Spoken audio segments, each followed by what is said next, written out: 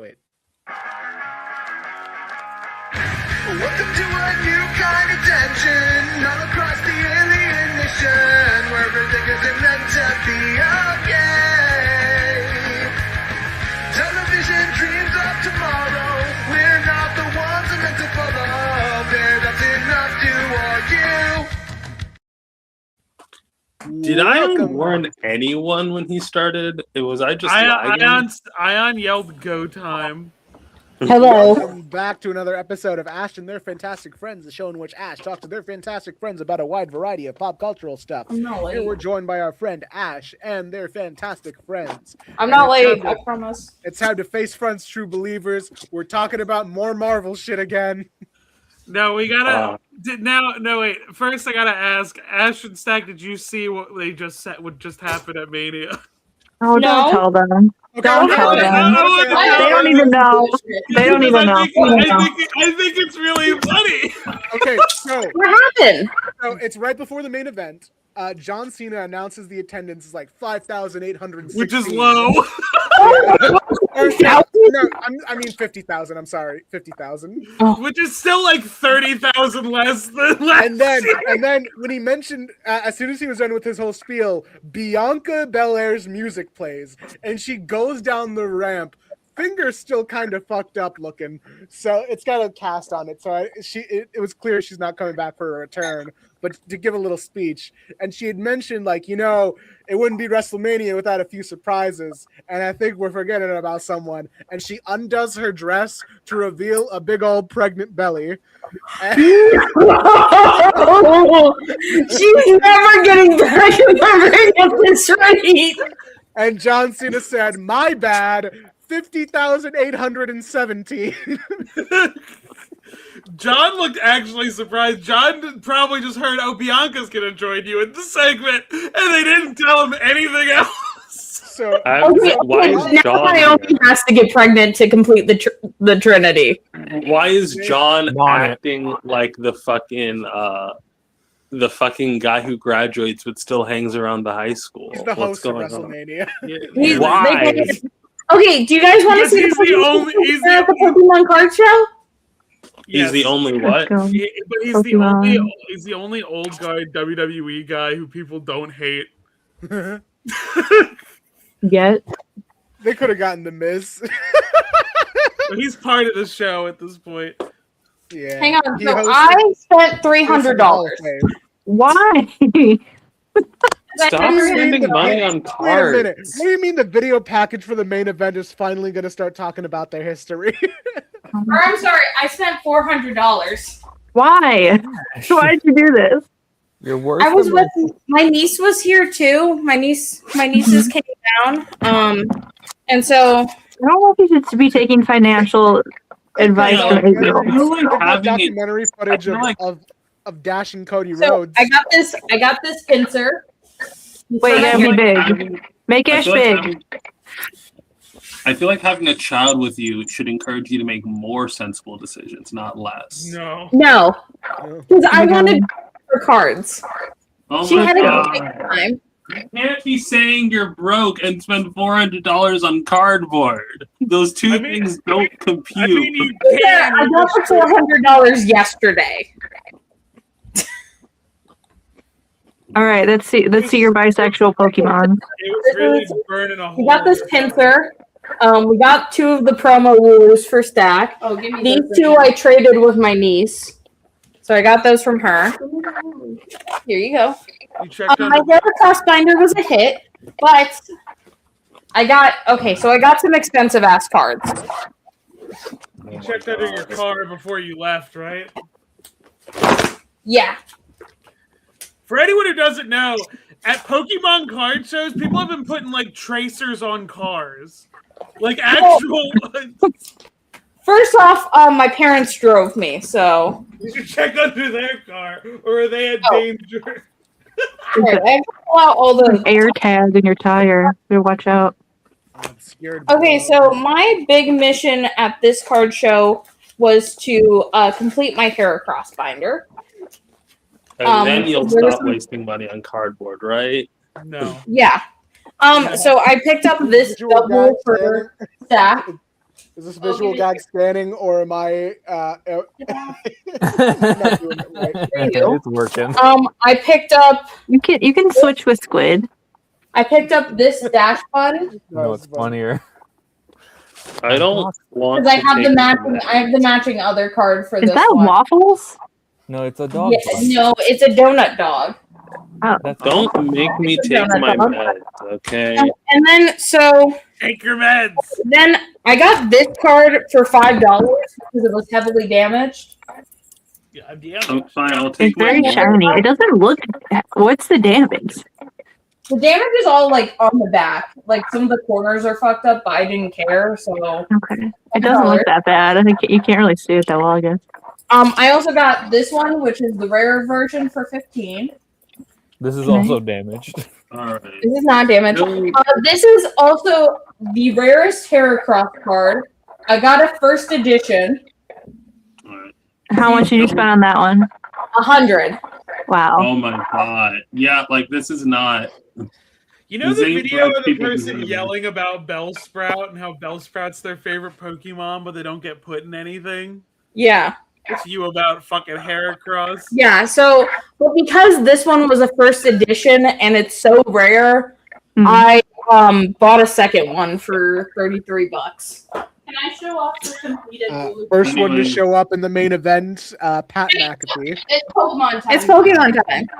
Fills 1 through 4 are going down now. We have an entire episode dedicated to Marvel. We can't also dedicate it to WWE, okay? Pokemon, on the other hand, we can do. Fills 1 through 4 are Okay. swallowed. As far as I know, Look, we're talking about 3 evil corporations. It's fine. also Rena, you're echoing. It's the I'm holy echoing? trinity of evil Yeah. entertainment companies. It's Marvel, Okay, well, I can't control Nintendo, that. and WWE. As far as I know, Nintendo isn't like actively giving money to Israel, but like maybe I'm not looking into it enough. But Well, like Nintendo is more just hostile to the consumer base in a very. my gross dad way. thinks that like Yeah, but, Nintendo like, is like pulling like a Your fast dad- one on the U.S. Your government. dad has a Trump understanding of economics, and we're not going to put him on blast publicly. I think we okay? should. No, you're not. Hi, Dad, if you're watching. We don't have time to unpack your Put your dad's. dad, no, put your dad on the phone. Actually, I want to talk to him. I got some questions. 5 is swallowed on Everyone to pay pull attention number to 6 me. and 7. Pay Okay. attention. I have completed the first page of my Wooloo binder. There are only 10 Wooloo cards in existence, but this is a 12-page bind, a 12-slot page. So I got this custom art. Like, so there's an artist on TikTok, and I bought it. It's a print where they extend the art of Hops Wooloo. This one right here. So they're matching. So cute. And then I finally got this one today because it's a special promo card that comes in the singles pack. And you have Shroomish at the bottom right. And look at this Shroomish! If you look really closely at this Shroomish, you're gonna put it real close. It's There's a in the background. Wow, There's I a- love lens flares. so shiny. This is that image of SpongeBob. Okay, there I am. There. Okay. Anyway, do you guys want to also do a Pokemon unboxing?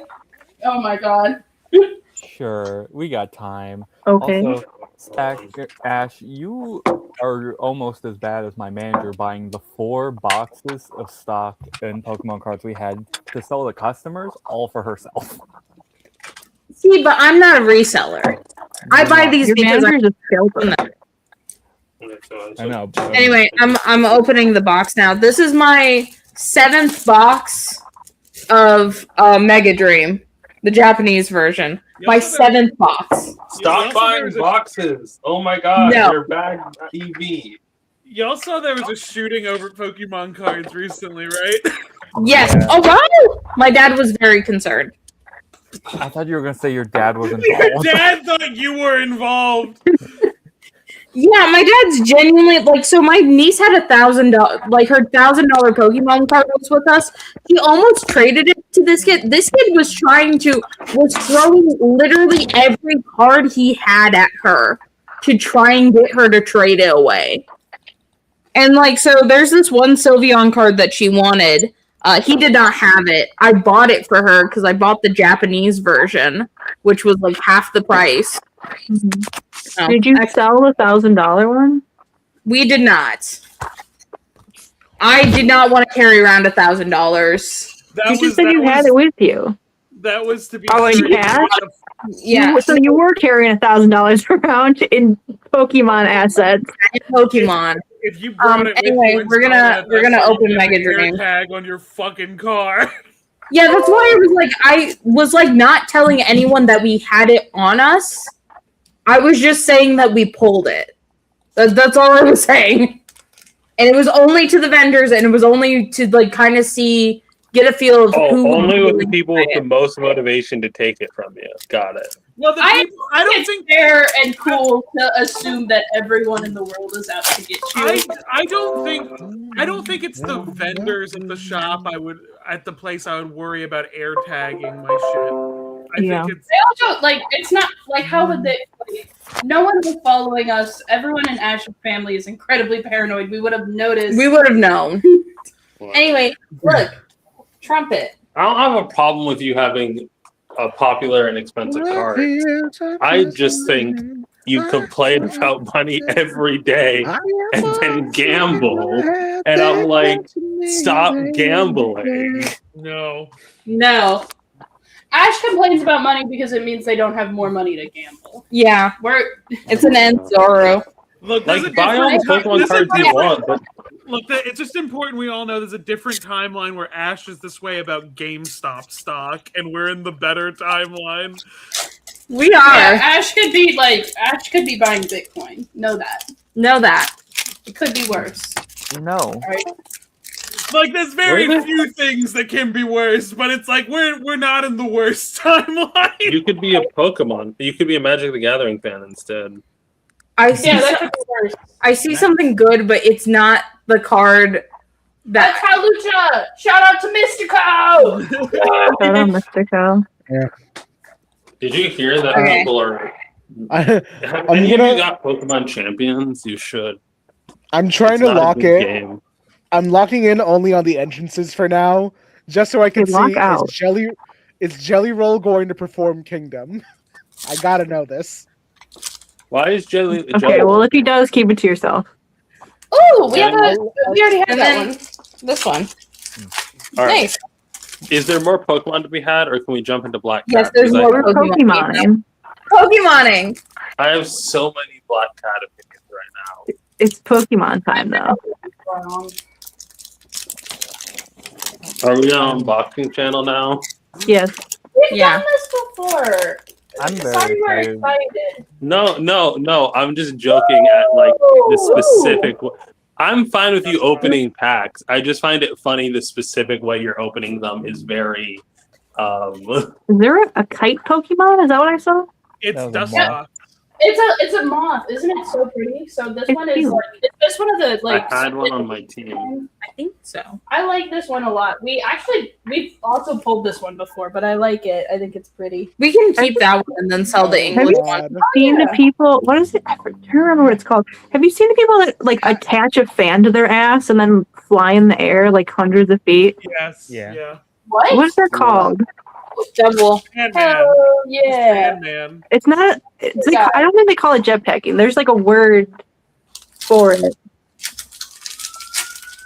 Tony Stark. I think I might need to stop buying boxes of Mega Drive. I need this. Okay, so I know one of the segments we hate is Rena buys something she doesn't like and eats it on camera. I think it's crazy to do that repeatedly and then get on me about Pokemon cards. I'm not spending hundreds of dollars. Oh, she's so pretty! Oh my god, you got the lesbian. What is that? Is that a good one? It's a butterfly. It's a butterfly! She's so pretty! What's the craziest part?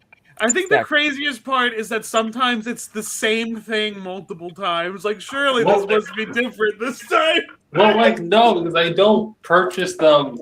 I purchase them all at once. Point is, I got these crunchy cookie M&Ms.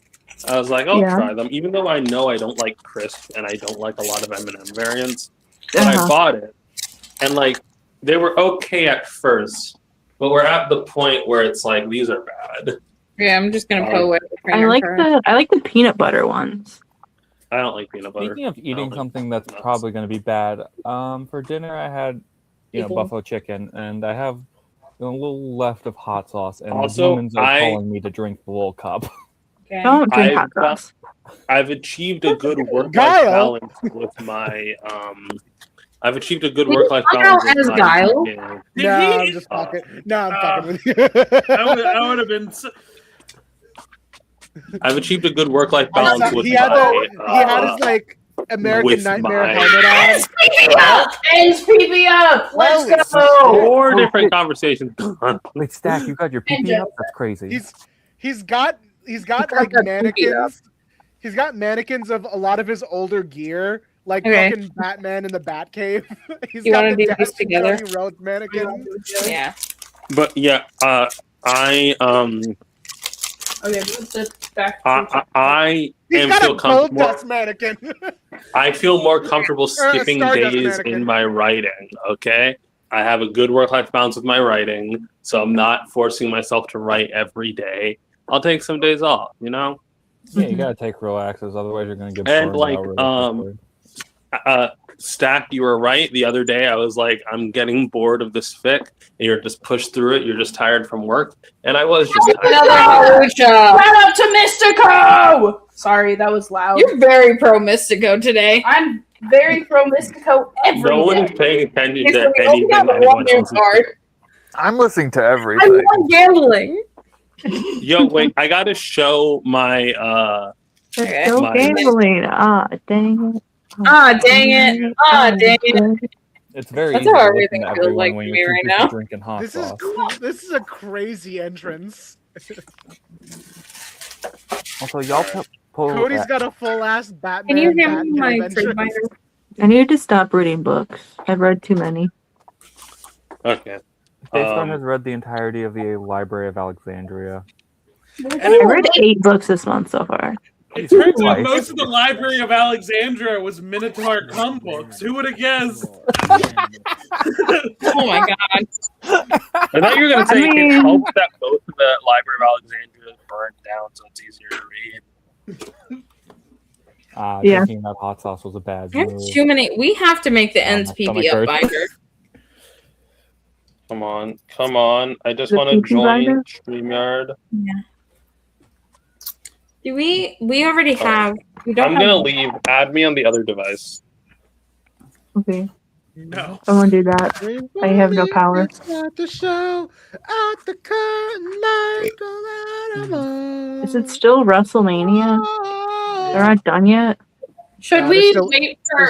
Oh, can we put us normal style, please? Oh yeah. Before we start doing any Oh, Black Cat Jeffrey, stuff, let me go wash my dishes because I got like 3 bowls. Yeah, here. I was gonna say Ayaan might be too WrestleMania pilled.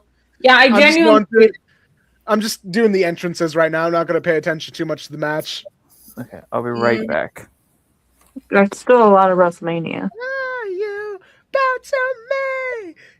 Hey, where's Jelly Roll?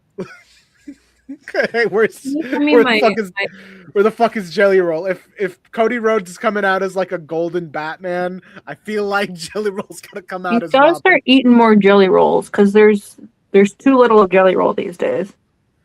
Yeah, Yeah, he worked out a whole lot. yeah, he lost a lot of weight. Put it back. You're not jelly roll anymore. Yeah, come on. You're jelly stick. You're gluten free. My father said, You're gonna change his name. What do we do?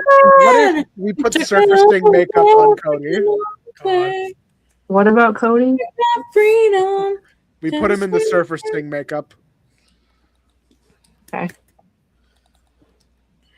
I I built don't my know if I need- kingdom, Cody, Raheem Road. Remember when Joker surfed?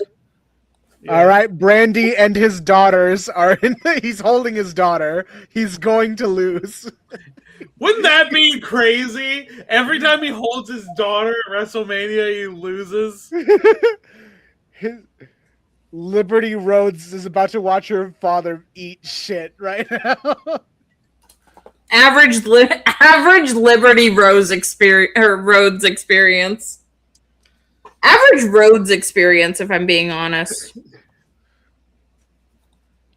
Yeah, the crowd is split because a lot of people want to see Randy win, so they're booing Cody heavy.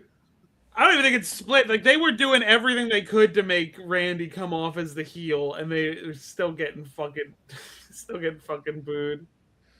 Yeah. This one is like a really nice, high quality like sleeve. Can I just say, did he really name his daughter Liberty? Yeah. Like, okay. He's locked in. I He's don't locked in on wanna- the gimmick. I don't want to take this one out. Okay, Two. you don't have to. Yeah, this one's gonna go in the expensive binder, if that's cool. But these are like $5, so these can go wherever.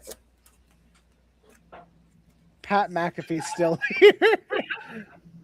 I feel like if you're gonna have Pat McAfee, why not just have him as a heel commentator? Why have him like ringside like a general manager? Have him be the WWE answer to the Don Callis family. God.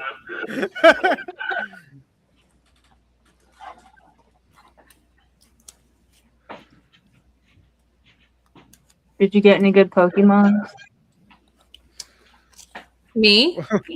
Why is Pat Did you win entering or the did ring? the Pokemon house win? I think we won. We won. I did get like a $50 card for like $15. So, like, I feel like even though it does seem like Ash is spending a lot of money, and Ash is spending a lot of money, it's getting better because Ash has a focus to their collection now. When before it was just kind of like, I want to buy something and get something good to feel something. But it's like, if you have a favorite Pokemon you really like, you can get that same kind of like, oh yay, I'm so excited feeling from like a really basic card. And that's what my collection is. Like, I'm really excited about like Wooloo, cute little sheep Pokemon, you know, like tons of like common cards. But like that feels good. So now that Unrelated. I had this skit idea, which is just someone who had like a pay pig fetish, but they go to college to get it off. It's just they go to college just to spend inexorbitant amount of money, just to satisfy Just a pay pig fetish. working it to your tuition statement. I want to share today, for reasons unknown to God or man, I decided to rank like my favorite Pokemon design from each generation. So I'm going to share that now. Okay. I'm really glad that Joe decided to trade me this Eevee. I I can't. think April's somewhere seething that we're not getting to Black Cat. Probably. Yep. Well, April doesn't get off D&D until later, so... And Nemesis requested us to wait until they finish doing the dishes. And that's Okay. this is a 5-hour live stream. We've got time. So, I was going to say, I could spend more time commentating on this match. I can't. Or maybe not. Rena has a thing she wants to share. All right, I share can't your thing. share it because every electronic in the world hates me. Hold on. Well, Damn. Hold on. I'll try now. Rena feels like she's in like a permanent like technical issue. Yeah.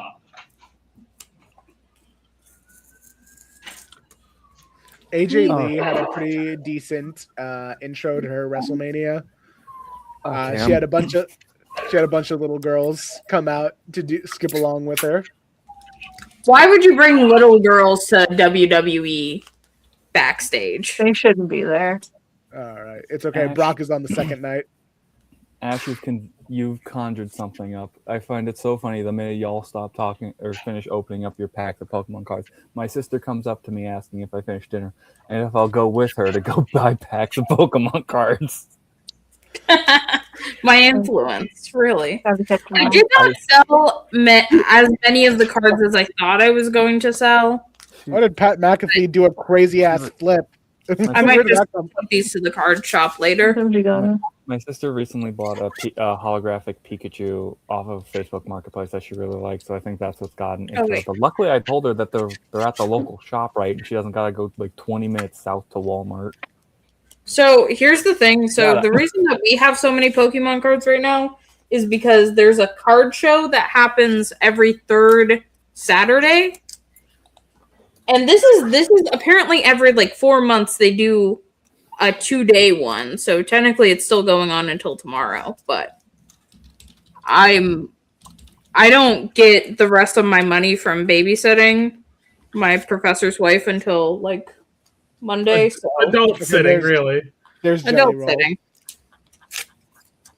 Elder sitting? Jelly Roll's about to jump on top of Pat McAfee on the Great. Spanish announce table. They're gonna fuck on night 1 of WrestleMania. Yeah. They They decided start to on open this. Saturday? They decided Yeah. to open this match How many with days is Pat it? McAfee getting 2. his shit rocked by Cody and Jelly Roll. Interesting.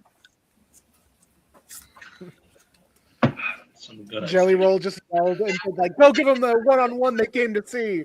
It was like, what was the point of this angle? Alright, can you guys share my screen? Yee. This is going to be painful to do, but we're going to get through it together, okay? Everybody hold hands. Where's my binders? Why isn't my mouse working? Plug it back in. Where is the mouse on the thing?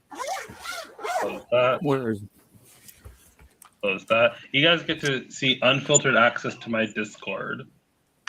Oh wow. hell yeah? I've had this Discord since I was 16. Should I put Oh this? my god, me. No, I've had my Discord. She seems very happy. I Like know that. some of these people. Well, actually. Stop looking. Stop looking. Remember when I when I went by pronouns other than she, her? That was funny. Okay. This one you definitely can't look at. Stop sharing my screen, actually. While We already did. fix things. They're spending a lot of time of putting Pat McAfee on a stretcher. I should just kill him. Can we get to the Randy Orton match? Can somebody kill this fucking company already? Stop watching it. Because, like, I since don't this is want like them the to be dead. standoff I just want them. between. Are you I at don't least want the pirate? company- Oh, I want them to make these dead. No more Okay, WrestleMania. I'm gonna put it. I'm gonna put it right here. Actually, look. Fine. wait, put him back on. I want to ask him if he's at least pirating it. Ayaan, did you pay for WrestleMania? No. And then these Are you two lying to us, Ion? are gonna go on my mega hair cross. Are you lying to us? I've been telling you that I've been having trouble with my VPN. Evil Ion, tell us if he's lying. Well, they don't even do it as pay-per-view anymore. It's airing on ESPN regular right now. He's watching on Netflix. Nemesis, are you back? Are we ready Yeah. to black that?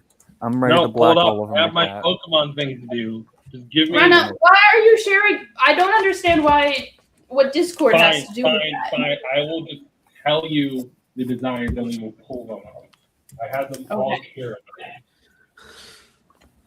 Hold on. Okay, so for Gen 1, I got Porygon. I don't even know what we're scaling. I don't even know what we're scaling. I'm just telling you the best Pokemon designs of each generation. Okay, so the best Pokemon of Gen 1. This beats out Charizard, Pikachu. Porygon. You underestimate the power of giving a child a seizure. That does bump them up a good couple spots. You're right. They did give those children seizures. So this is the Gen 1 design, but then he gets other designs in. Well, that's his evolutions that we're not counting. Oh yeah. Generation 2, Tyranitar. Hold on, let me pull it up.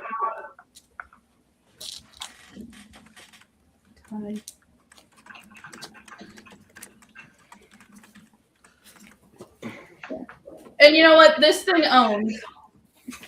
I love Still it. goes crazy. Gen 3, Deoxys. Okay, choosing a legendary. Yeah. Okay, so number 2 in Gen 1 was Mewtwo, but Porygon just beat it out. Porygon got that dog. In it. My favorite. Well, D- not quite. Someone help me, please.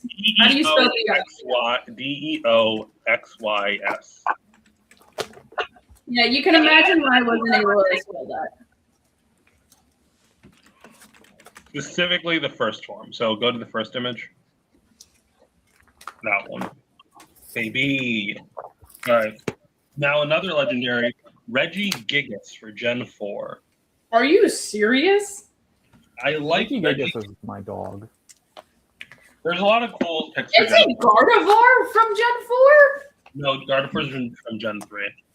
And you picked Deoxys? Yeah. Country. I'm thinking of the video that's a compilation of all the Reggie noises and how fucked up they are. Hold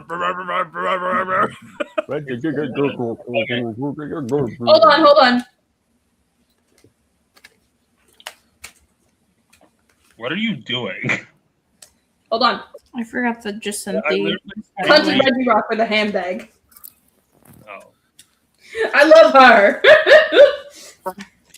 Have you guys seen her? No. No. Oh my god, this is my favorite. Where'd she go? Where'd it go? Oh, Who killed her? Yeah, like he stopped sharing screen. What happened? no, I messed it up. I messed it up. Regigigas. Oh, I love that. Country Reggie Rock with a handbag.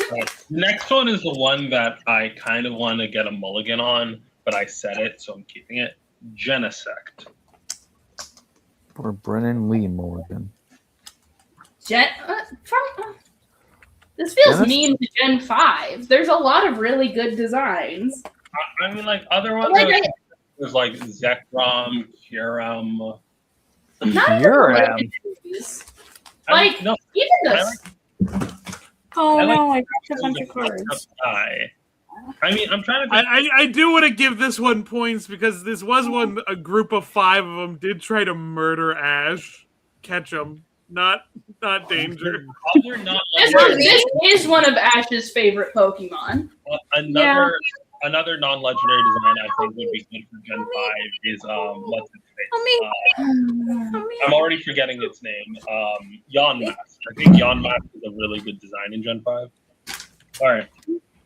Now I want to clarify: the best design is whatever form was introduced in that generation. So, for Gen 6, look up Mega Gallade.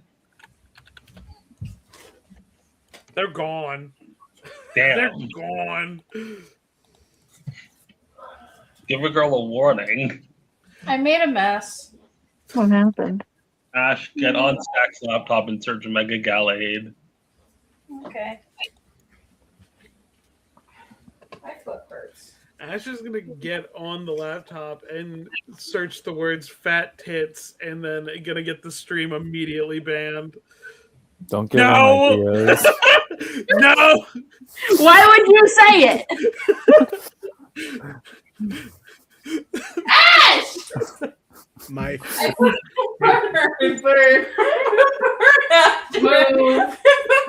Get out of Let's go, coward. My fingers on the remove mad at me button. for spilling all the Pokemon cards. I don't My understand finger why I is jumped on the to it. remove button just in case. Mega Gallade. With fat tits. With fat tits. Big natural. Can you do? I'm doing a thing. Can you do it, please? It's on that side. Look at how pretty this boy is. Okay?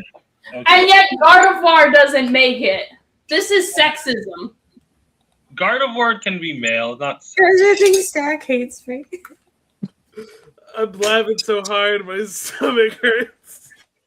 All right. Lesbian divorce is catching. You better watch out. Better watch out. You better watch You out. better watch out. You better watch better out. watch out. You better watch out. You better watch out. You better watch out. You better watch out. You better watch out. Hello? Gen 7 Hello. Coco. A starter now? No, Tapu Koko. Oh, okay. I thought you said Flay Coco. Oh. What the fuck is wrong with this kid? Damn, I gotta jump through goddamn hoops. He's just some shapes. Here's my hot take. A lot of people don't like the Gen 7's legendaries. I love these actually. I love the Guardians. I think they're really interesting and really cool. Yeah. Gen 8, Snom. Okay. Now we get a cute one. Okay.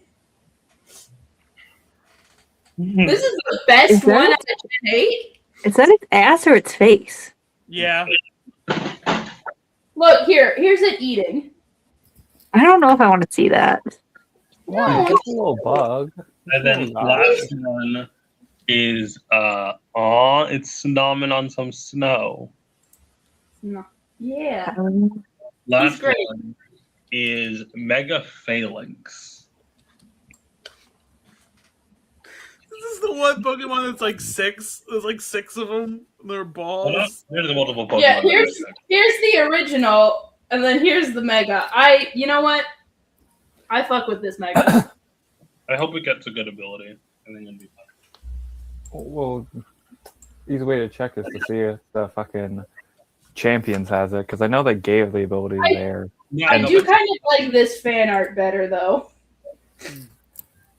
Is it a pineapple cake? Oh, wait, this is for the Dynamax form. I'm surprised you didn't pick any Dynamax forms. Well, they're only in one generation, so they kind of have like a push against them. Mega Garbodor was up there for like Dynamax Garbodor was up there, but All right, kids, is it time to talk about Felicia Hardy yet? Can I talk about her first? Yeah. I want to explode about Actually, this. I was hoping since I got her first appearances, I could give a little bit. Yeah, we should more. probably do it in chronological order. Well, hold on. So, it was April who recommended this, but April's not here. But Squid, you know April the best. Why every appearance? What? Give us. I'm going to say April loves Felicia Hardy. I mean, everyone loves Felicia Hardy. Except sexists. And dog owners. April is horny and impulsive. I think it's mostly sexist that like Felicia Hardy, actually. Yeah. April is horny and impulsive. Yeah. Those are the reasons. So, before we get into, since I'm rarely ever here to do my usual backstory for the comics that we do these days because I'm sleepy, a little bit of backstory on Black Cat created by Marv Wolfman and Dave Cockrum. So, looking into the backstory, Felicia Hardy was originally intended to be a Spider-Woman villain, but when Marv Wolfman left the book, he decided to transfer the character over onto Spider-Man, the book. It was based originally off of an old Tex Avery cartoon called, I'm not sure I'm allowed to say this. Oh, that's always a good sign of Tex Avery.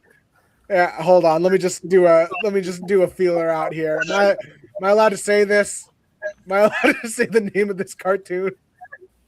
Bad Luck Blackie? I mean, that's just like, are you allowed to say the name of Embryon in Japan? Like, I mean, it's not like actively. I don't know. It just feels like it's not in reference to someone's race. It's in reference to the color of the cat. Ayaan cosplaying the one friend that's too woke, even though I know what evil Ayaan has told me. Stop believing in him. No, he was nice to me. Just picture a world where Felicia Hardy has the same dynamic as Peter Parker, but it's with Jessica Drew, like way better.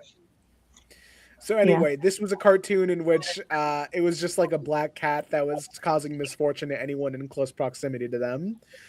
And so, yeah, the first few appearances of Black Cat are interesting, considering that each one of them were two-parters for different years. Like, her original appearances in Amazing Spider-Man 194 and 195 in July and August of 1979, and she wouldn't show up again until May of 1980 with another two-parter followed up with the next month. And then she wouldn't show up for another 2 years until 1982. So her original few appearances were very a lot of gaps in between before seeing the character again, which is interesting considering her impact in later comics history.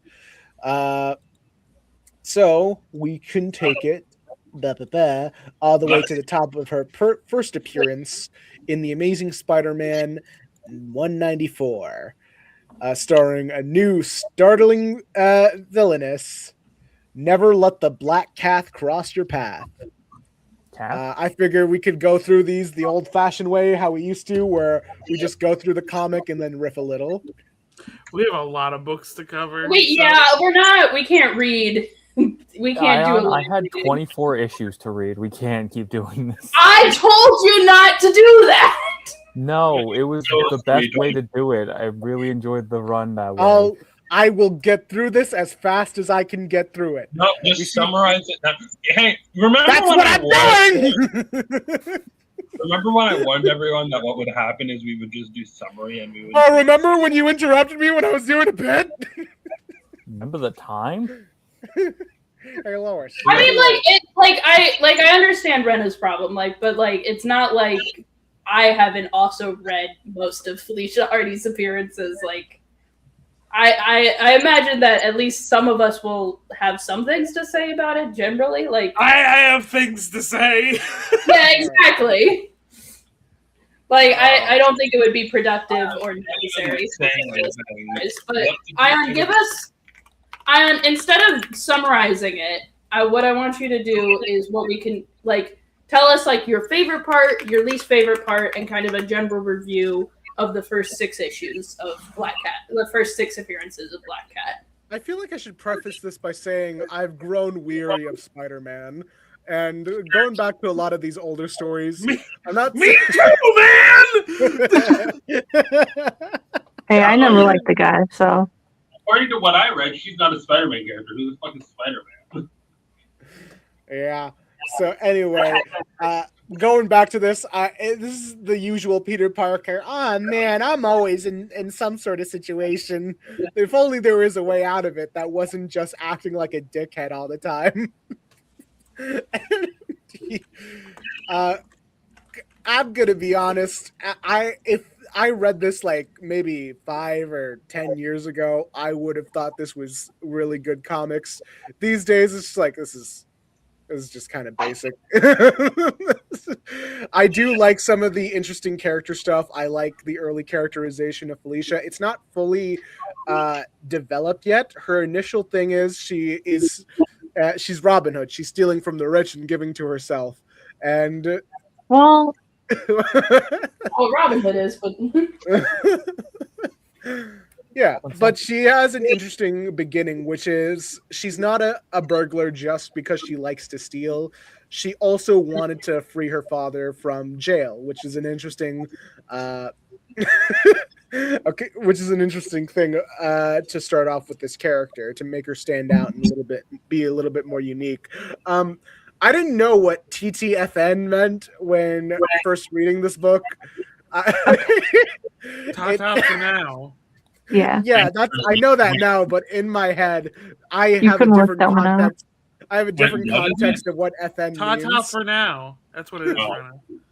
What did you think it meant, Ayaan? I can't say it, but in my neck of the woods, FN means a different thing. You can say it. I can't say it. I don't think I want to know. I know what it is. I want to know that. Type it in chat. I must have info. I can't do that. Okay, you can censor letters and vowels. Just no. Ayaan, say the N-word. Just say the F. Felicia Hardy. Does everyone know what this is about but me? Okay. I have no idea. I know what it is. I'm guessing. Don't. So the F word is fuck, So and the N word, you know what it is. Anyway, I read that at like 3 in the morning, and in my head, Felicia Hardy said "ta-ta, fuck N-word." I was like, Why would I don't think you believe she would say that? Maybe it was her first appearance. This is my first impression of her. How am I Ayaan, just supposed? because her name involves black doesn't mean she can say the word. Does Felicia Hardy have the pass? No. we Can I just say, after having the Marvel Rivals outfit splattered on my dash every day for the last week, people were splattering over it. Yeah. Yeah. like looking at her actual like. Daystar is very unhappy with me. Daystar is very unhappy with the words I've said.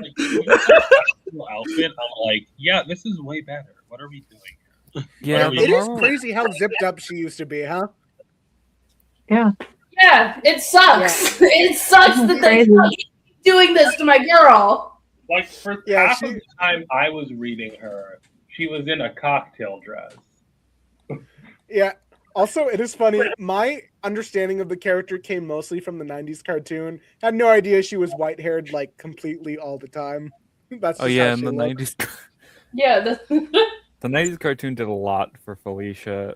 She ain't like, got cat making her- trick. She ain't got cat powers or superpowers or anything. She just learned martial arts and shit. He's Batman. Remember when she fucking had like a super soldier transformation and got super ripped in the Yeah, 90s in the cartoon? 90s cartoon, they gave her like a pseudo super soldier serum. It wasn't a pseudo. It was the super soldier serum. Her dad memorized. They made her Captain America. Captain America? Black Captain America. Eli Bradley? Well, yeah.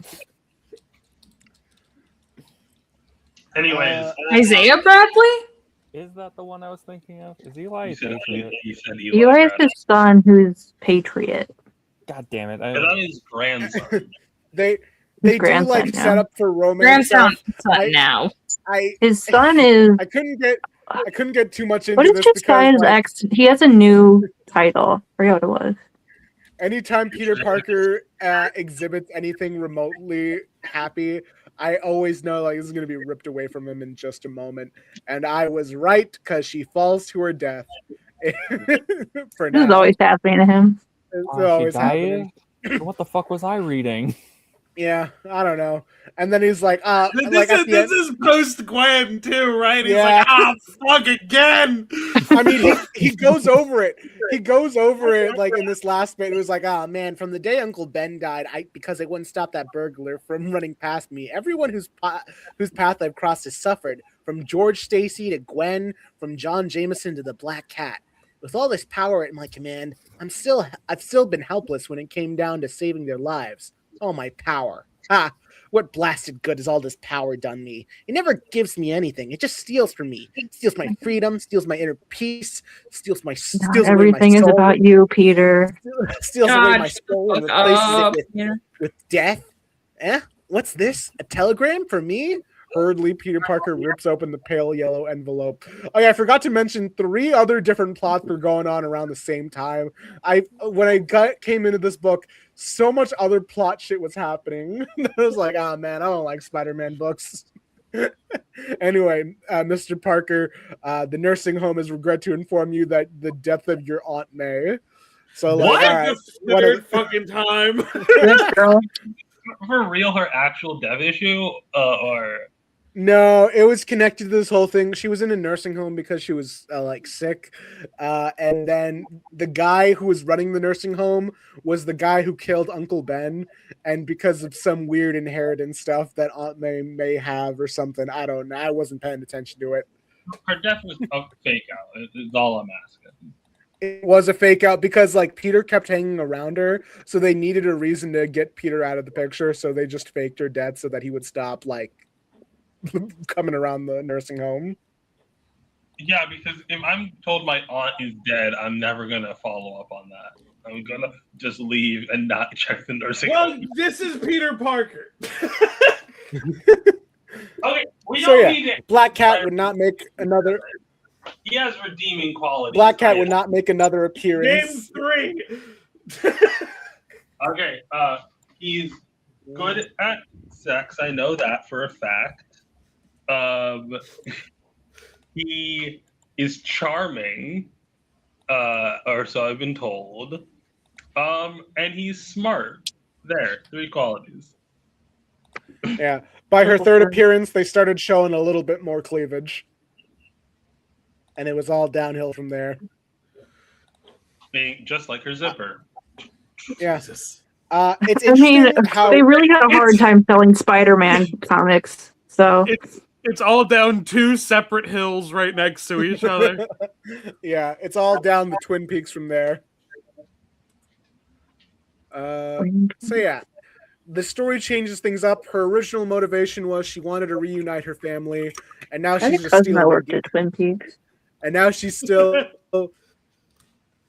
stealing stuff, but it's all like lover related. She had a statue of the Golden Lovers, not that one, and she's just been stealing different things that's related to love shit.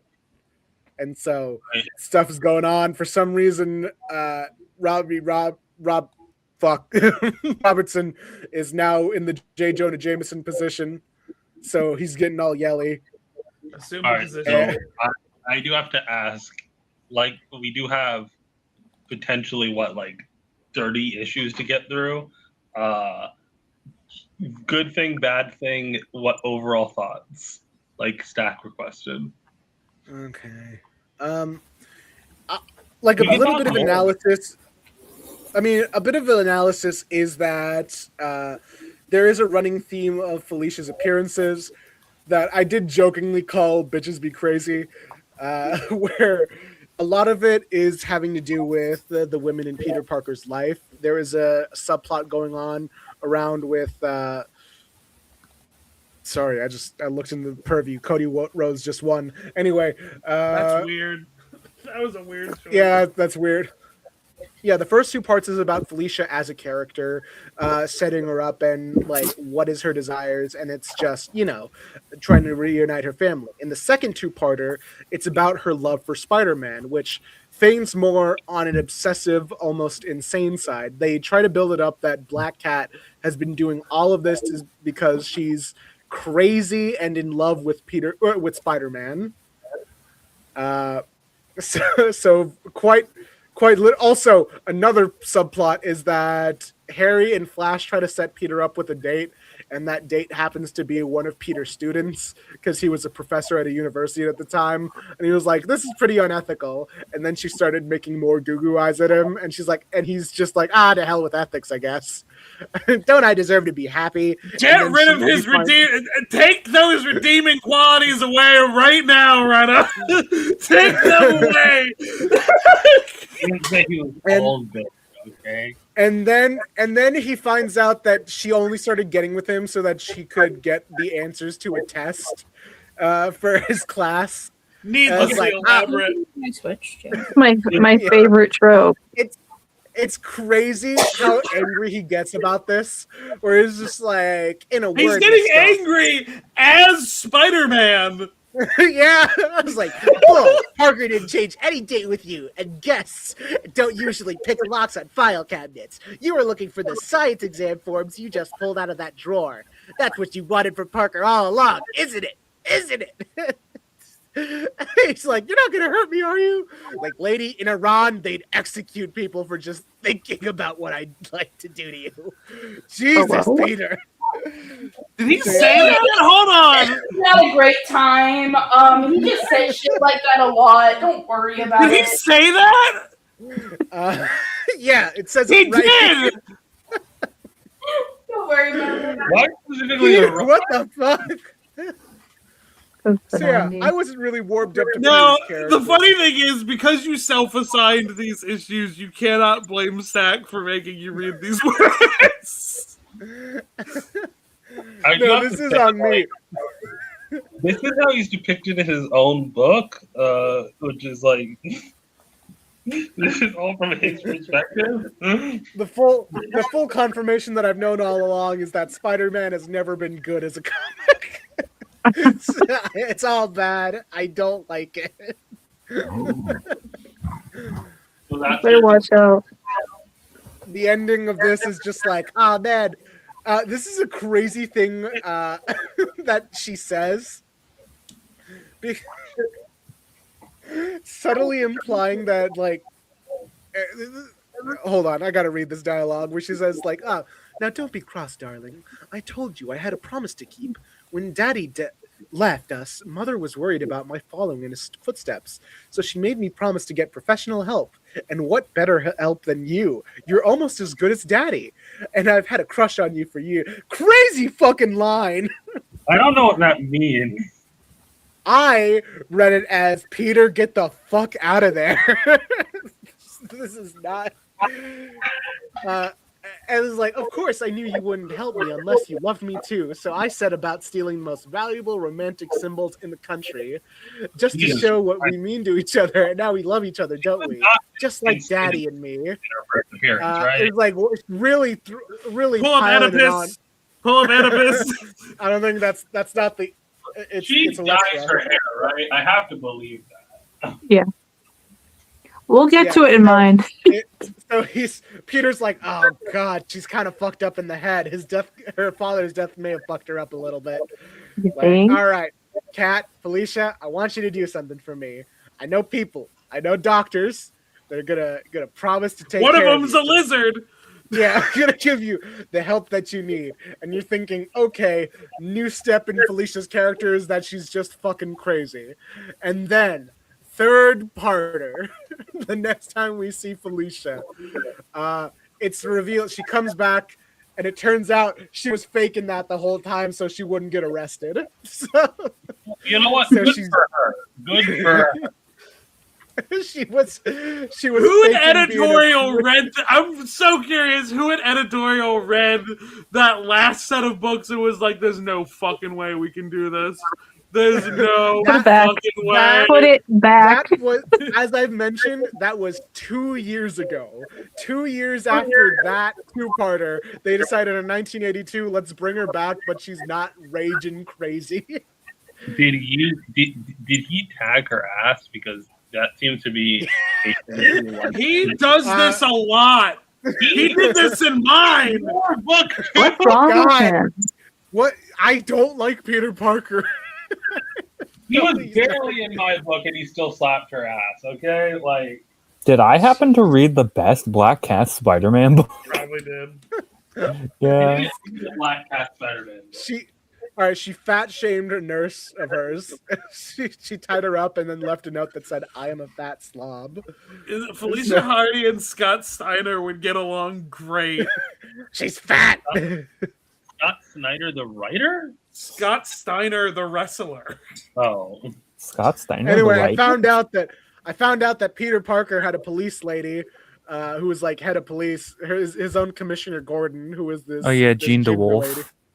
Yeah, I didn't know if Yeah. this was another cop lesbian to add to the collection or not. You can't just say that because you see a lady cop. I mean, you can and I can. will.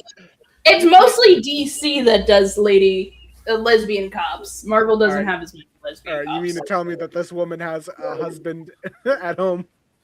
Sure. Yeah, because it's Well, the fucking 80s, man. I'm pretty sure she dies shortly anyway. Don't worry too much about it. Damn it, Squid! I was gonna make a joke because I didn't think Ayaan knew what the Sin Eater was. I'm surprised Ayaan didn't hear that and wasn't like, "Oh, that's like an important part of Venom's backstory." Yeah, I was gonna make a stand say like, "Oh, don't worry about Jean. She has a good partner in the police force. His name is Stan Carter." This was a funny bit where I don't know if this was Felicia or not, but I'm pretty sure it's implied it was, where Peter's just doing his laundry and he's. Is it crazy to say that Peter Parker is John Arbuckle coded? God, Yes. I think he needs a cat. what do you think he's trying to get in these issues? Would he drink what do you Dawn think he's trying? So anyway, he's like, "Oh wow, where's she been all my life? Hello there. A nice night, isn't it? You know, for this time of year. I mean, I'm Peter Parker. I live just down a block." And she's giving him this fucking I don't give a fuck I mean, stare. that's the bit, right? It's that like Felicia at this time, like she's really into Spider-Man, but the second she finds out Peter's Spider-Man, she's like, "Fuck, you ruined it. Yeah. You ruined everything about this." And he's looking haggard and grody right now. Oh, they gave him a little bit of stubble. Yeah, that was. Yeah. Nope. That. And Can't have like. she came up with she had a fake name called Felicity Harmon. Really, like going deep cover there, huh? Yeah. No one will guess. So Black Cat orders them around. This two-parter was more to show what would somehow later be developed of what their relationship dynamic was. It's Black Cat loves stealing a lot, and Peter's like, man, Felicia, you got to be on the straight and narrow, and I want to date and kiss you a lot. And like that's the dynamic that I feel like would be followed up for a while. They go to a costume party. So this was the funny gag where she's like, "Oh right, I finally found Peter, or I finally found Spider-Man." What if that's the real Hulk? What if that was the real Hulk? Was it? Well, as you can see, as you can see, there's a man. I didn't see that. No, he just has that. He just has another man in his tummy. There's actually Jarvis. This is the visual representation of Bruce's DID. This is Jarvis. Mephisto's there, actually. That's truly Mephisto. Why in is the there a back. dog man on all fours? He's at the wrong kind of party. Yeah, we have Spider-Man right next to Obi-Wan Kenobi, I guess. And then she takes off Spider-Man's mask to reveal it's just some random ass old man. I was like, no, this can't be you. And then his wife. He's inside. What if it was though? Like scroll up a bit. Like that's just like a normal sized Peter, and then immediately after He's a little bulkier. Like he's a little. Yeah, he's got a little thicker than usual. He's like, God, this can't be you. And she's thinking like, oh man, Spidey's not here. And then he was the it turns out Obi-Wan Kenobi, this dork ass Peter Parker, shows up. Get Superman out of this comic. Why would you do a Super's couple costume? Like, she's his cousin. We have this conversation every Halloween. Yeah. Okay, but this is 1982. At least post like 90s, there are Supergirls who he's not related to. Yeah. Anyway, Peter really wants this bisexual lady to go straight, and she agrees.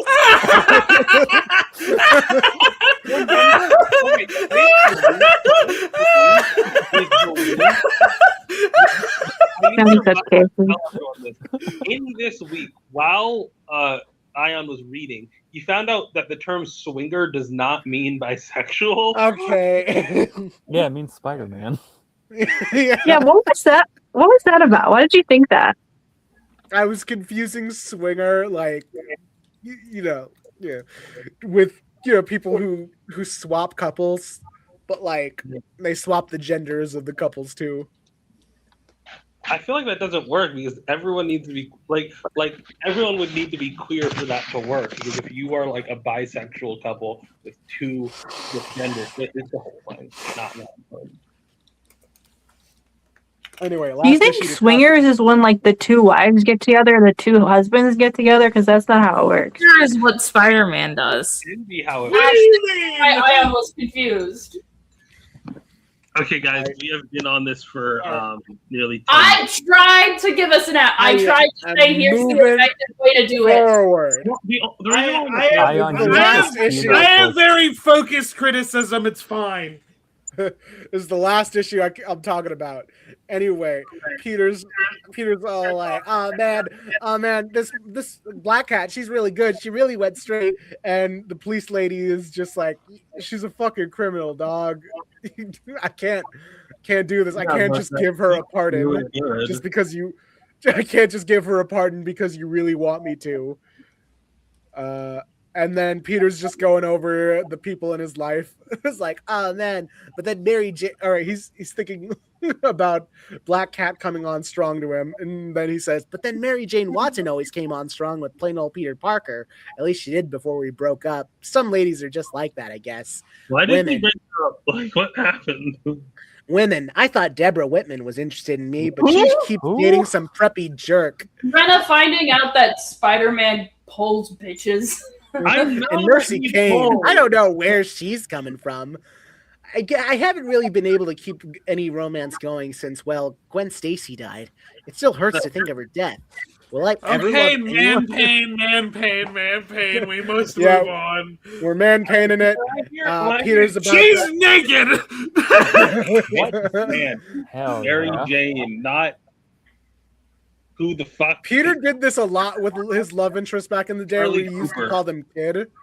I don't know if this was just a 70s and 80s thing, but he did this with Gwen too. People say it. Yeah, like Weird.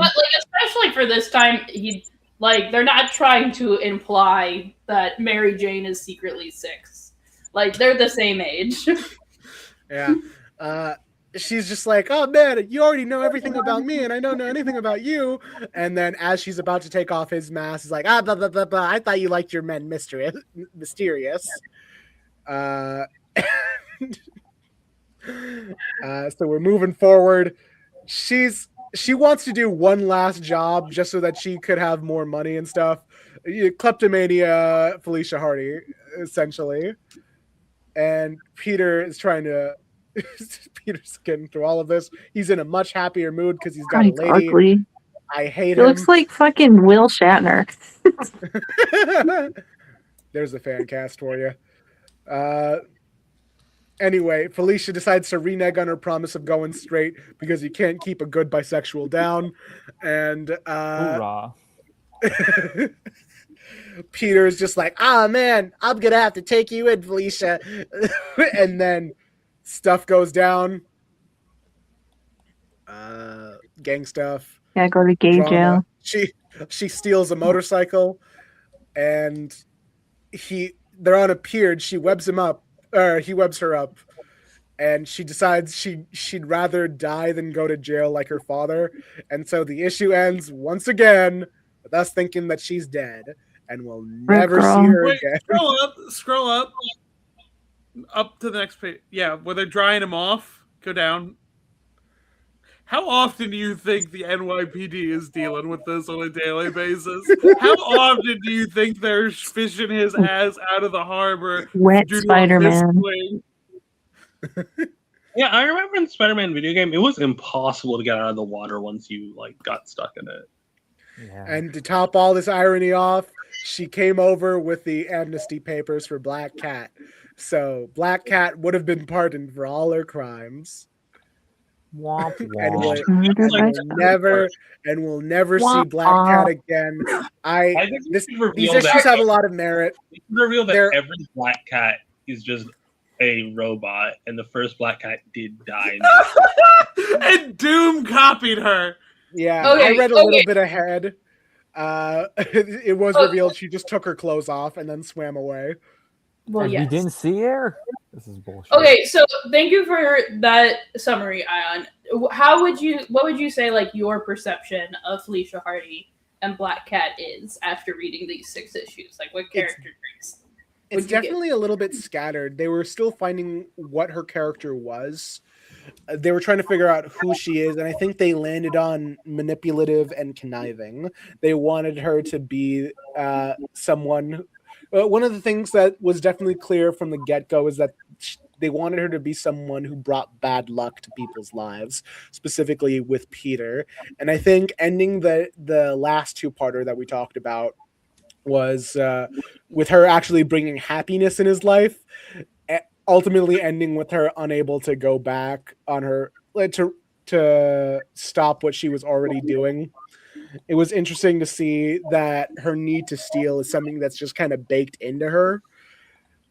And so she and Peter Parker will never really be on the same page, it looks like. So they're just kind of doomed for that, as far as we know, for now. Doomed het slop. Hooray. Overall, I don't like Spider-Man books, dog. I'm an adult. I'm 22 years old. They Okay. So Rude. mature, 22. Fuck you. Is this how? It's kind of funny that it's the reverse. You're approaching Peter's age, and you're like, "How is he still doing this, dog?" Meanwhile, every Spider-Man writer's like, "I'm as old as Peter. He must be younger." You know, like. I outgrew Peter Parker a long time ago. Okay, big boy here apparently. Big dick swinging. SpongeBob, Watch out, big he's guy turning pants. left. Okay. Bro, Peter Parker, he just murdered your favorite character, and now you hold a grudge. That is true, but also it's the same way that like after CM Punk did some fuck shit, it was like, all right, I can't really look at you the same way after all of that. You still like CM Punk though. You know, I like him better than Peter Parker. Is that fair to That's say? sad. No, that's, Like, Is that if you're comparing people to Peter Parker, the bar is in hell. Much like Harry Osborn, who's been Peter there Parker's for not some real. time and they won't kick him out. I say not Mustard. I'm leaving this fucking episode. I don't hate Peter. I enjoyed the 5 issues of Spider-Man I read. He was a bad father in MC2, but that was like. All right, we Leaving can move the on. How was Magic the Gathering card though? I can did move on. take his Magic the Gathering set. Okay, I did make a deck All around. right, we're moving on. We're going in chronological order. We started with the first 6 appearances, and I wasn't going to make a whole fucking list of spectacular and web of, and don't worry about it. We're moving on to Squid, who we're jumping forward to the 90s with Felicia Hardy Black Cat. Yeah, someone share it. I got some words. Oh, it's a good thing. Share your screen. We're gonna get a Squid rant. Do you want us? I can share it. Yeah, just well, I don't have any. Keep the first issue up just for now. So there's, I'm the '90s comic person. I acknowledge a lot of it's not good, but it's like insane in a way my brain clicks with. Where it's like even if I don't enjoy the story, I at least think it's silly and I enjoy it. This is a series of a type. So I think at some point in the 90s, they're discovering what Ayaan is seeming to learn in like Fast Pace and reading that, where it's like there are characters within the lore of Spider-Man who are more interesting and more pleasant to read about than Peter for several reasons. And so that they started doing a bunch of Spider-Man spin-off books with different characters. A thing I have quickly realized is that every one of these series is a flavor of Lethal Protector, but worse. The whole thing is always, because it's always like it starts off the same way. They have some falling out with Spider-Man where they have to go away. You get like B or C tier villains that they don't need anymore. Like in this, it's Cardiac. We set up a bunch of characters who showing up for the first time here because we're trying to set up a new status quo. And I've complained about Lethal Protector being like an issue or two too long because it feels like unfocused in the middle. But I'm also I don't know if this is just poor page like usage. I felt like I got to understand, like whenever I come into a mini series when it's a new number one, new writer handling it, I always am like, well, okay, the writer is gonna present their version of this character. Let me kind of like wipe the slate of what's in my brain and just take them as they are. I know the history of this character, but like the dynamic is going to be new. Where like with Lethal Protector, I feel like even though I think the length of events is too long, I felt like I understood Eddie as a character. Felicia doesn't have any introspection in this. There are events that happen to her. There's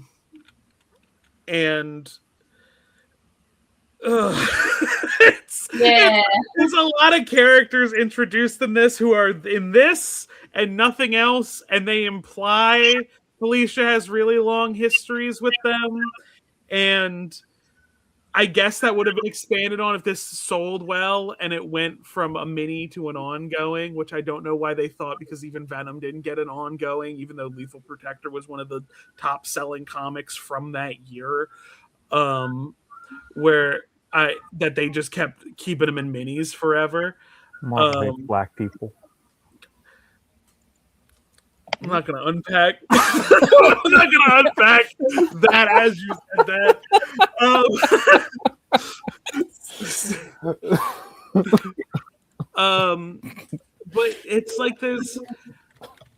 And also, like, I even like the hook at the beginning, because like the C tier villain they decide to use, the little connection to Spider-Man is Cardiac.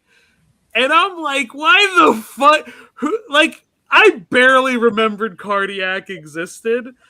And they start it with him, like, Spider-Man is stopping him from assassinating the head of a health insurance company. And I'm like, ooh, this is aged badly. That's Cardiac's whole thing. He's got beef with the whole healthcare system because I think it's like younger. Why is he a villain? But yeah, so he ends up teaming with Felicia for a little bit partway through, and also I scroll a little bit further down. Peter is unreasonably mean in this. Oh, for sure. This is a thing that happens. I like the art a lot.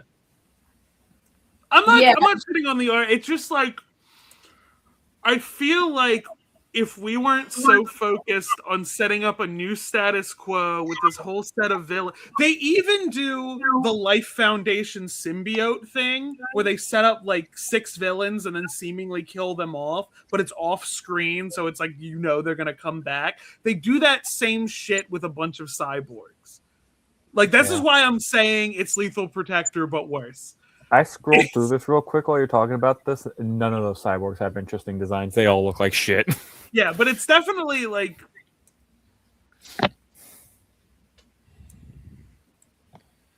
Man. But we did get this. Did Squid just go quiet? No, I've just... It looks like one of the Chipettes. Mary Jane calls Felicia old at one point. Old. Yes.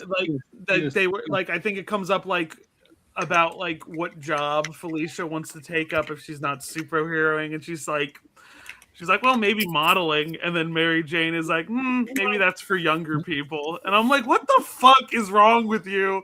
I mean, she's right that modeling you age out pretty quick. Look at it, Felicia Hardy. Well, like, I'm not saying that I would say no to modeling, but modeling is a very specific kind of job that wants a specific kind of women at a specific kind of age. This is a problem that Felicia has in like the 90s and early 2000s, where because Peter is still married and Felicia has to be relatively the same age as him, it does make like and because comic writers are sick in the head, they see an unmarried woman who's like 30 and they're like, her life is over. And so that's kind of the narrative that's being pushed on Felicia often in the early 2000s, and it is frustrating. Oh man, we're gonna get into it when it's my turn. But like, I can't stand Spider-Man comics. No other comic is guilty of misogyny. Like this was very frustrating in that how much it was focused on setting up the status quo than do anything with Felicia as a character, where it was like they were taking it as like a given that, oh, people are going to want to read this. This dude too is like the new character. His name is Phase, and his power is that he phases through things. This is a less than nothing character. He's less than Doorman in every regard. His design is the Tick, but worse. Yeah, that's what I'm saying. He looks like Metron, but without any of the Metron shit. Okay, there we go. You mean that makes him cool? And like even like the hook they end with about like Felicia kind of leading like a private security company. It's like, that could be a fun idea. Like, you're like a world-renowned thief, so you know better than anyone else, and you could do like a lot of interesting stories where everything is like a one-shot story of like, oh, this one person's trying to break into this building, and then Cat going to stop them. Hey, Squid, you want to know who did Scroll up. There's a thing I want to point out. When the robots first show up, when they have like this is almost exactly the same framing when the Life Foundation symbiote showed up. This is the exact that it was Eddie on the right, and it was just the 6 symbiotes in the same panel arrangement. This you wanna know looks like a comic that Linkara would have reviewed in 2012. Squid, you want to know who did get the status quo of being the head of a security company and doing something like that? Scott Lang. Of course. Funny fucking and bitch got there before Felicia did. The least buddy Scott. gross, the least gross Ant-Man. This is true. So the funny thing is when I was assigned this, Stack did say, and you can talk about her role in Maximum Carnage. Because but I was like, oh, maybe I won't do that because I want to see how she gets treated as a character, especially because, as Daystar pointed out, one of the co-writers of this is the creator of Huntress, and I thought we might get something, and we didn't. But it did make me realize that Maximum Carnage as a story is the reunification of all the spin-off books. That Venom's there, Black Cat's there, Morbius is there, Night Watch is there. Every Spider-Man character who was getting a spin-off book. They were like, well, they're back here now. Please read these other books. This is why Goo Boy is such a good book. Yeah, I'm sorry about this, Squid. I'm real sorry. Well, so because the thing I wanted to say about Maximum Carnage is that I thought because there's a whole theme in Maximum Carnage. I sent the funny image of Venom being tell him again how we were right. That's our favorite part, because I do think Maximum Carnage has an interesting story bit about Felicia's own character autonomy, that Peter does view her as sort of a damsel in distress and letting the people go away, but in reality she does have the same thought process as Venom, because the moment this is following is literally that Eddie and Felicia were going to die in a fire, and they're both go get Carnage now, leave us to die, Carnage is more important to deal with. And then Peter's like, no, I gotta save him. And then they're both afterwards you're a fucking idiot that you let Carnage get away. And I thought that was really interesting. And I thought about more recent stuff. There's I think it's a Venomverse story where it was oh, the symbiote and Felicia are actually good matches. And I'm there's so much more interest. And then I thought about also how when they were doing the Felicia and Mary Jane at the same time, it was always the black suited stories that were with Felicia when it was switching back and forth between costumes. And it was I think that's a dynamic that's was underserved, because it's they're both Peter's exes in a way, and I think that could be an interesting place to explore, but they're never going to do that. They can't even do it with Mary Jane. You currently have Venom with one of Peter's exes, and it's not working out. They do explore it a little bit with Felicia's Venomverse series. Yeah, but it's not enough. Yeah, I think that's a really good Venomverse story, but it's it's one of 3 stories in that book. Yeah. So. Yeah. This was a rough time. I was hoping I could be oh, this is He's into rough time for Spider-Man comics. I like the 50s where they weren't a thing. Spectacular Spider-Man. Early 2000. Yeah, there's Spectacular Spider-Man. After they change it from Peter Parker Spectacular Spider-Man, after they changed the name to just Spectacular Spider-Man, excellent run of Spider-Man. The Ditko era is generally pretty good. I like it a lot. The early 2000s before Civil War, One More Day. And then and you know what? Fuck all of y'all. The Clone Saga is good. I like the Clone Saga. We've been over this. I like Ben and Kane. They're my funny little men. So I think the Clone Saga is probably better when you're not reading it month to month. Oh, so 100%. Do you have anything else to say, Squid, or do we want to move on to the next? I wanted to keep all my criticisms very focused. Oh yeah, keep going. Go crazy. No, but it's I think that's about Peter's a dick. and like we don't get to like okay, this will be the one thing I add on. I was long of the opinion of like I'm happy with Felicia being in a relationship with a woman now. I'm happy with that. I'm happy she's happy. But I was always of the opinion that like because like it's like Peter's life is always like so tumultuous where I'm like, if we're gonna be doing like Mary Jane doesn't understand drama, which is like I think at a certain point she either has to or they need to break up. Like that's the healthy thing to do. And we can't just recycle the same fucking story over and over. My thought was always if they like break up and they end it, it's like, okay, we're Peter and Felicia is what I would do as the ship. The way he talks to her has made me like anti that totally. Yeah. Like he's such a dick to her in this. Like he's so like if that's how she sees him and she's supposed to like kind of have feelings for him for an extent, it's like this person is irredeemable. Don't talk to him again. Felicia is now joining Venom in a keep her out of Spider-Man's bullshit like point in my head. But it's like put her somewhere else. Really hate Spider-Man. I have some fun points to bring up when I get to my King in Black arc. At least she zipped up in this one. Yeah, So- she's more zipped than she was in her first appearance. So okay.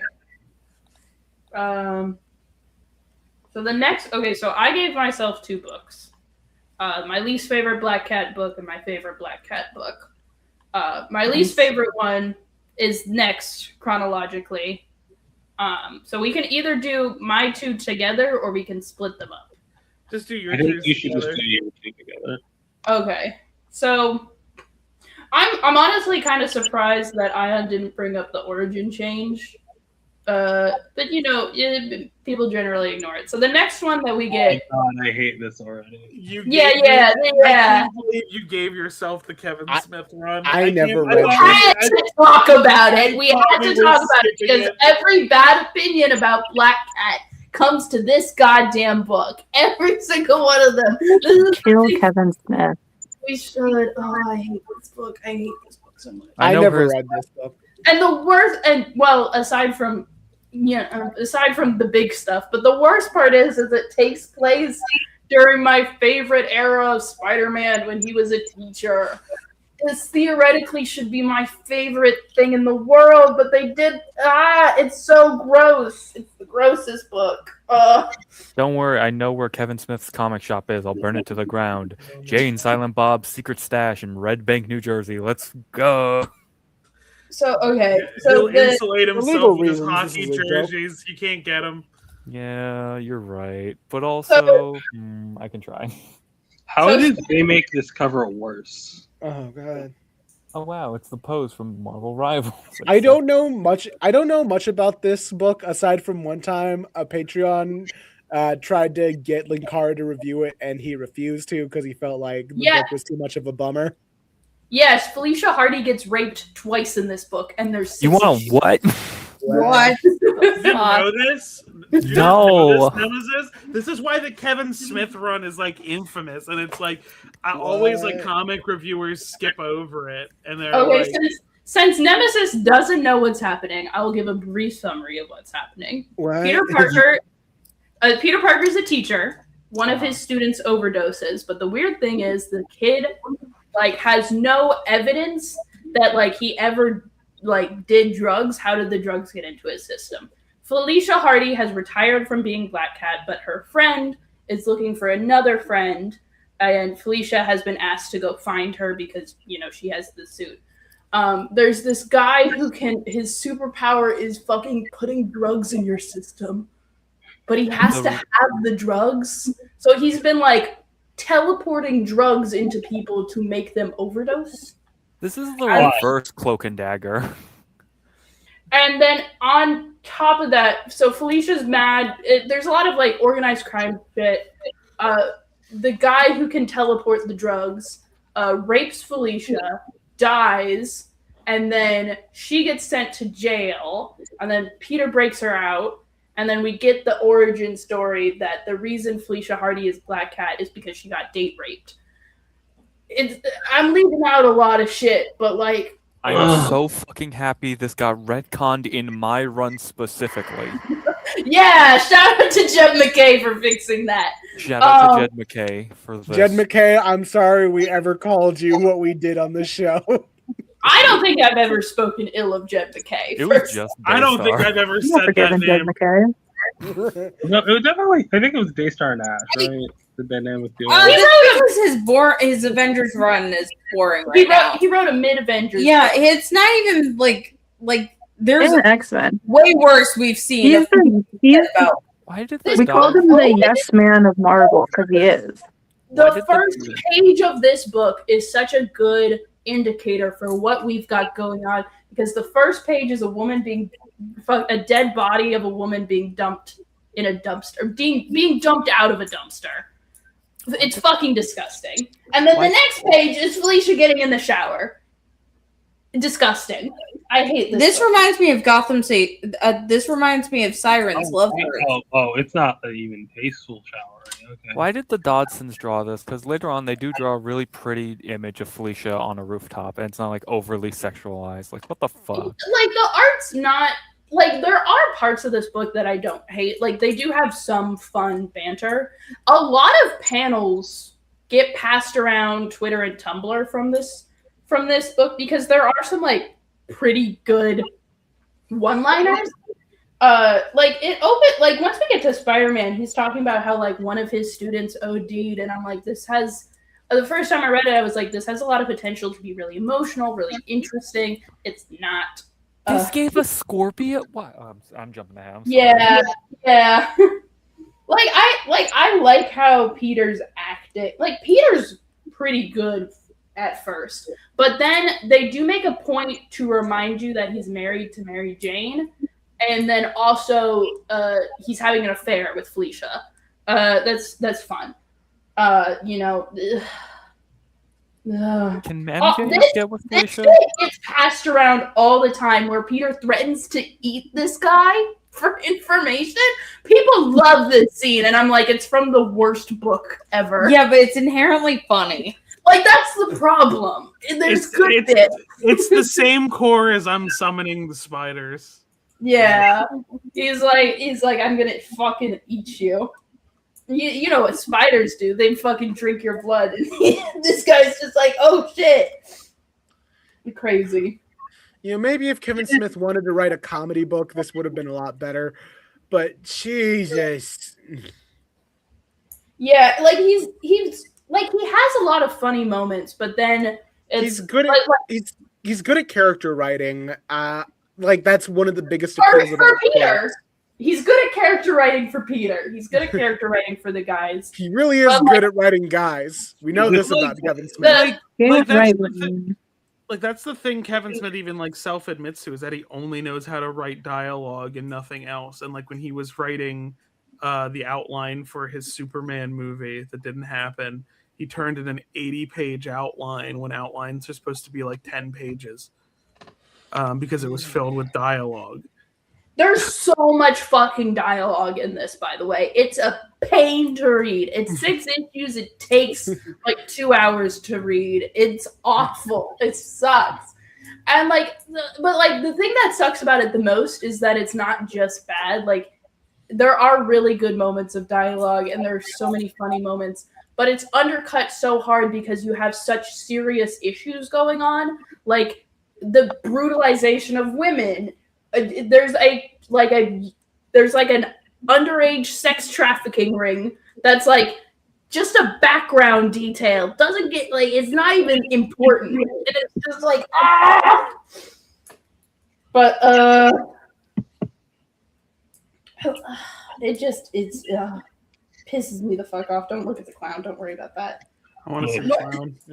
I want to see the clown. We're not sponsored. Oh, also anti-Semitism is a big part of it too, but don't worry about it.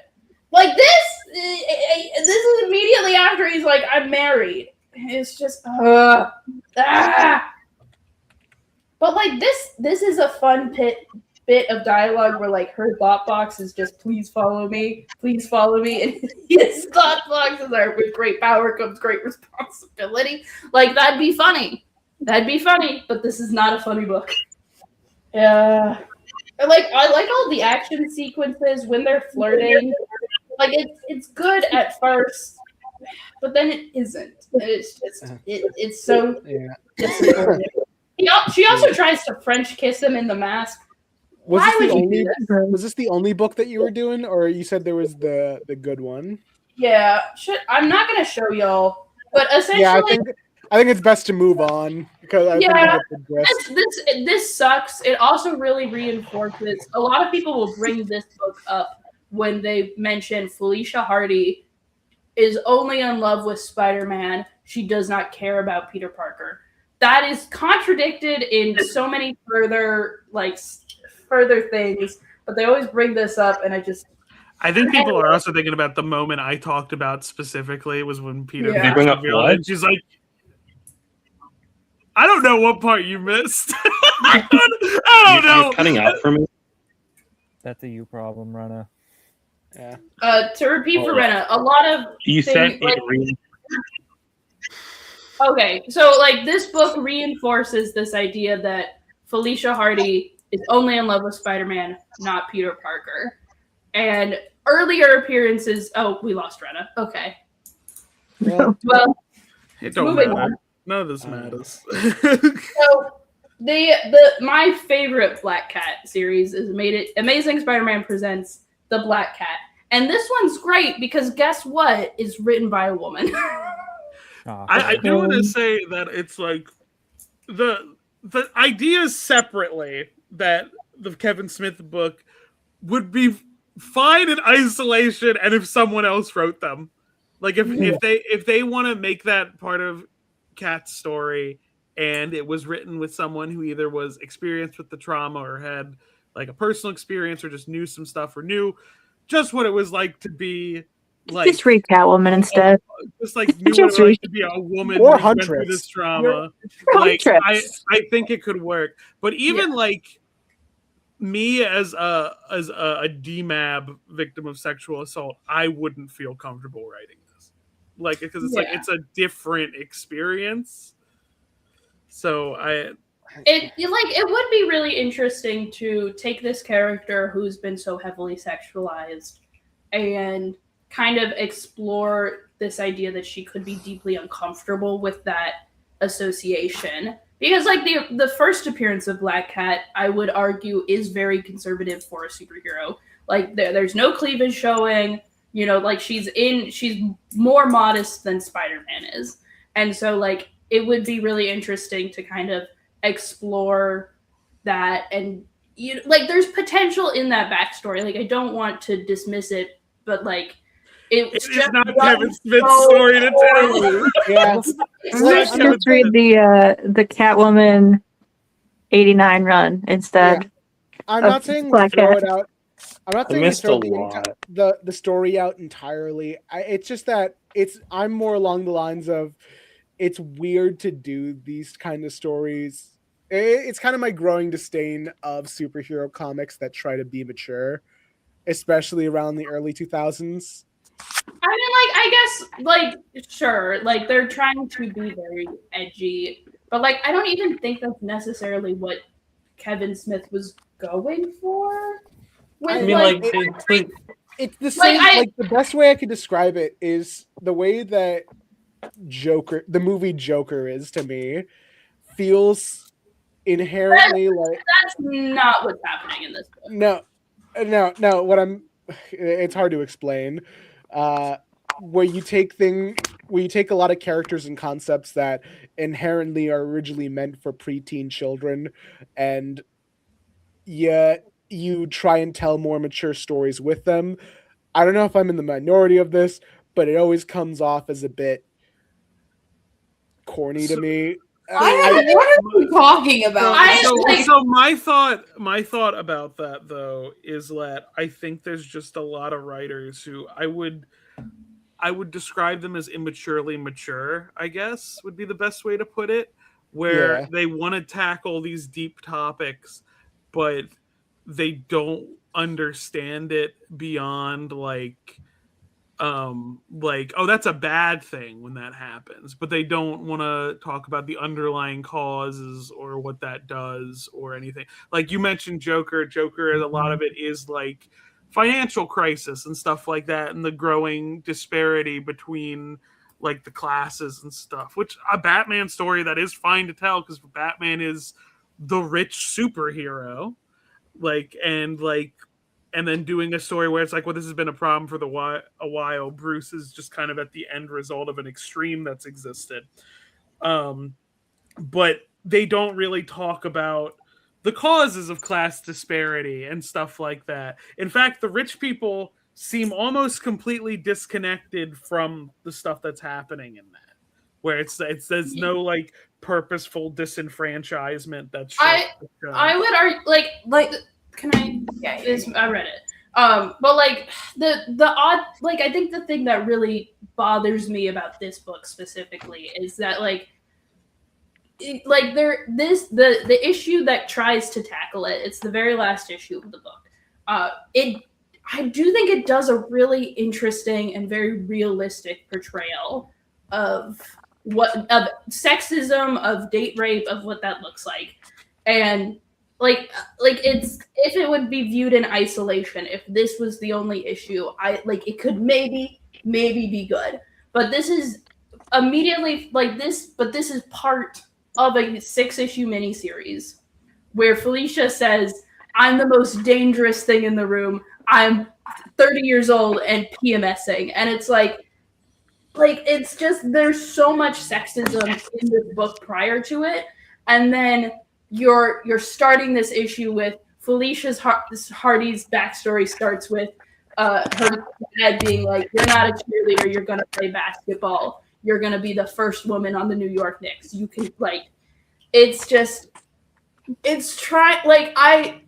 sucks because the story itself is sexist, but there's this underlying message that's trying to happen. I don't even think it's trying to be edgy or serious because Spider-Man's a story for preteens, but it's preteens get raped. Yeah, there's there's a lot of comic book writers, I think, who only understand edginess through the lens of violence and not anything else.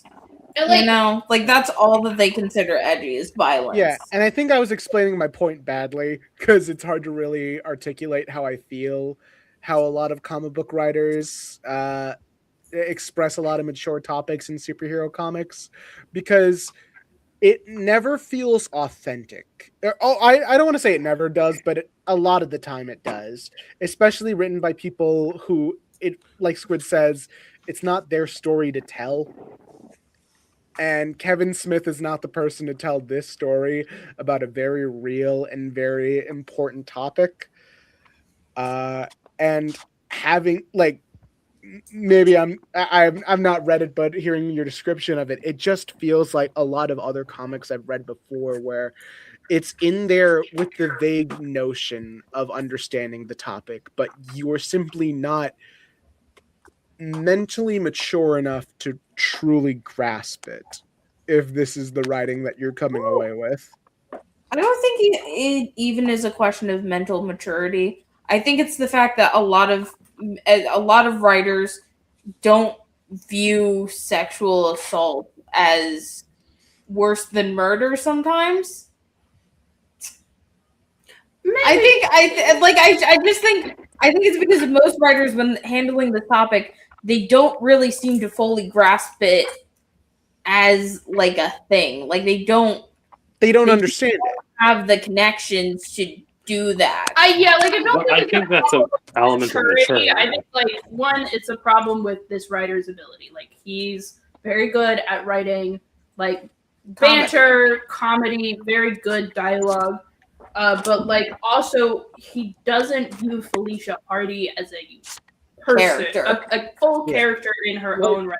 This is something that Spider-Man is going to jack off. It's also very much the same. It's the same problem I see with fucking Tara. It's the same problem with almost every single Tara story I've ever seen. Yeah. From the way you described it. Sorry. Like, Mark Miller is an example of a writer who does this to an even more extreme. Okay, Ayaan. Okay, we're criticizing Mark Yeah, Miller. we It's aren't okay to shitting bring on him up. Mark Miller. Okay. Yeah, because I've seen his explanations on why he writes, like, he's been known to write a few sexual assault scenes in his books, and his way of defending a lot of criticism was just like, oh well, I've written a lot of messed up stuff, like it's no different from writing a beheading in my in my book. And it's like, that really goes to show what level of maturity that Mark Miller is as a person. Well, like, I also think like traumas are not interchangeable, and I think like writers will see it as if they are, and not understand the unique like intricacies of each endeavor that happens to someone. And a lot of writers just don't see women as people. That's what I was thinking when I said immaturely mature, because I wasn't saying exactly like maturity. It's like they want to handle mature topics, but they don't understand the topics. Besides, that's a bad thing, and they don't want to drill into like what it does and stuff. Yeah, like they treat Felicia's date rape like it's Batman, like losing his parents, and like it's not the same thing, and it's weird and it's complicated. But anyway. I don't want to argue about this. I feel like we're on the same page. We're all on the same page. We're all just trying to like discuss it. We're arguing with Kevin Smith. Yeah, we're fuck you, Kevin Smith. Fuck you, Kevin Smith. Get Fuck the you, fat Kevin. man about Batman on the phone right now. Fuck you, Kevin Smith. I really like the first Clerks movie. I haven't seen the other two yet.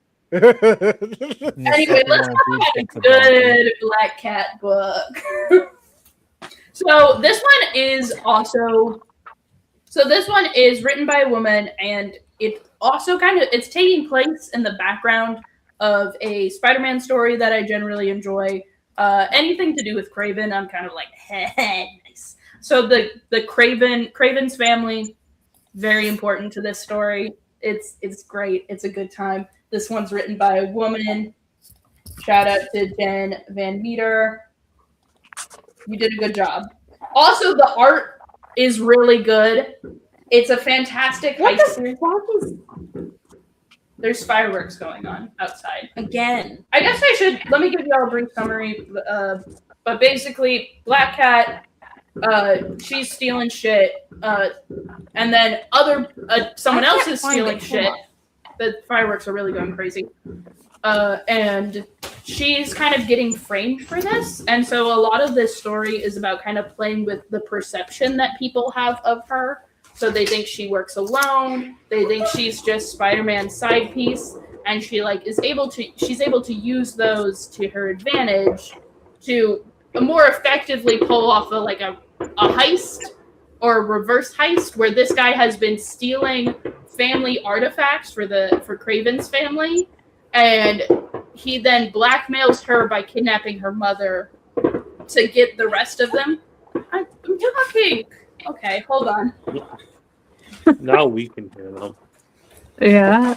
This keeps going. What are they doing? Is there a game? Fireworks don't typically just start and then you end after like 2. It's usually a process. I'm sorry.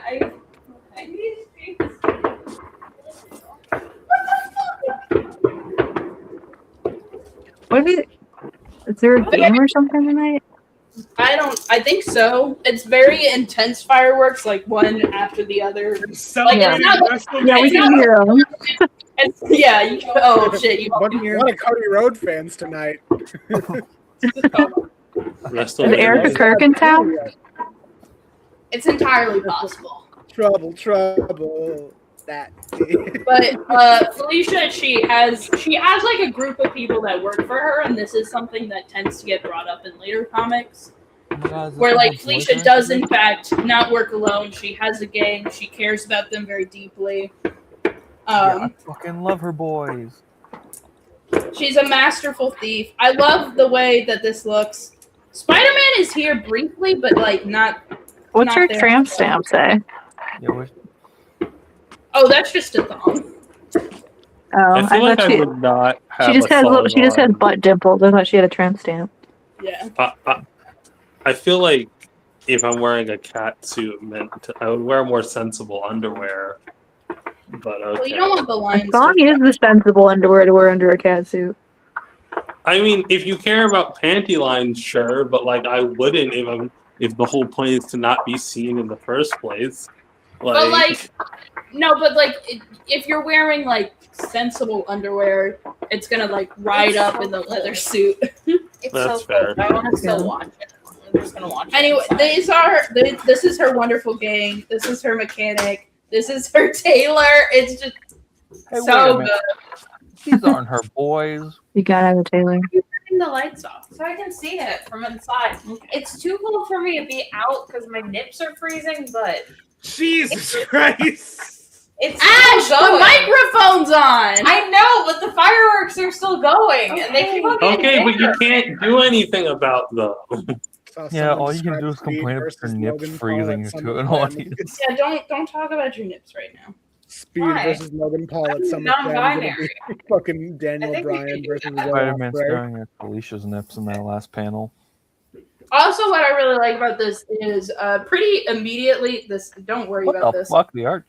Grim Hunt, Don't right? worry about it. Don't worry about it. R.I.P. Wait, Cameron. what? What was I not supposed to worry about? Don't worry about it. It was Grim Hunt, the story that revived Craven. It was a fucking preview page from that. Which is like that is the background event to this book. Like the last issue is like the Craven's mom being like, "We were trying to fucking bring him back, and you're making my day worse, you fucking peasant." And it's really Amanda good. Connor's covers for this are really cute. Who's the main artist? Hold on. When they bring Javier. Craven back, is he like, I blew my fucking brains out? Why did you do that? Hold on. Scroll I down. don't think it worked. Keep scrolling. The If I was credits. at Marion Spencer right now, I would be fucking Keep scrolling. pissed. Hold on. Let me go back to issue one. I That's where need the you credits guys are. to know that the fireworks are happening like maybe like 10 feet away from like Javier Pulido. three student housing facilities. Anyway, this story is really good because it puts a lot of emphasis on Felicia's support network. So, like, and not just Spider-Man. Like, Spider-Man's there, but she's also like, you don't trust me. You don't believe in me. Don't worry about the shit I'm doing. Leave me alone.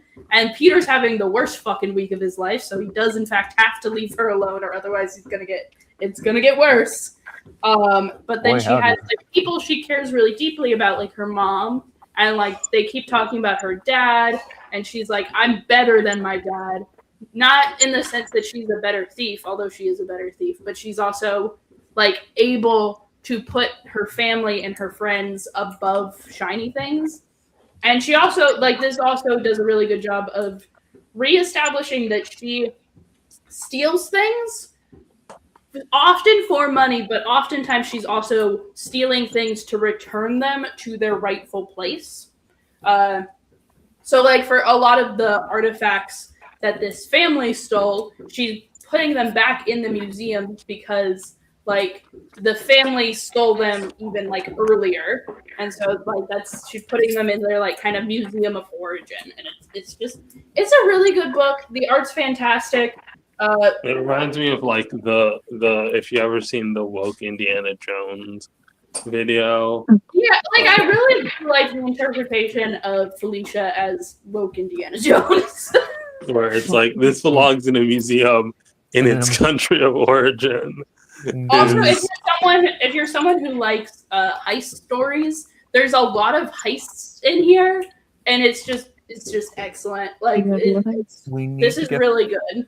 We need to get It's Felicia fantastic. to the British Museum. We need to get her It's still there. going. Like, just It's like not I gonna think Ash is really It's now fixated on forever. her. But like, It's gotta stop at some point. it made me happy to read this after reading The Evil Men Do, because Felicia's character recovered after that. She's so good when she's not focused on Spider-Man or men, when she's focused on her mom and like other people who care about her. It's just it's really good. I have to ask, in your professional opinion, is there any good Spider-Man and Black Cat stories? I mean, technically, this is an amazing Spider-Man and Black Cat, but also, like, Felicia shows up in a lot of Spider-Man books before she gets her solo shit, and I would say a lot of those are really good. If they're under a good Spider-Man reader. There's also, there's Mary Jane and Black Cat. That's technically a Spider-Man book. He is unconscious for almost the entire. And that's how I like him. That's how I like this man. Also, Comatose. Craven's little sister. Love her. She's great. All right. I fucking love Anything Felicia else? with her mom. This is just a really good book, and I don't want to say, like, I did kind of explain it, most of it, but like, there are good Black Cat books out there. I feel like there's a lot of stinkers. Why is she doing the boobs and butt pose?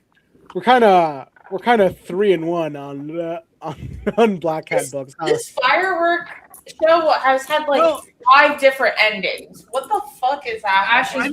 Nettie has been off the air for some time. I would put mine in a neutral category because it's of a type. Because it was the formatting that it's kind of lifting from worked exactly once, and then they tried to apply it to a bunch of other anti-heroes, and it didn't work. It's very possible it worked. It didn't even work then, and you're just a Venom. Well, super no, it did work because it sold well enough that it was continuous miniseries for 5 years. How many books does Wild Thing have? Shut up! Shut up! Wild Thing is not it. First of all, I like other heroes than Wild Thing. I like other heroes than Wild Thing. You don't gotta go on me for that. Second of all, fucking throat. Second of all, Wild Thing got canceled because Kmart was stupid, okay? Why are you blaming Kmart? Because the reason why MC2 got canceled was because Kmart pulled out of a deal to put their Reader's Digest in their stores. All right. I think I might be fading right now. And now they're out of business. You know? Guess what would have happened if they actually kept in that deal? Is WrestleMania just over? Is that what it is? J3 would have happened. I'm just actually tired. J4. J5. Okay. J6. Good night, Ayaan. Good night. We're on I gotta J3. spin the wheel. I gotta spin the wheel. Good night. Come on. Oh please, wait, give me Ayaan's something got a good. wheel. Give me something good. Give me what I want. Give me I gotta anything. circumstance. Next week on this fucking show, we are reading. Come on, please be something. Please be something. Huh? Yes. Oh. Another Marvel week, I see. baby. I'll Fuck, send I you hate- the God, shit. God, another Marvel. Shit. We're getting them all out of the way. Are you okay? It's like Oh, I just gotta, it's like gotta 7 giggle with that. I'm gonna send. I'll send the links in chat. There is one thing I want everyone to read that it's hard to explain what it is, but I'll send the 2 links in chat. This is the in-universe stuff, right? Like it's the Yes. in-universe books. Yeah. Can I have a bunch And you know what? I would have rather gone with bullet points, but we do not question the wheel. So I was so brave. If we did bullet points, I would Ash so thought fucking the on top of fireworks it. were gonna blow up our apartment. I Nemesis, know. have I you thought read it bullet was points? You told me to read bullet points. Yeah, it's good, isn't it? It was so good, I bought every issue. Nice. This was like a year ago. Good. Anyways, oh yeah, I assigned you bullet points because we were assigning alternate universe stories. Yeah, I remember those. That's fun. So now we what's the word? Who's next for Black Cat? I think Claude is Rena. Woo! Woo! Woo! Woo! Someone pull up Claus. There were so many fireworks.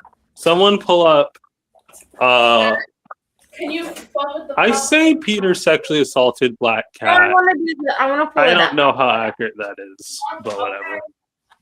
What is with these fucking Spider-Man stories with Black Hat and throwing random ass Marvel characters? And I'm scrolling through Maximum Carnage. I'm still not over Nightcrawler and Daredevil randomly showing up in fucking the Kevin Smith book. What's that about? Every fucking hero.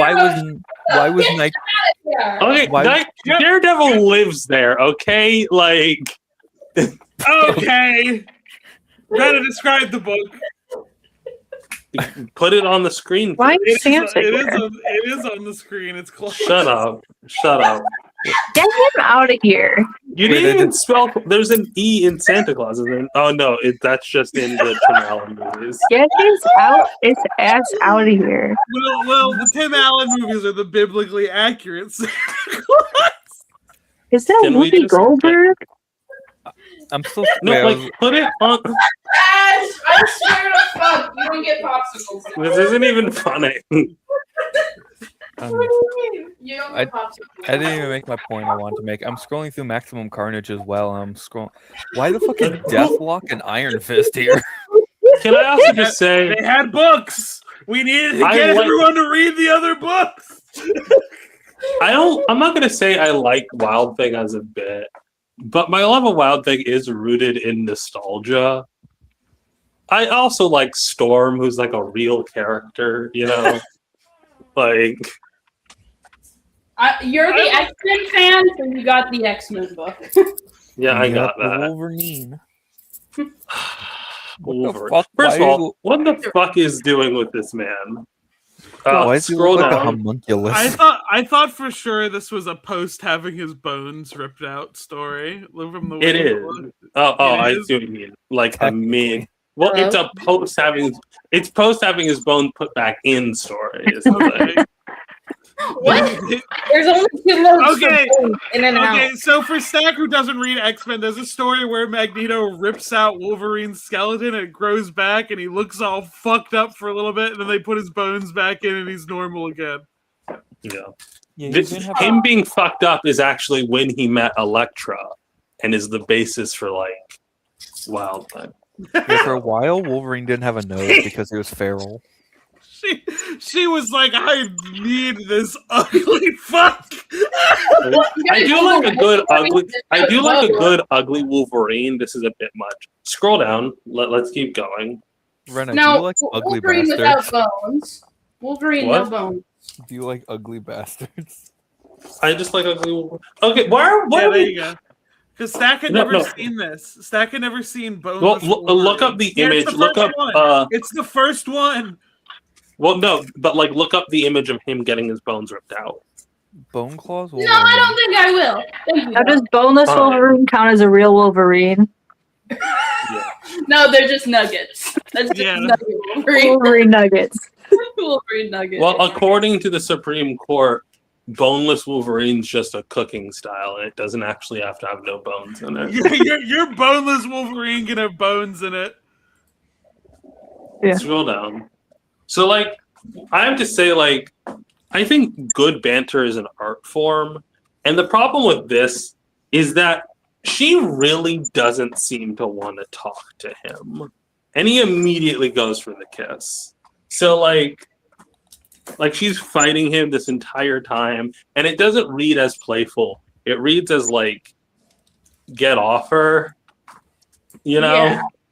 Like You know he what I mean? smacks her, and she immediately makes him drop on his head, and then like they have a whole like she's not pulling punches is the thing.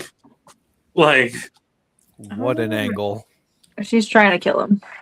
The funniest thing is, if you're doing a Black Cat Wolverine book, it is like Jesus. It is almost the perfect setup to have them being like actually playful, and then Wolverine sees that, and because he's emotionally constipated, he's like, "Well, clearly Spider-Man's lost his goddamn mind. I need to deal Like, with him real fast." this is not the look of a woman who is like, yeah, I'm just playing hard to get like leave her alone. Get off I'm her. only It's that clip of Squidward going, "Now get away from her." All right, so keep scrolling. Emma Frost is in this for like half a page. It's weird. It's like Like, there's a bit where Wolverine's like going. I did not need that shot of her cleavage, but whatever. Where Wolverine is like, I'm going to Tokyo, yada yada. They kill an entire plane of people. Anyways, so we'll summarize this. Craven captures Black Cat with like a dumb ruse that she falls for, and sends a rocket to like a remote island, and then also like hits Wolverine with neurotoxin, and like literally says like he just grabs Wolverine as like the deadliest game so that a bunch of like rich assholes can hunt him. And then Black Cat is there for, I think, quote, the Cheesecake Factor. And he says, if I were you, I would have. Cheesecake Factory? No. Yeah. No. The Cheesecake Factory, yeah. And he says that with this shot of her ass. Oh, and I'm like, wow. oh god. Come on. Can I request Stack and Ash move their camera down and switch with Squid so I can actually see you guys? Yeah. I'm short enough that you can see me. Stack's just meant. I can't. I cannot. I don't know where my. Oh wait, I'm not on. Okay, let me help you, Ash. No, I got it. I got it now.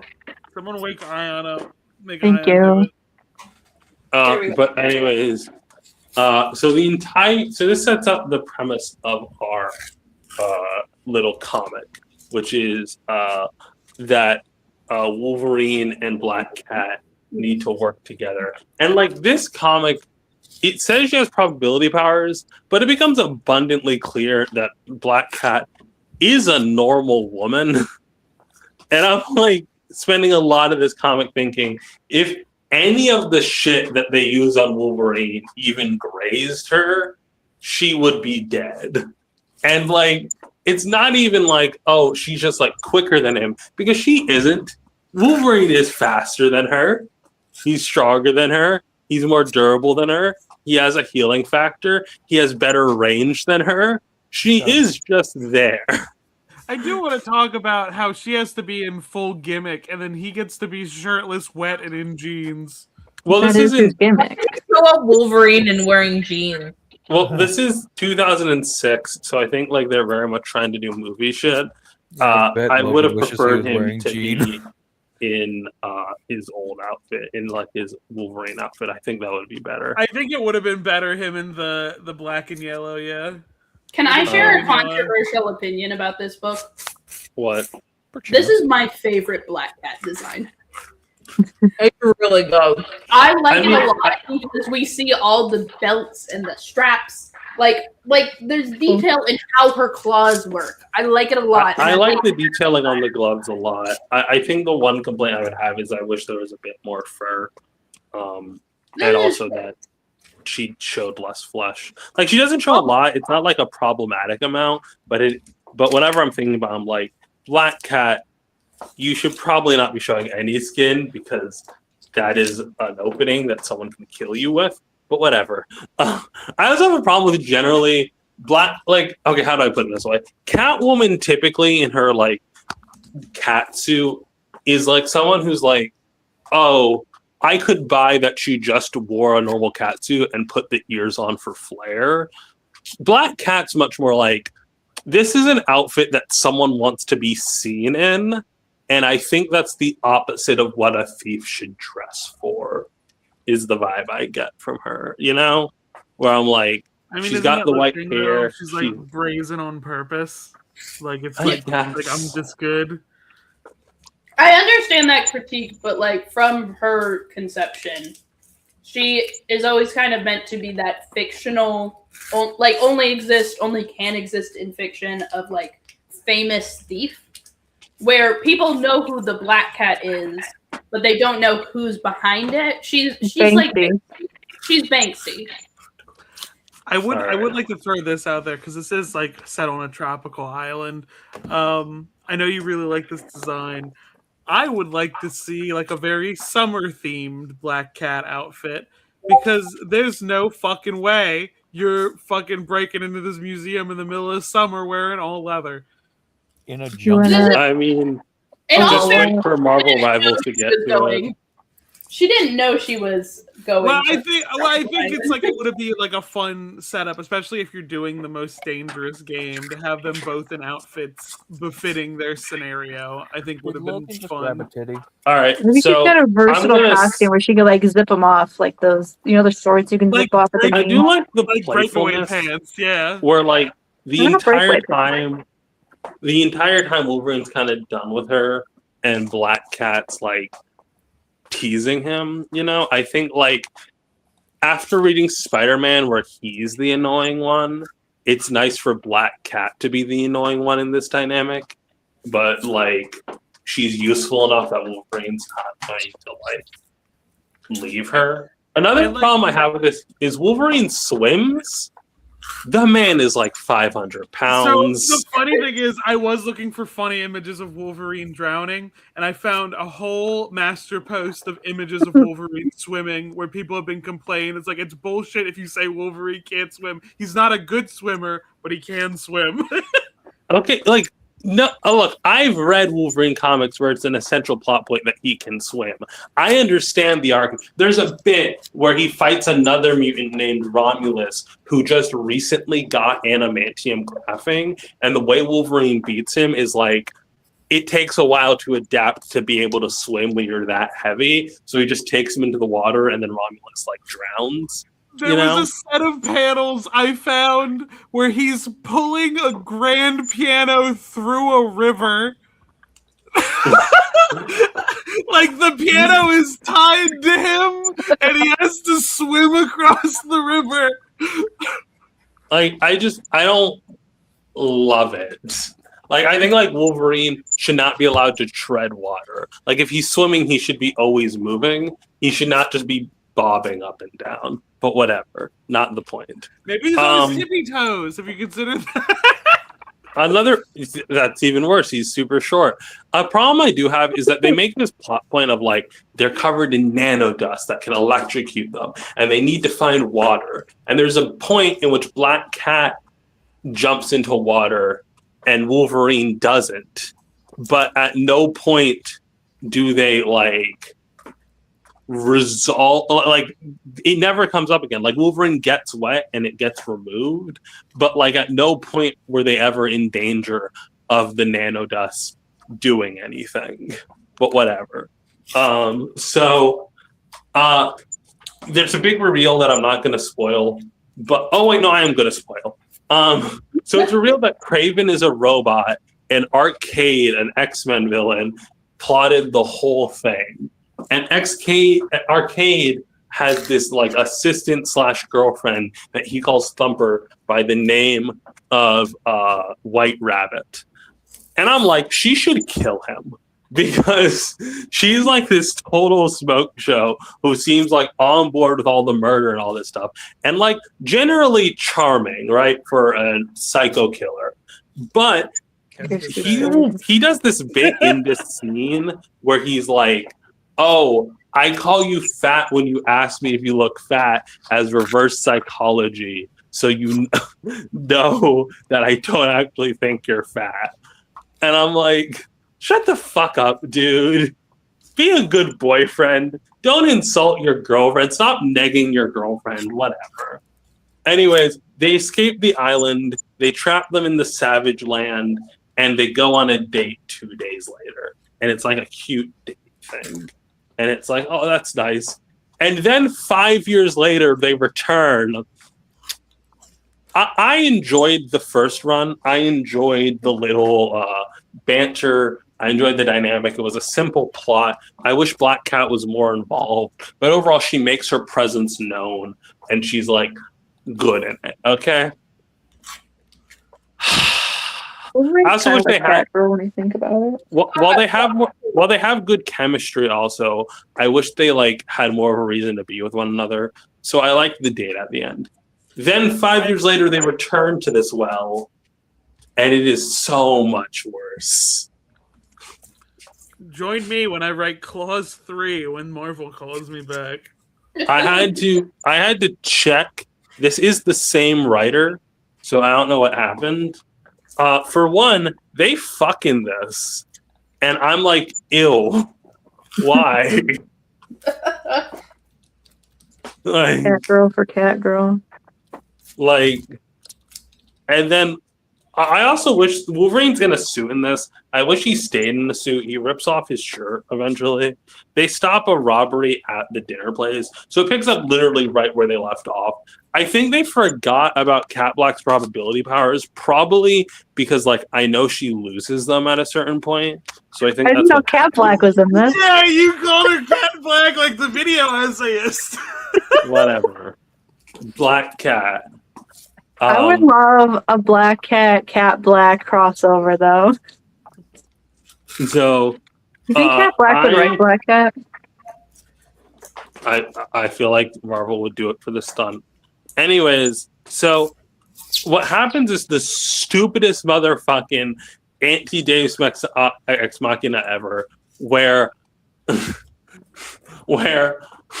fucking Arcade and White Rabbit are in the Savage Land, which originally the ending was they leave a goat with them, and White Rabbit like becomes the leader of a Savage Land tribe, and Arcade is like being sacrificed or whatever, or about to be burned alive, and it's like this whole thing of like, you should have appreciated it. I'm like, yeah, bitch, eat him.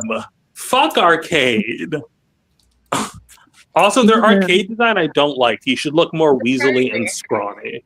Anyways, so we re-engage with them, and White Rabbit has been infected with the rogue disease of needing to show underboob while in the Savage Land, because fuck me, I guess. Why didn't Wyatt show underboob in the Savage Lands? So they find a fucking spaceship from an alien, and they're like, oh, it probably wants company. It's only been surrounded by these savages. And I'm like, fuck off, white man. Fuck off. They meet an alien who was apparently had their race eradicated by Martians and is trying to find heroes to stop the Martians from doing the same to Earth. Okay? And then they find a time travel teleportation device, which they steal to get back to New York, literally the day that they're on the date, after they have fucked. And I'm like, why? Why did they fuck? Stop this. Stop it now. This is not a good relationship. And then they trick Black Cat and Wolverine into being sent into the far future with the Martians. They also kill a man, which pisses me off, but whatever. Once they're done, this starts the entire new plot. So to remind everyone, the plot of the first one was Black Cat and Wolverine are kidnapped and have to survive a death trap island where they're being hunted for sport. It's the most dangerous game. The plot of this new one is Black Cat and Wolverine get time travel into the far future where they have to stop a Martian invasion. And then there's all these other characters with stupid names that I don't. They're doing War of the Worlds. It's tripods. Yeah. If I said I fucking love these books, they're not good, but they're fun. I like dressed in this one. Now, I think it is a fun idea because it's like I've seen blank character in Most Dangerous Game a lot. I've done a whole video about a time that happened in a Sonic book. There are very few instances of what if this character was in War of the Worlds, and the times it has been done, I have thought it's very funny to do. I just think that Who is this like bitch? Kill Black Abel. Cat is deep. A bunch of characters I don't care about and will never see again are reintroduced. A bunch of lore gets dumped on me that I don't care about. The entire thing premise hinges on contrivances that stretch the imagination. It is in a genre that is so distinct from what these characters normally do. And Black Cat is not only decentralized, but made way more useless, as so many plot points hinge on Wolverine, especially because Black Cat's like main advantages, which are her probability powers, which they seem to have forgotten, her access to technology, which she doesn't have, and her skills, which are like severely outclassed by the technology of the aliens, are like put on the back burner. So like Black Cat essentially becomes as useful as any of these random nobodies, and Wolverine is like the hero that saves the day. Like and then at the end they find the alien that was like that like had the time machine, and she's like, oh, I can send you back to your time. And they're like, actually, can you send us back an hour earlier? And then she does, and I'm like, that doesn't, but like, then you would meet yourself. Like we've created a grandfather paradox. And then they go to the Savage Land, they make sure that Arcade and White Rabbit get kidnapped by a pterodactyl. They warn the alien about how those people are evil, and she's like, okay. And then they give her the name of like some random people in like heroes, because she's looking for heroes. And then the Black Cat's like, she flew off, and he's like, yeah, I told her here so we can like be alone. And she's like, we're in the Savage Land, everything wants to kill us. And I'm like, yeah, she's right. Why the fuck would you do that? We're having a nice date, and then you have to stop a Martian apocalypse, and now you're stuck in the fucking Savage Land. And he's like, well, what if we like what's his exact line? We are in the Savage Land, and what better place than this to act like complete animals, still and ill. And she says you are something else. So I have a belief that these are a different timeline of Black Cat and Wolverine, and they just are stuck in the Savage Land forever, because there's no other explanation of how the hell. Can't get out. Like, look, Logan's in one of two places if he's not in New York. He's either in Japan or the Savage Land, and there's no other place you'll find Wolverine. There's Matapor, the third place which is is in like, Jean Grey, but point being, I did not like the second one. The first one was good. The second one started off like somewhat strong, and then immediately I listed all the reasons why I don't like the second one. And the biggest one is just I don't think Black Cat does shit in the second one, and I think the plot is a plot cul-de-sac that I don't care about. Where like they're like, we got to save someone to figure out how. Like, if I were to rewrite the second one and I had to keep the time travel, rather than making it just the War of the Worlds, and I get you only have 3 issues, I would have them be constantly trying to use the device, jumping through time and space. You know, I think that would be fun. Also, like, it's so like a fucking PTSD dog about fireworks. Mark, I why just- are they over there now? I'm sorry, Rena. I'm sorry. but like, I don't know. What did you think about these books, Stack? I mean, like I said, I think they're fun, but they're not necessarily like good. I feel the same way about like Wolverine and Felicia Hardy as I feel about like Booster Gold and Harley Quinn. Like, they're not endgame, but they're funny. It's kind of funny. Like, I think like when you like, if you are someone who has only seen Felicia with Peter Parker, then like it's kind of like, why does she give a shit about Wolverine? But like Felicia has a lot of love interests that we unfortunately don't see a ton of, but like she has a pretty diverse type. She just kind of likes anyone that can like do exciting things with her. And so like Wolverine fits that description, especially in these books. So I don't think they're a bad couple, but they're not like an endgame couple. And like Felicia Hardy has never really been into like endgame, you know? So Well, like, it for me, the Felicia reason why I Hardy and don't, Thanos. Sure. the reason why I don't like it Oh, right. is because one, ill. He's so fucking old. But more importantly, it's because the dynamic they have in the first book is interesting, and he does not like her. I do like the Wolverine dynamic a whole lot, where someone annoys the shit out of him, but you know he's going to take like a rocket launcher to the chest for them. He literally does. Like, Yeah. I enjoy this Pretty sure dynamic. it's not a big a deal for him to take a rocket launcher to the chest. He'll get over it in 5 minutes. It still hurts. But I feel like once they start fucking, that dynamic goes away, and I think it would have she's been more swooning fun over to do a him. will they, won't they, rather than just have them fuck in the second book. Just like Yeah, I do think that's play with fair. it. I'm reminded anytime fucking Logan has. Wait, am I even being picked up? You are. Okay, no, I was having mic troubles a second ago. My bad. But like the whole, anytime I'm reminded of Wolverine having sex, this one fucking TikTok comes into my head where it's a Daredevil joke, where it's like, "Hey Daredevil, can you smell where I am?" And then Daredevil says, "You're supposed to pull the skin back when you're showering." Yeah, and Now, do you think Wolverine calls his partner Bub during sex? Yeah. Yes. I just think that like it makes me want to see more of this dynamic, and I especially like it because Wolverine has a dynamic with Spider-Man, and I feel like it would upset Spider-Man to know that like two people that he hangs out with like each other more than they like him, you know?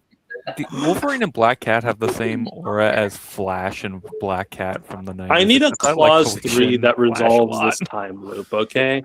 I need a clause 3 where Wolverine and Black Cat are like getting coffee because they get a monthly coffee together and they chat and they hang out, and then they like eventually like meet their Savage Land counterparts, where like, where you from an alternate timeline where Martians took over Earth, and they're like, what's going on? And then like Can you hear my silence? we resolve what the fuck happened there. Because what happened? I'm so confused. They time travel like whatever. These covers are Knuckles and Rouge coded. Exactly. Hey, you might be onto something real big there. Wolverine doesn't have pronouns. Wolverine doesn't have Other than that, though. All right. Do we want to move next? Chronologically, would be Jed McKay, and that was Nemesis. Jefferson McKay. Yippee! Yippee! Yippee! I'm very yippee coded right now. Okay, so I'm pretty sure I got the only book in the. So let me fucking flash back to why I chose to read the first volume of this. I'm sharing screen. What the fuck was that? Apparently not. Okay. Your computer said no. Oh, That was my computer.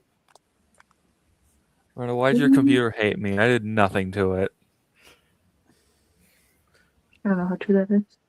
For this indignation, I I'm gonna forgot. make your Nemesis computer- probably made a PowerPoint. I forgot that was what was probably what we were waiting on. Because I was like, why doesn't Stack just share it? And I was like, oh wait, it's a PowerPoint. Well, I'd like to. I did. Ash, I wanted to make a PowerPoint. Yeah. can you put Nemesis' PowerPoint on? Yeah. Hold on. I Oh, my really- back hurts. My PTSD about being a dog is acting up. From that time you were a dog, yeah. Yeah. Ash, you got that dog in you? You won't. Not anymore. Not Wait, you since won't. the. Before we move on, you surgery. won't believe what fucking just showed up on my feed. Because I said the covers of Wolverine and Black Cat were Knuckles and Rouge coded. You won't believe the image that showed up on my feed. We want to switch. Share the link. I'll put it up. Okay, I'll just put it in private. I've chat. seen a lot of Rouge Yeah, dressed in various ways. I definitely know I retweeted a Sonic and Rouge thing. That might have been you, but I see it's been retweeted by a different artist I follow. Oh. So it might have been something else. Let me take a peep. Okay, so what was the thing that Squid wanted to show? This. It's funny as shit that I was like that I said what I did. Yeah, this is and the then... one I retweeted. Yeah, this shit was great. Anyway, I wanted to make a PowerPoint for this specifically, but then I decided to read Volume 1. Volume 1 consists of 12 issues and an annual. Volume 2 consists of 10 issues, an annual, and then a final giant-sized issue. So in total, I read 25 issues for this week. Why would you do Rena, that? Nemesis, I really appreciate that you did that. I would like to make it known that I did not say that you had to. You said I didn't, but I'm immensely glad I did, because if I just read the 10 issues of the second run, I would feel unsatisfied and so just drawn out. Yeah, it's kind of one. It's kind of one run that they split in half. It's one run they split for no in half. reason. It's one run they split in half and end prematurely. That's why they have the giant-sized issue at the end. So basically, the whole thing starts with setting up the status quo and all this. This is a thematic thing we don't see ever again, except for this first issue. But I like just tearing through the panels to show flashbacks. That's very fun. We get introduced to Odessa Drake, the head of the Thieves Guild of New York. I'm not explaining Gambit lore. Basically, fucking people steal. Good enough. Anyway, Black Cat has her own new crew made up of Dr. Boris Corpse and Bruno Granger. And these two fucks are so fun.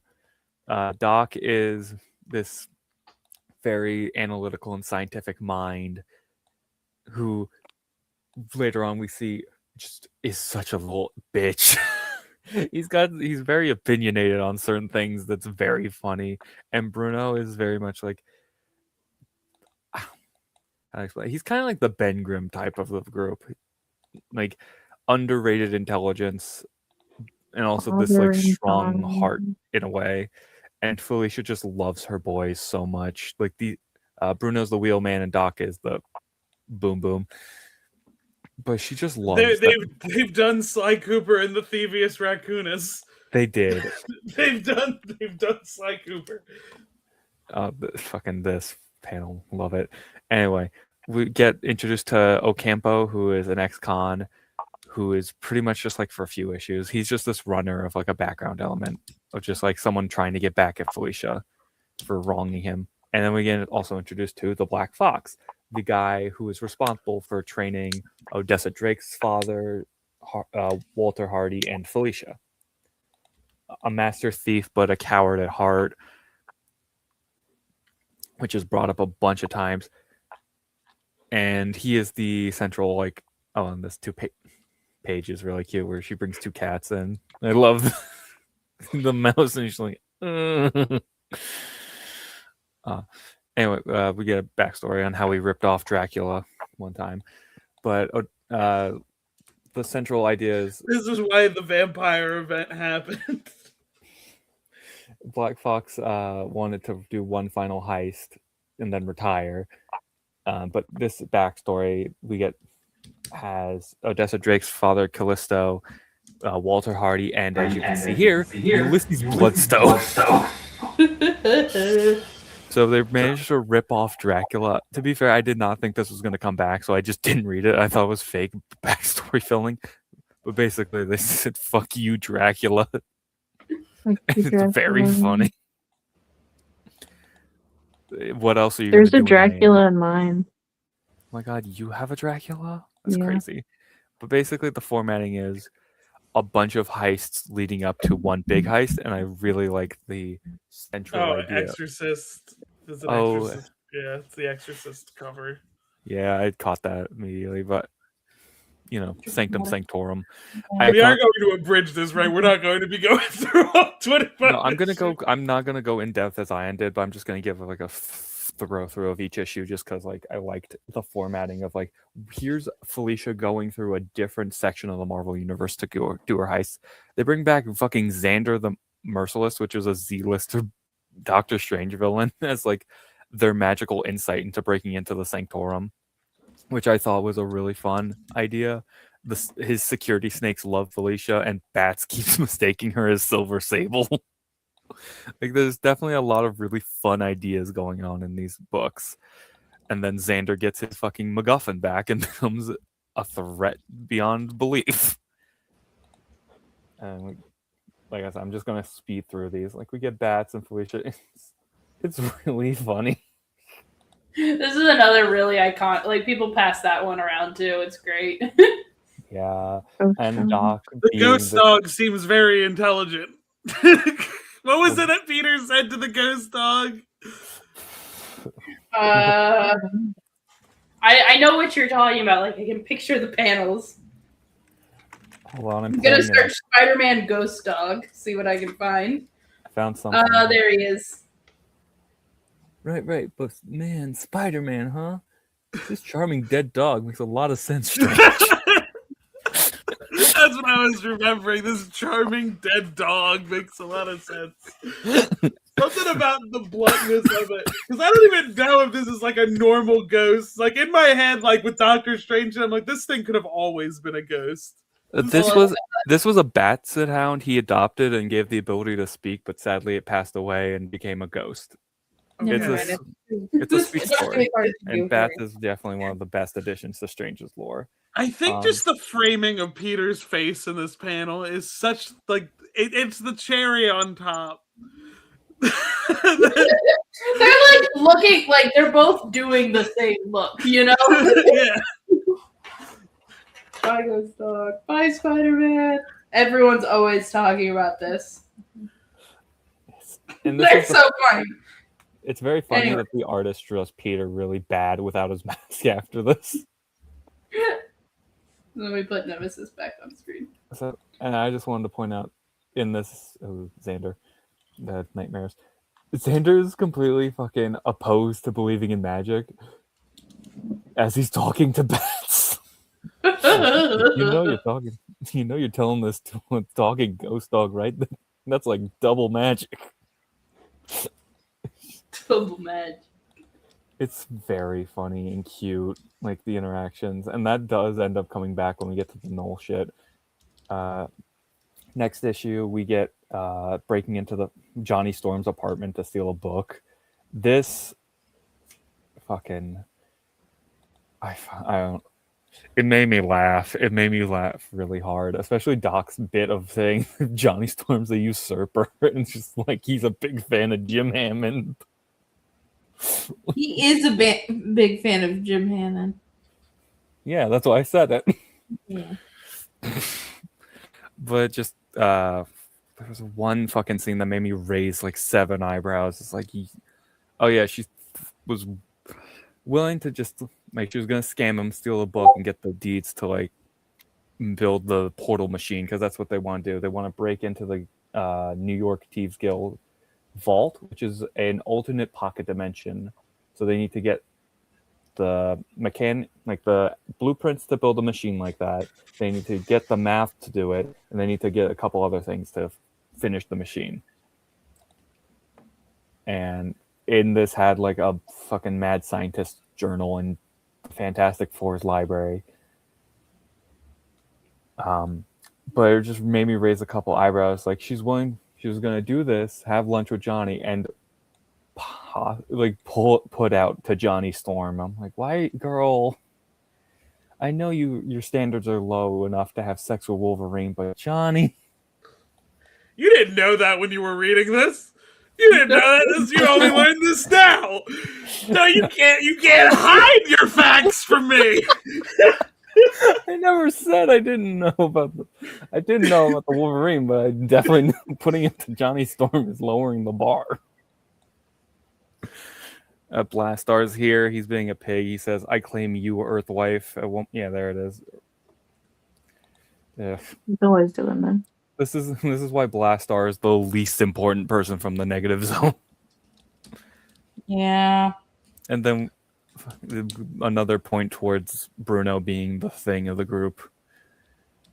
Scrolling. They do a lot of fun heist It's things and a lot of clobbering time. inventive workarounds. It's clobbering hour, my lady. My lady, 'tis the clobbering hour. And I really fucking. So I read the Fantastic Four clobber? issue by Ryan North, where it's Felicia going to sue to try and clear her name for a murder she didn't commit. So it was really funny seeing Sue in this. I fucking despise Felicia because I thought they were like, no, she's look. I thought it was like, This panel is reminding me of the meme of SpongeBob yelling, "This motherfucker got them fake J's."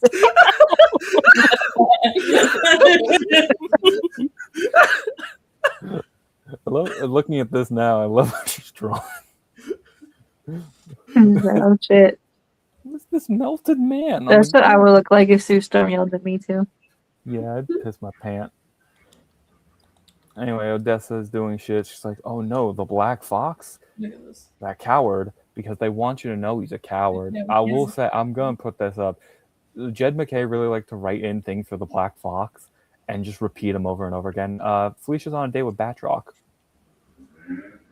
This was a weird pairing, but it was kind of cute. Like, yeah, this whole issue is I love Batroc. He's in a lot of Gwenpool issues. He's great. Batroc the Leaper is an underrated Captain America villain. I love him. Fuck it. Yeah, this is a side by side of Odessa trying to kidnap Fox and Felicia's date. And I like that they're actually hitting it off.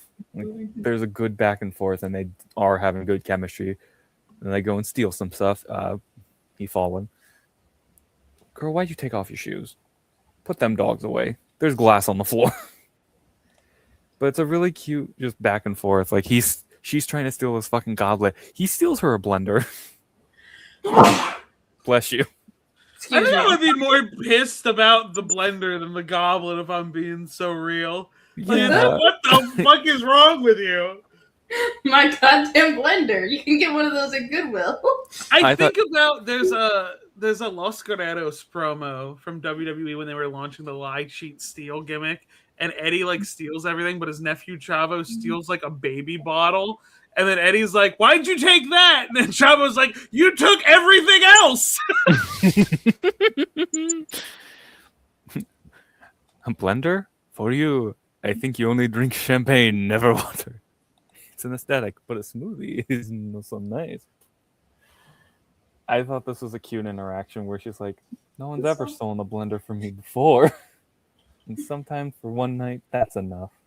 And then Batroc fucks. He'd be leaping on that shit like crazy. This was a Resident Evil puzzle. You have to steal someone's own blender to give it to them. But I don't know, I liked how mature this felt in like this is just a casual like one date hookup type thing. She even says, we don't talk about meeting again. I'm a thief, he's a mercenary, it's fine. A little sad, but fine. We're adults. I don't know, that kind of hit. Oh yeah, and the annual was really fun. This was like apparently, as I'm learning tonight, the only time Spider-Man shows up in this with Black Cat, and it's actually good. Because in this, Peter and Felicia have to go steal from the Maggia like $3 million. So it's a three-way story of Peter and Felicia doing the fake wedding thing where they have to go fucking into a catacombs. Dr. Corpse breaking into a bank deposit box, disarming a bomb and getting the codes to wire money.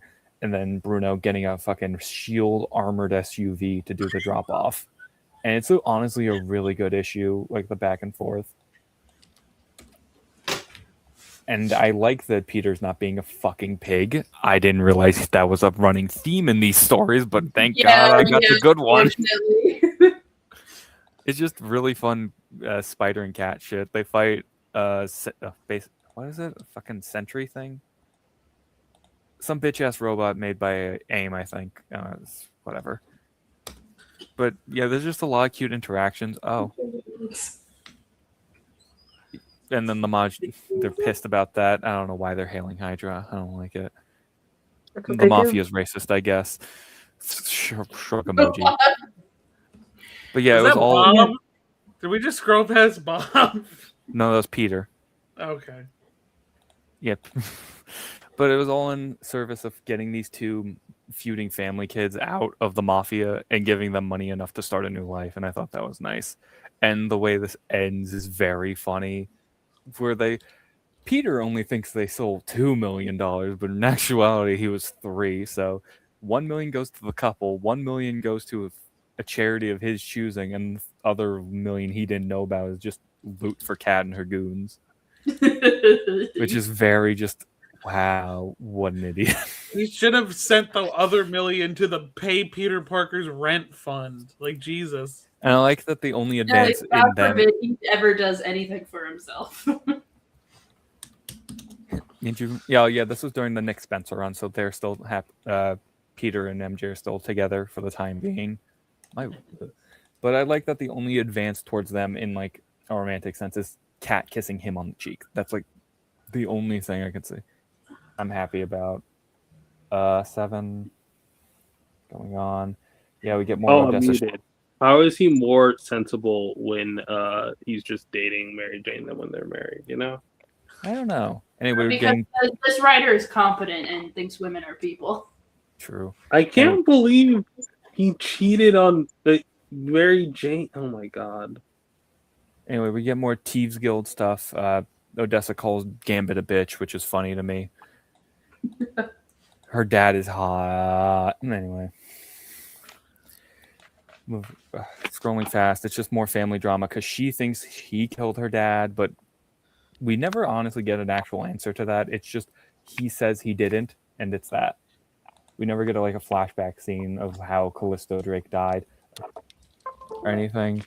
So it's just left up in the air. I would, honestly kind of believe it, but Fox basically adopted Walter Hardy and Callisto Drake as sons to him. So he cared about them so much. And he says it broke his heart when Hardy died in his after Felicia broke him out of jail to die in his bed, so he wasn't dying in a sale. And never know what happened to Callisto. Fucking. Apparently, after what Ayaan read, there's a story where Felicia breaks Walter Hardy out of prison to be reunited with Felicia and her mom, and he passes away at home, which is nice, I guess. I don't know what you want me to say to this. I didn't read it. Then we get lore of how the vault works. It's a patron pocket dimension by a elder god of bargains and deals called the Gilded Saint. Way too much lore on the vault, but it's fun. There's so much Thieves Guild lore. I have to fucking avoid. Don't worry about it too much. They bring it up because it's important to Gambit, I guess, but Gambit is medium important to Felicia. Medium Gambit importance. Anyway, now we get Felicia's mom. I really love Felicia and her relationship with her mom. This scene. You should read the solo series I read, the good one. I'll read the good one. It's great. Oh yeah, Beetle's here. This one's the daughter of Tombstone. But we get a lot of back and forth insight on their relationship, and it's just off her game, breaking it down. And just getting more into the family drama. This was really good, pacing it out and letting us sit with the characters a little. Also, they broke into Iron Fist's building to get blueprints on this machine to help with the portal shit. There's a dragon. There's this kid. Apparently, they're an Iron Fist. Fun fact about the Iron Fists: they all die at 33. Anyway, sucks to be that kid. Then why is Danny Rand still around? Well, Get rid of him. He did die. Yeah, but why is he still around? I explained this before. In Undead Iron Fist, he became an avatar of Horus, the Egyptian god, and now he's Spawn. Moon Knight's That pissed. sucks.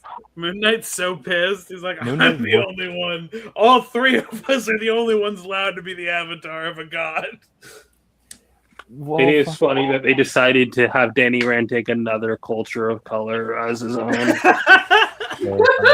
Odessa blows up their hideout, so it's war.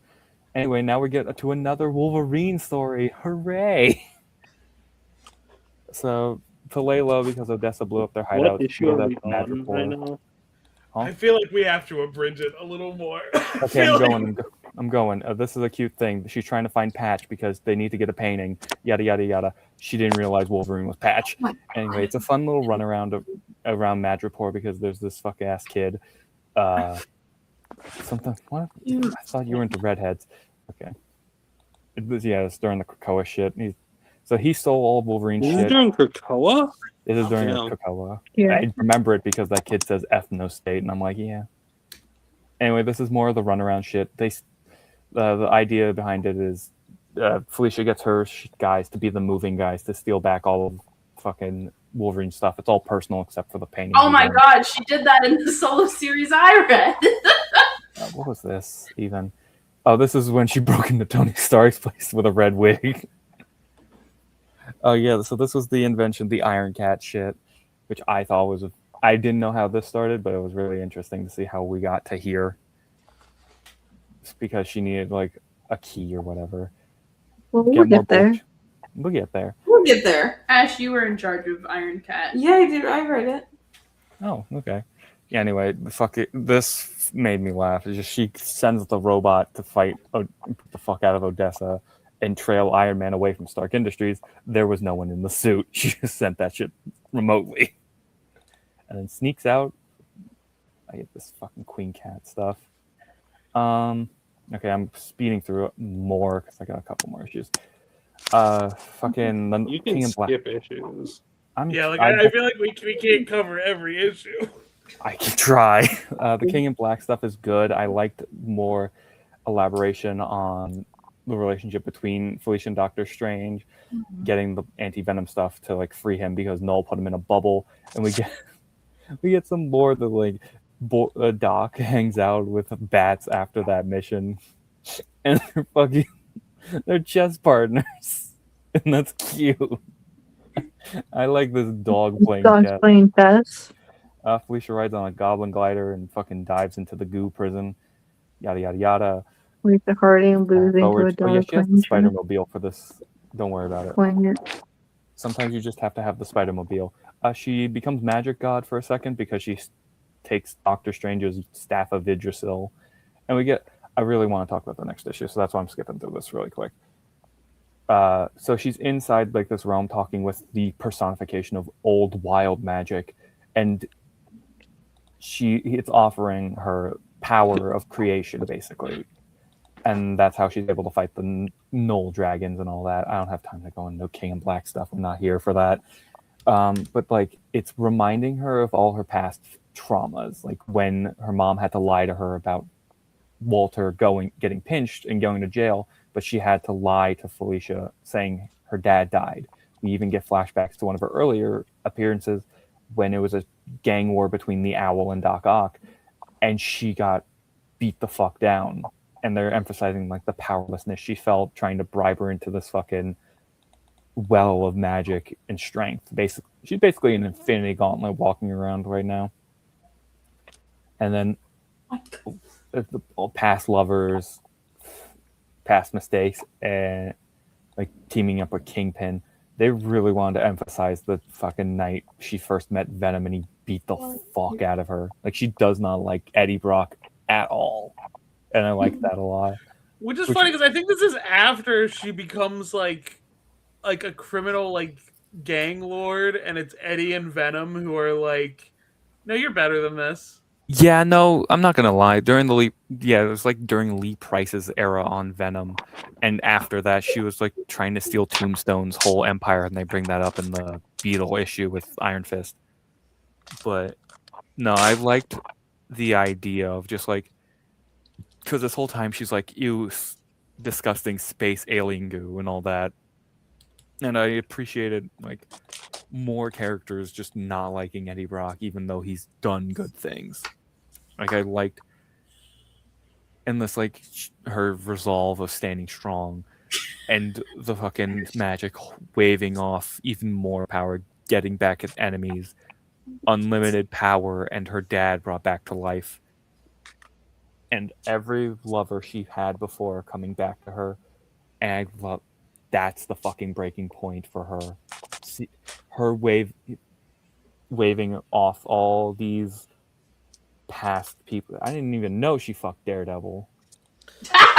Yeah, people talk about that. Everyone goes to those Catholic halls at least once.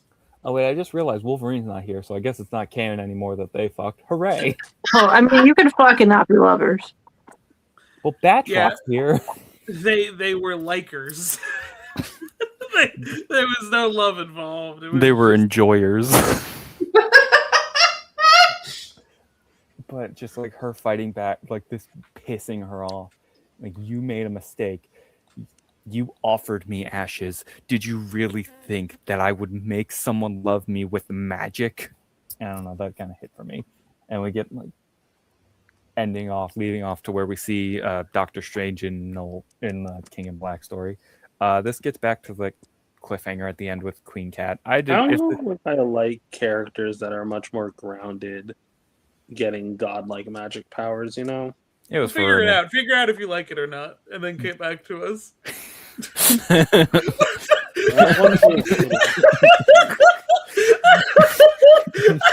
It's hard to figure it out, you know?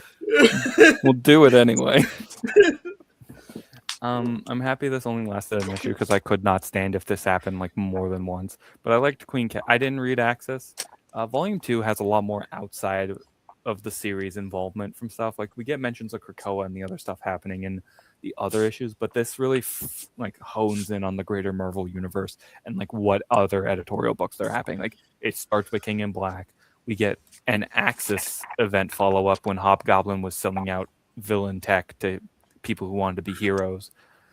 Apparently this was Menace, but then she got amnesia and is having a whole identity crisis and mental breakdown about that. She steals a paint. She beats up Fox, steals a painting, and then she has a quick talk with Felicia. Jed McKay said he got this book because they came to him and they asked him if he liked Black Cat, and he lied and said no. Yes, he lied and said yes. So they gave him this book. Fair, but yeah, true. Man can't say no. Yeah, I mean, isn't that the whole thing about like if you have like a job in fiction, if they ask you a question like, "Hey, do you like this thing?" You go, "Yes." that's what he does. He only ever says yes to everything. And he also was like, "Yeah, I'm not going to write anything that matters anymore. I'm just going to do whatever they tell me." I mean, that's cool. I mean, that's kind of like my approach to shit. It's like you get an opportunity, you say yes. Mm-hmm. Yeah, but it makes for shitty comics. I think the difference is like when you start out in the industry, I get that. The man's on Avengers. He can say no to things. Did they cancel his X-Men run? I think he's still on X-Men too. No, that's gone. People complain They're about doing a new X-Men thing now, right? Something. I don't He's know. also I think no he's still longer on on X-Men because Avengers. people That still also talk ended. about it. Anyway, There's no longer on Avengers. Anyway, There's no Avengers run right now. Really? Yeah, this is the longest the Avengers has ever gone without having an ongoing run. There's a new movie coming out. I don't know why you wouldn't have an ongoing. Oh, we gotta wait till the end of the year. They're not doing Avengers books anymore. It's just Discount X-Men. I don't think that's true. We can't have this fight again. We can't have this fight again. Swear to fucking God, if you people get on the Al Ewing X-Men rant a third I week in a didn't row. say his name. Okay. Rena. What if they give Al Ewing an Avengers book? What if he's next? Fucking people do Remember this that one time he did have an row. Avengers book? Where the fuck? He had like those weird. He had Avengers Inc. and they canceled it after. Did he get 2 issues even? Not I'm not Avengers, doing the Avengers Pride special that they did that one year. Remember? That was so funny. They were like, Al Ewing is the face of diversity at our company. It's just like, okay. I think Avengers Inc. had like It was 4. so bad. I miss when the voices line was actually good. You have to do this. Was it ever? Yeah, it was fun for a couple years. We're not even arguing. We're commiserating. I didn't say anything. Okay, I didn't say anything. Ash is playing Tamagotchi Life right now, by the way. So if you're hearing any For the odd third noises week in a from them- row, during the time I'm trying to talk about my opinions on the comic I read, you people get into this argument for the You third brought week up in a row. Ayaan! Don't you act like I brought up X-Men. I didn't do shit. All I said was I don't think that's true. That's all I said. I said Jed McKay he's a drone. Roger. Come on, man. Okay. Marvel should get comic book writers that like writing comics. They should get comic book writers that don't like them. They should get comic book writers. They have to legally pay the amount they're owed. They should get comic writers they're allowed to beat. They should just shut down permanently. Yeah. I think they should shoot Al Ewing into space like they did to Bruce that one time. Who's Oh my the God. Illuminati that appears on the screen? Pick comic writers. Pick comic writers that are like, I'm sorry, Al. Brian Michael Bendis. Bendis, John Hickman, Grant Mark Morrison, Waid has to be there. Hickman. Did Morrison ever write for Marvel, or is he just Not Avengers. Yeah, he wrote for X-Men. It's a famous run. It's like one of the big three. Like if people say that. Yeah. Okay, anyway, back to People really act like it's like Claremont, Morrison, Hickman. No one has ever written X-Men outside of that. I think in my head, I don't let he just anybody else. he just has to be on the screen. I don't even think he's at Marvel right now. But just like the smug aura from images of him smiling, like I'm imagining being tied to a chair. He's being doing the pen thing. and He's doing- you see the face. It's Tom Taylor needs to be on the screen with his Wikipedia photo smile, like his waist standing like 3/4. Taylor? With his big ass, with his big ass smile and his dumb hat. Let me pull up Tom Taylor. Hold on. Trying to Has think, has Tom Tom Taylor Taylor ever done any Marvel stuff? That's what I'm saying. It's like I don't Oh, think he did do Superior Iron Man. Oh, my god. Is it this? Is this the image you're talking about? Hold on. Yeah, that one. It's kind of. I always forget how strong his chin is. Oh, he did X-Men Red the first time. He did I'm X-Men Red the first time, so we could have destroyed the guy who did X-Men Red the second time. Just imagine you're being sent to space against your will, and this is like one of like the faces looking at you, being like, "Sorry, I had to do it." I feel like on the list of Marvel writers that should be sent into space, Al Ewing is not the first. Okay. Who's the first, Rena? I think it is Al Ewing. Okay. Who's the second? Okay, so Kira Toshida. Tom King wrote for Marvel once. Okay, but he's not a Marvel writer. He's a DC writer now. Okay, He's fine. written one Marvel book. Fabian Nicieza. Yeah.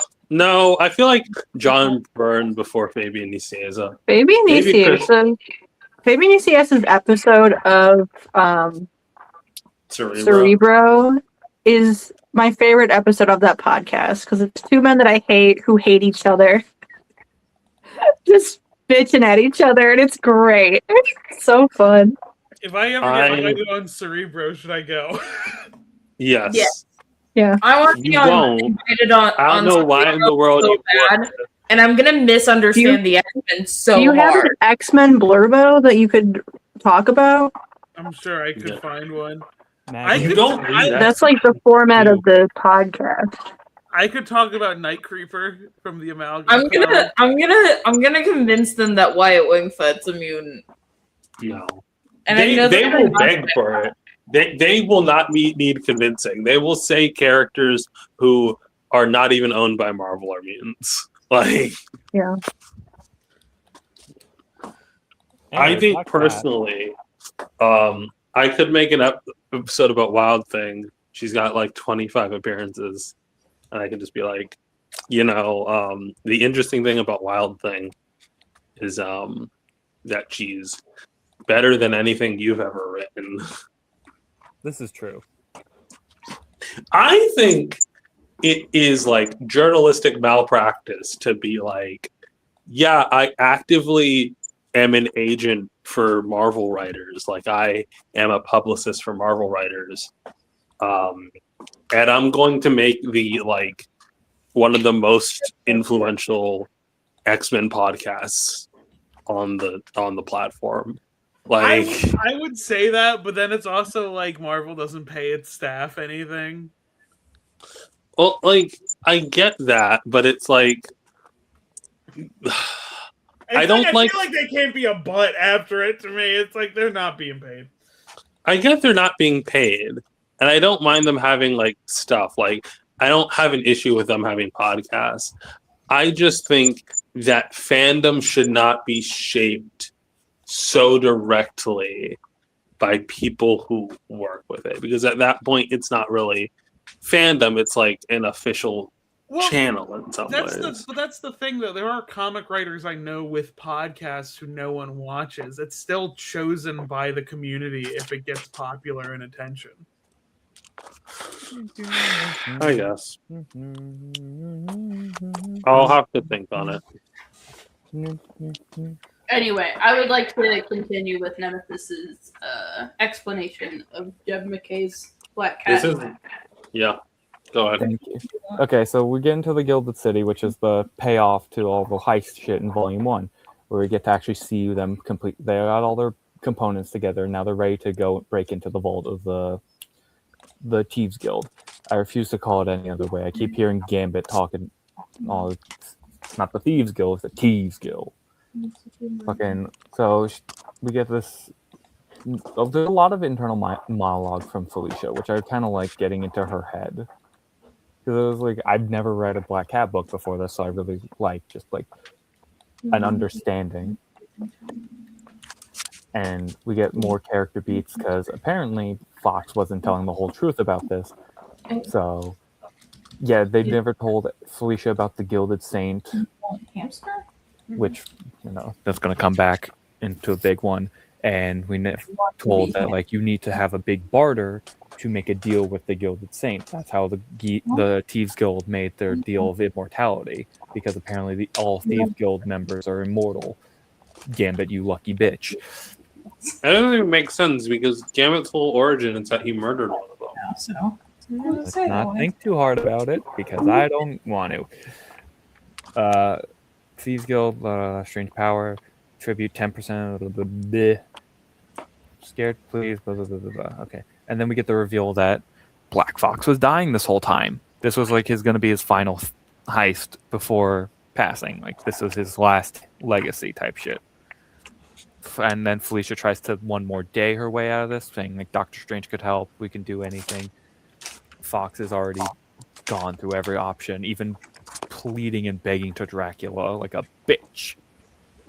This is the Aunt May shit all over again, where it's like, I went to see the High Evolutionary. He said he couldn't fix a bullet. And it brings up how, like, yeah, all of his old crew are dead. Shout out Elsa Bloodstone. She's serving, cunt. Fuck her dad, though. I read that Marvel Zombies issue. Jesus Christ. Oh, hello? Why did that happen? Apparently, during Secret Wars, for some reason, because of a 2005 miniseries called Next Wave, Elsa Bloodstone's immune to reality warping, so everything we know about her is canon. Like, including the Secret Wars tie-in she had with Marvel Zombies, where we get some backstory on her childhood and how she went from blonde hair to red hair.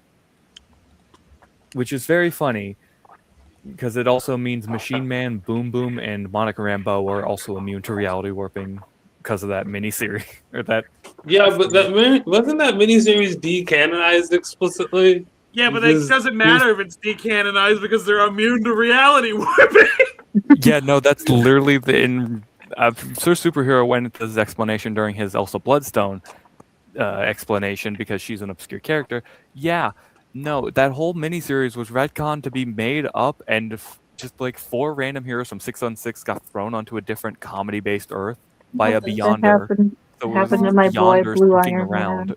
So now they were just immune to like Beyonder style reality warping. So pretty much you could follow Elsa Bloodstone from her first appearance all the way to the present day, and it's one coherent timeline, even with like 3 reality warping things happening. Anyway, we get to I'm just going to believe in that. watch That their sounds super- confusing and convoluted. Just watch their superhero That's video. comic books, baby. It's got a character called Captain Fuck in it. It's something. Anyway, so we meet the Gilded Saint, and I really like their design of this. It reminds me of In a Silent Way from JoJo Part 7, where it's this kind of Native American inspired dress wear for, or old look with the feather kind of headdress, skeletal body. There's a phone number written on this book that I bought at a thrift store. Should I call it? Yes. Here right now. So, as we find out, the whole thing wasn't we're going into the vault to steal money from the Thieves Guild. Fox wanted to make a deal for immortality for him and Felicia with the Gilded Saint, and to do that, we go back to the Doctor Strange issue where they steal the deed to Manhattan, and that's his bargaining chip for their life. He's selling out millions of lives just to save himself and also Felicia, so he can say he did it altruistically. And that gives us. And if you believe that, I got a bridge I can sell you too. But it's like a lot of good character because we've been building this up for a bunch of issues, and seeing this pay off. If I didn't read the first 12 issues, I would have been so anticlimactic towards this. Like, this is nothing if I did not read the relationship and the backstory and all this build up. Like, she even attempted murders him, and it breaks her up inside. But it didn't work because he's immortal. So he just lives. Try harder. And Felicia's this scene between her and Spider-Man, really, where what's going on? What are these gold vines? I don't know. Felicia, are you mixed up in this? No. My heart half breaks at how easy it is to lie to him. Okay. Whew. I need to figure out what's going on. You think Reed Richards is busy? I'm not kidding, he's always busy. He breaks all the way when he believes me with that question. I like this. I do think it's very funny that he immediately asked if Felicia's involved in this. I'm like, this isn't in her jurisdiction. Why would it be her? Well, but he would have been right. Yeah. The one time. I know. Do you think he asks her this whenever a bullshit event happens? Galactus shows up and he's like, Felicia, is you responsible for this? I like to think. And then she's like mysteriously like Infinity Gauntlet shaped Felicia. No. I'd like to think he just does this with every superpowered person he comes across before an event happens. Like, he could be like sitting in a diner having lunch with Moon Knight, and fucking Thanos could just pop in on the street outside, and he'd be like, "Do you fucking do this, man?" I feel like, what if you're across from another dude who like has superpowers, and then some bullshit happens, and he's like, "You know anything about this?" No. Is it yours or is my job? The lunch date. I feel like if you asked Moon Knight this question though, like if you're like, Moon Knight, are you wrapped up in this? He'd go, I sure would like to be. I'm tempted to pull up the who's Gamora? Just start punching whoever I start punching in a couple seconds. Also, where'd her boobs go? That's just a blob. They took them. Thank God, we finally got rid of them. It happened to my good friend Rouge the Bat once. Uniboobed. Oh yeah, in the American version of the Sonic X anime, they just straight up erased her cleavage.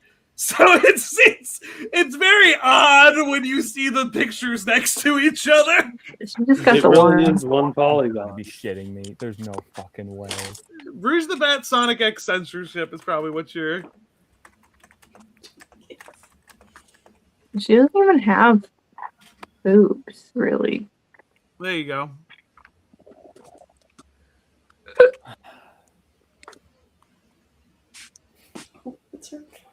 Just looks like it wouldn't hold up, you know?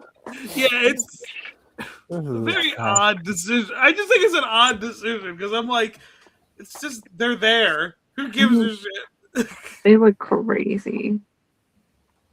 Bokun is boner, I guess. Anyway, back to it.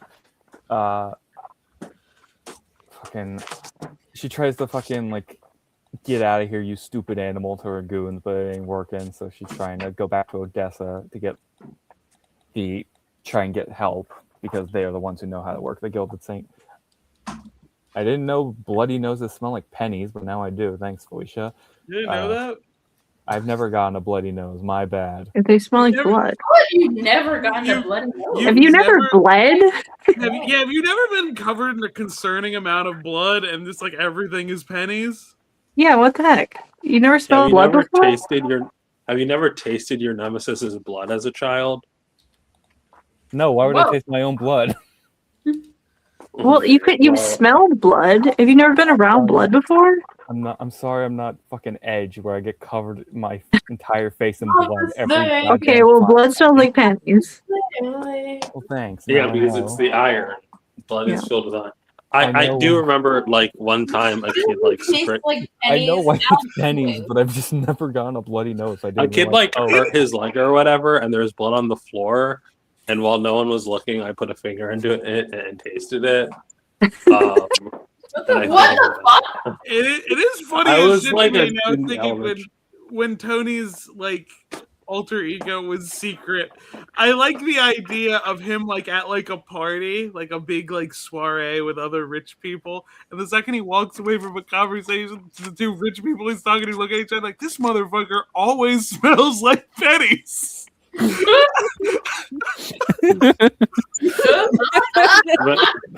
yeah, I've tasted another man's blood. I don't know why I did it. One other boy's blood. I I've guess. tasted Stack's blood. Lesbians, am I right? What were you saying? That's how I took it. That is how I took it. No, that's not. Unfortunately, that's not what happened. That's not what happened at all. Ash just licked an open wound. Don't do that. Lesbians, am I right? What was the thing?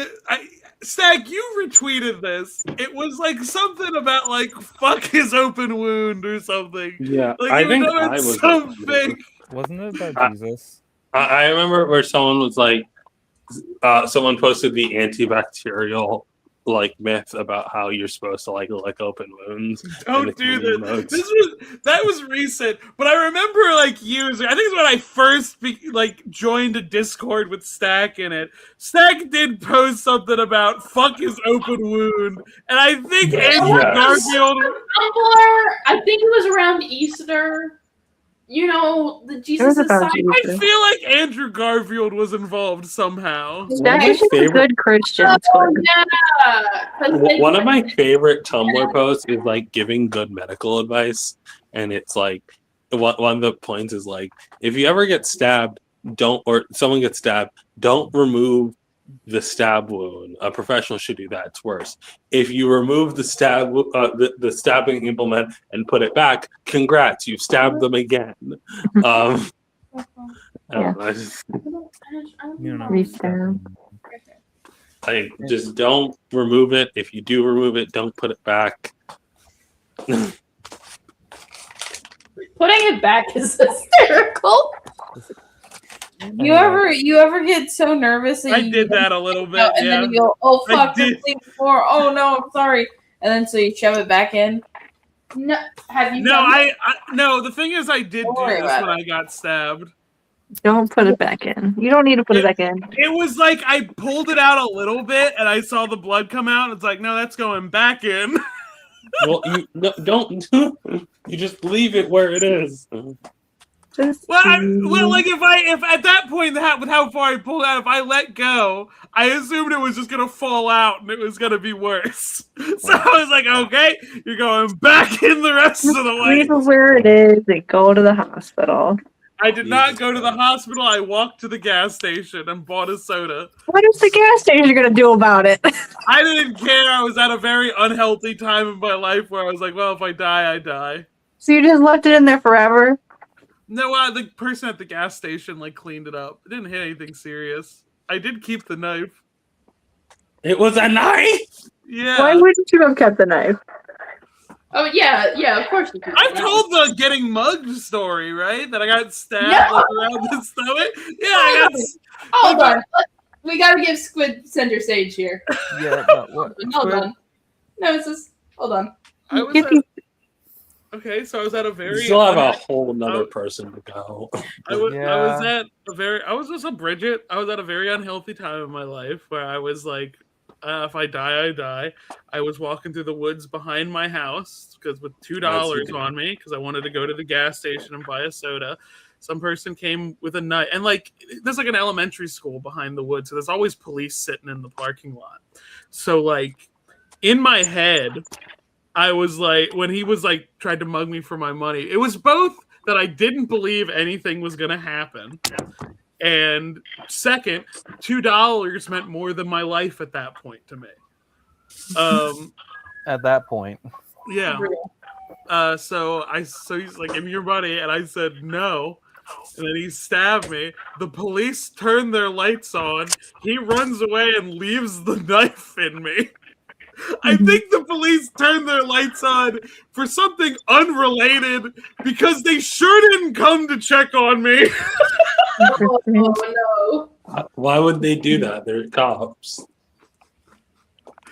So I then was like, I pull out a little bit, blood starts coming out, and I'm like, that's going back in. I push it back in the length that I pulled it out, like no. And I walk to the gas station, I get a soda, and the old man who ran that gas station was like, "Oh my god, are you okay?" It's like, "Yeah, I'm bleeding. It's fine." And he pulled out his little like medical kit, and he puts that it's like pull it out, and he puts the band. It didn't hit me anywhere serious. How do you know that? I'm here, aren't I? You a medical professional? Apparently, that guy who on the gas station was. He just cleaned it up. I guess because it wasn't like dead center on me. Because I did like turn when it happened, so it got me a little bit on the side. I have been attempted to be mugged twice, and I just empty my pockets, and I'm like, I got nothing, bro. I don't. I'm too poor for this. Too poor to get mugged. Yeah. We'll put us back to regular. I thought I told this story before. They made a Funko Pop of I Show Speed. As someone who takes meticulous, Ash, I need you to focus. You have not been here for this live stream. as someone who takes meticulous track of what happens, of what stories you tell, you have not told this one before. We have 2 more people, right? Yeah, Jesus I want to get Christ. done. I'm not trying to be. I'm sorry. No, it's fine. Continue with the black cat. Okay, so we get gay shit, which is cute. So they have a reconciliation, kind of, because like, oh, the audacity of this white bitch. Anyway, we're moving on. You really are losing this chess game. Yeah, okay, we go on. She gets thrown into the vault to try and save New York because she's a bad bitch, and that's what bad bitches do, apparently. Anyway, yada yada yada. She scrolling past. We get backstory on Fox because he's a bitch and a coward and a bitch. So we get Felicia recontextualizing the deal with the Gilded Saint, saying, "I didn't consent to being a part of this fucking deal. So how about we fix that?" Yeah, we haggle in this bitch, and then she's like, she wants out. So she barters with fake information. She lies to the Gilded Saint, saying Fox is going to double cross her or him, whatever, and that he's going to destroy the deed to New York. So he's going to be immortal, and you're going to be without your fucking barter piece. And so that's how she gets out. But Fox still stays young, and she's able to track this down because Queen Cat shit. She tracks all. She put a fucking tracker on all of her important documents and treasures. Anyway, she blows it up, and that makes the Gilded Saint come out and retrieve Fox as what to be part of his collection now. And this is a really heartfelt like goodbye and end to this whole story, and we get gay shit. So hooray! And then we get onto the Infinity Score. Wait, this is kind of another art. This is what I was referencing when I said suspiciously Infinity Gauntlet shaped Felicia Hardy. I'll be even quicker with this because this is just like a couple issues. It's Not every character needs to have an Infinity Gauntlet. But no. The whole problem is it's just for the cover. The whole idea about this is Felicia's trying to collect some Infinity Gauntlet because this is during when they redid the Infinity Watch. So the stones were personified and chose hosts. One They were being up for grabs. yeah. So there's Star out. I forget the other two names are, but the Fury's here. He's furying it up anyway. I knew Fury. This is the Reality Stones user Star. She was a Captain Marvel villain for a second. Got fucked up.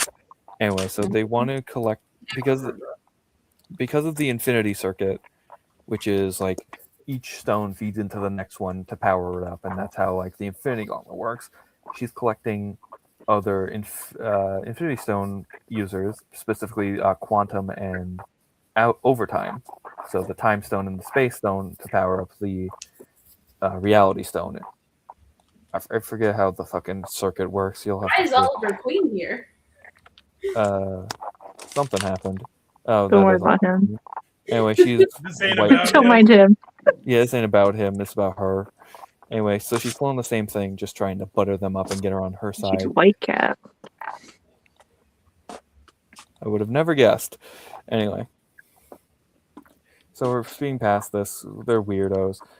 Fucking this threw me the fuck off when reading it because this is also, like I said, Volume 2 pays off way too much of the greater Marvel universe because this is expecting me to have read Heroes Reborn 2021. Sorry about Where that. Phil Coulson makes a deal with Mephisto to rewrite reality and put the Yeah, squadron. sorry about all that. That was an Avengers business.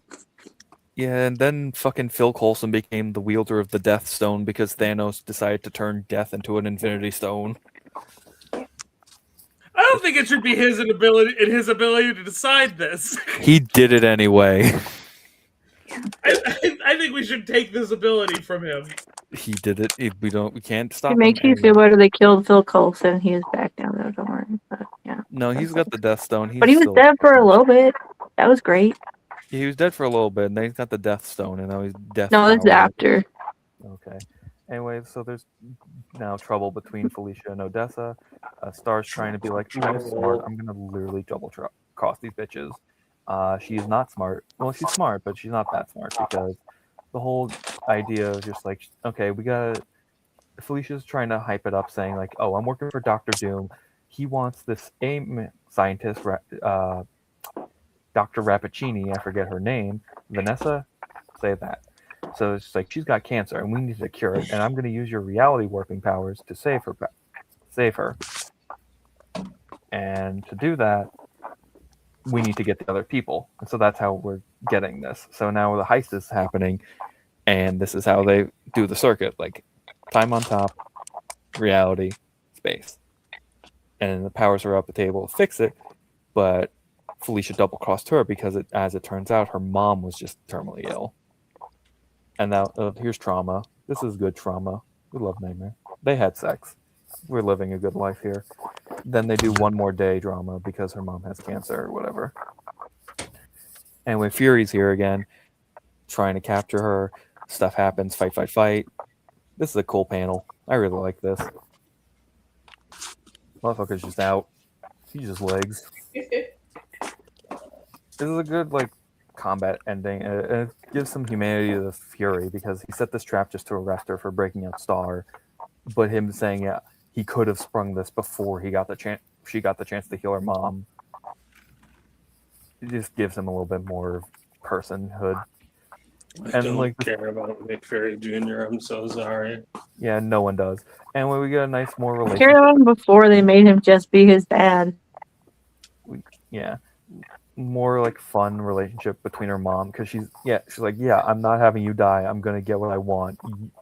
Fuck you. So did she just say fuck over that scientist who's also dying from cancer? That was a lie. Oh. It was a whole con to just save her mom. That's the whole thing. We don't care about AIM scientists. They're dealing with Madame Mask right now. Anyway, so she gets broken out of jail by her boys, and that's the end of the Jed McKay run. And I fucking loved this so much. this was genuinely such fun reading. Oh wait. Hell yeah. Like I loved the character bits. I fucking adored like getting all this history and just like this episodic nature of it all. Of like we're going to a different section of the Marvel universe to get these like pieces, so it felt globe-trotting. It felt big. Like I'm just gonna have this on while I talk. We got like just around the world type shit. Like we saw X-Men, we saw Fantastic Four, we saw Avengers. Like it just felt grand and it built up to such like I thought the Gilded City was like a really good ending to that whole arc with like the build up. Like the most I can say I didn't like was just like the greater Marvel Universe referencing. Like, didn't read Axis. I did read King in Black, but for someone who didn't, this was not a good way to start it. I did not read Heroes Reborn, and I did not read Infinity Watch. So like all this was kind of lost on me if I didn't already know about it. But outside of that, I really did enjoy everything I did read, and I do not regret reading 25 issues for this. Because even though that was a lot, it would not have been the same story if I didn't. I'm glad you liked it. This is kind of like the Black Cat one now. Like if you're new to the character, people will recommend Jim McKay's work, and then they'll be like, "All right, now that you know that, go back and start at the beginning." But it's a good run. It's fun. Yippee. Yippee. But it's not quite over yet. Also, Yeah. I will say 2 more people. Oh yeah. Ash, you made a PowerPoint. I do have a PowerPoint. Hell yeah. Also, yes, I do agree. Like her Marvel Rivals design is fuck. I don't like these crystals, the purple, but it's fine. It's whatever. They could have They done her a only lot exist worse. to draw attention to her breasts. Yeah. Nothing here. Is it my turn? Hit the weak point for massive damage. Yeah. Hang on. I have to walk the dog. Let's go. I'm gonna try to back as soon as possible. I do have to walk the dog so she doesn't poop in the house. It's gonna be 1 minute, but y'all can keep going. So I asked Ash, Mary Jane and Black Cat, just the first issue because they did other Mary Jane and Black Cat. We'll see what I read. Just don't worry about it. And also, Yay, Yuri. Okay, so we're starting off with Beyond. Of course, you assigned your I significant really other like on one. all of the expressions of both Mary Jane and Black Cat in this. I feel like women aren't allowed to have expressions anymore, so this was a welcome surprise. And also, the bisexuality jumped out like immediately. Like This not was- even like this was like 2 pages in. Felicia has been bi since like the early 90s. This is her most consistent character trait. This is the most consistent. Anyway, I like most of this was just me screenshotting their dynamic because I fucking love it so much. This is a good issue. Like it's a good issue, and I especially like when like, you know, Mary Jane's doing her normal spiel of like, I'm not gonna fucking sit around and do nothing. And, you know, Black Cat just has this look and then is like, fine. And I love this expression on Mary Jane. I love her so much. She's in my Tamagotchi life island now. Anyway, so they go up to this count and Felicia's like, haha, I need your help. I need you to get the Hood's like hood.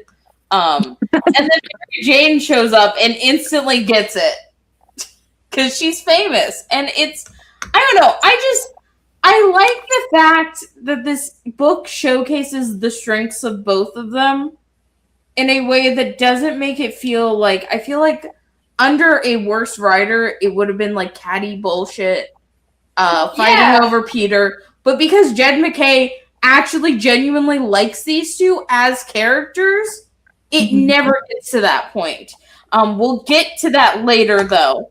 Anyway, so okay, I do want to focus on like the actual like heist portion of this because so they have to go like steal something from Tombstone to pay back.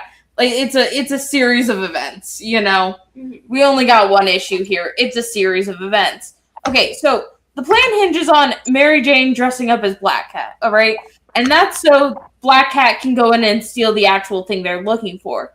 So who the fuck taught Mary Jane how to do this? This just something that apparently comes with being with dating Spider-Man. Now you're good at like stunts like this. Last time she wasn't this kind of actress. She wasn't a stunt actress. She does action shit all the time. There's a difference. The one part of it is so Mary Jane has to dress up as Black Cat in order to provide a distraction so Black Cat can go in and steal the thing that they're looking for. But part of it is that she's not good as Felicia. She is like getting caught and seen. But like essentially what she's doing is like she's just swinging from a rope. So it is related to Peter. This is why she just has no hesitation in doing this. I mean, she's Mary Jane. All right. Well, anyway, most of this was just me taking pictures of the expressions because the hood's fucking dead. Anyway, should have been me. This should have happened to me. Peter doesn't deserve this. Like, oh, it's this dream again. I think that they should have killed him after this, actually. Yeah. Anyway, rating 9 out of 10. Not allowed to dream about beautiful women. Yeah, he's not allowed to. He's not allowed to. Shout out to Mary Jane. My rating is 9 out of 10. I do like a lot of it. I like specifically like the talks that they have at the end where, because like throughout the book, Black Cat's like, oh, Mary Jane's perfect. And Mary Jane's like, no, I'm not. The real perfect one was Gwen Stacy, and she's fucking dead. So fuck that.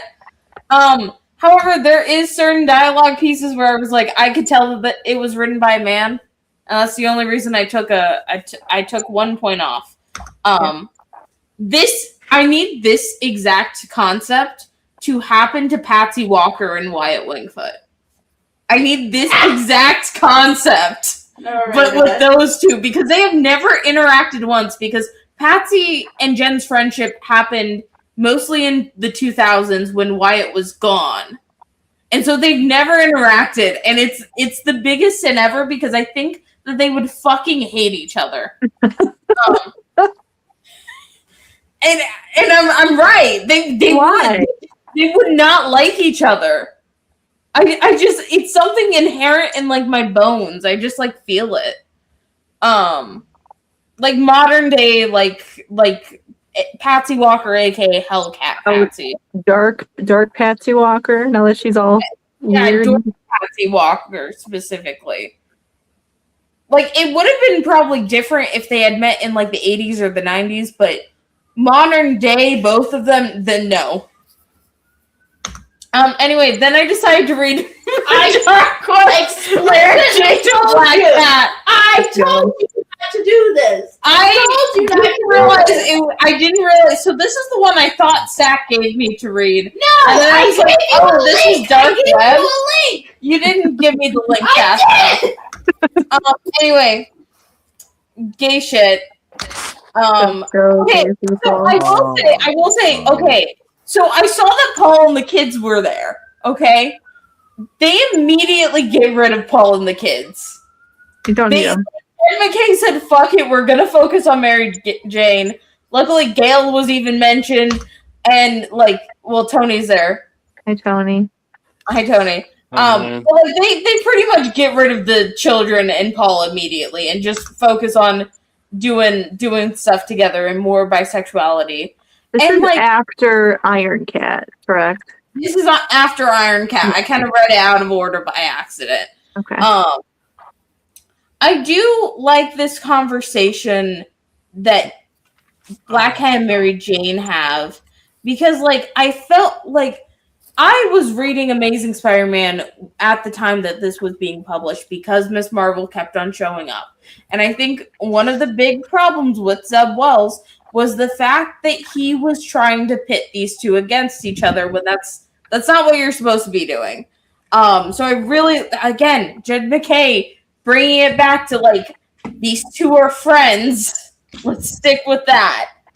Anyway, Goop Mary Jane. That's Goop. Guess what? She's Goop again. This is kind of when I started losing it, but this issue did have the bonus story Mask of Doom, where Felicia that fakes. This was really good. Yeah, I forgot about where she like makes up this whole story about stealing Dr. Doom's mask. I like not it. made up. Fuck you. Wait, this is where this comes Mary Jane thoroughly exposes her at the end, and she's like, Boo, it's not girl, made up. No, it's not made up. Shut up. Anyway, issue 2. Fuck. I hate this guy. I don't know why he's here. And then I was like, why is it taking them so long to realize that Mary Jane's powers keep fucking up because Black Cat's there? Issue 3, I kind of just gave up at this point. What the fuck? I'm so tired of this book, actually.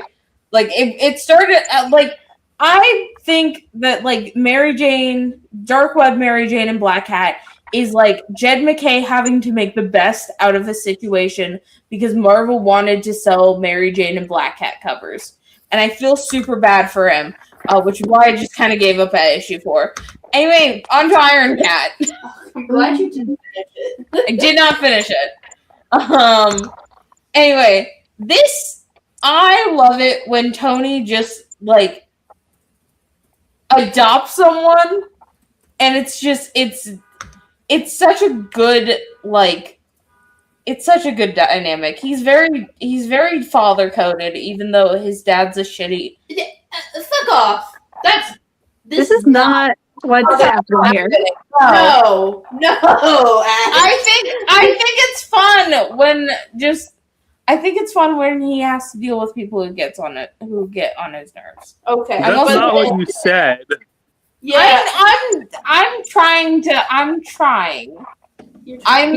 They're like maybe 5 years apart. I have been overstimulated today, so I'm a little loopy. Okay. But This he's is not her awkward. dad. Anyway, girl dad. Anyway, I look Black Cat suit. Iron Cat suit. I think it's very pretty. I think more women should be Iron Man. I think that Tony needs to transition. I think it would fix him. Anyway, Toxic Yuri time. Here's Felicia's ex who stole her suit. And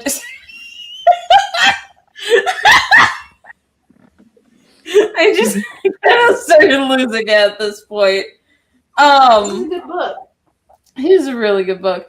And this is I love this page where she was like, my ex-girlfriend is trying to kill me with super science. And Tony, my first reaction was like, Tony, I was like, this happens to Tony quite often. And then Tony just flat out like says, it happened. It's happened before. It happens to everyone. Issue 2. What was it? Okay.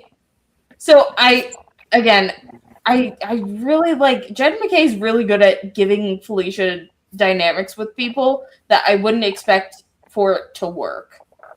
I think that's somehow he really likes Felicia, and it really comes in through his writing of her. I also really like this where she's just like, yeah, this is how I hacked it, and then just immediately throws the phone away. Okay, this is when the book started going south for me, though, is when they started mentioning Sunset Bane. And that is the woman who groomed Tony Stark, right? Yeah. That's Tony's groomer. Yeah.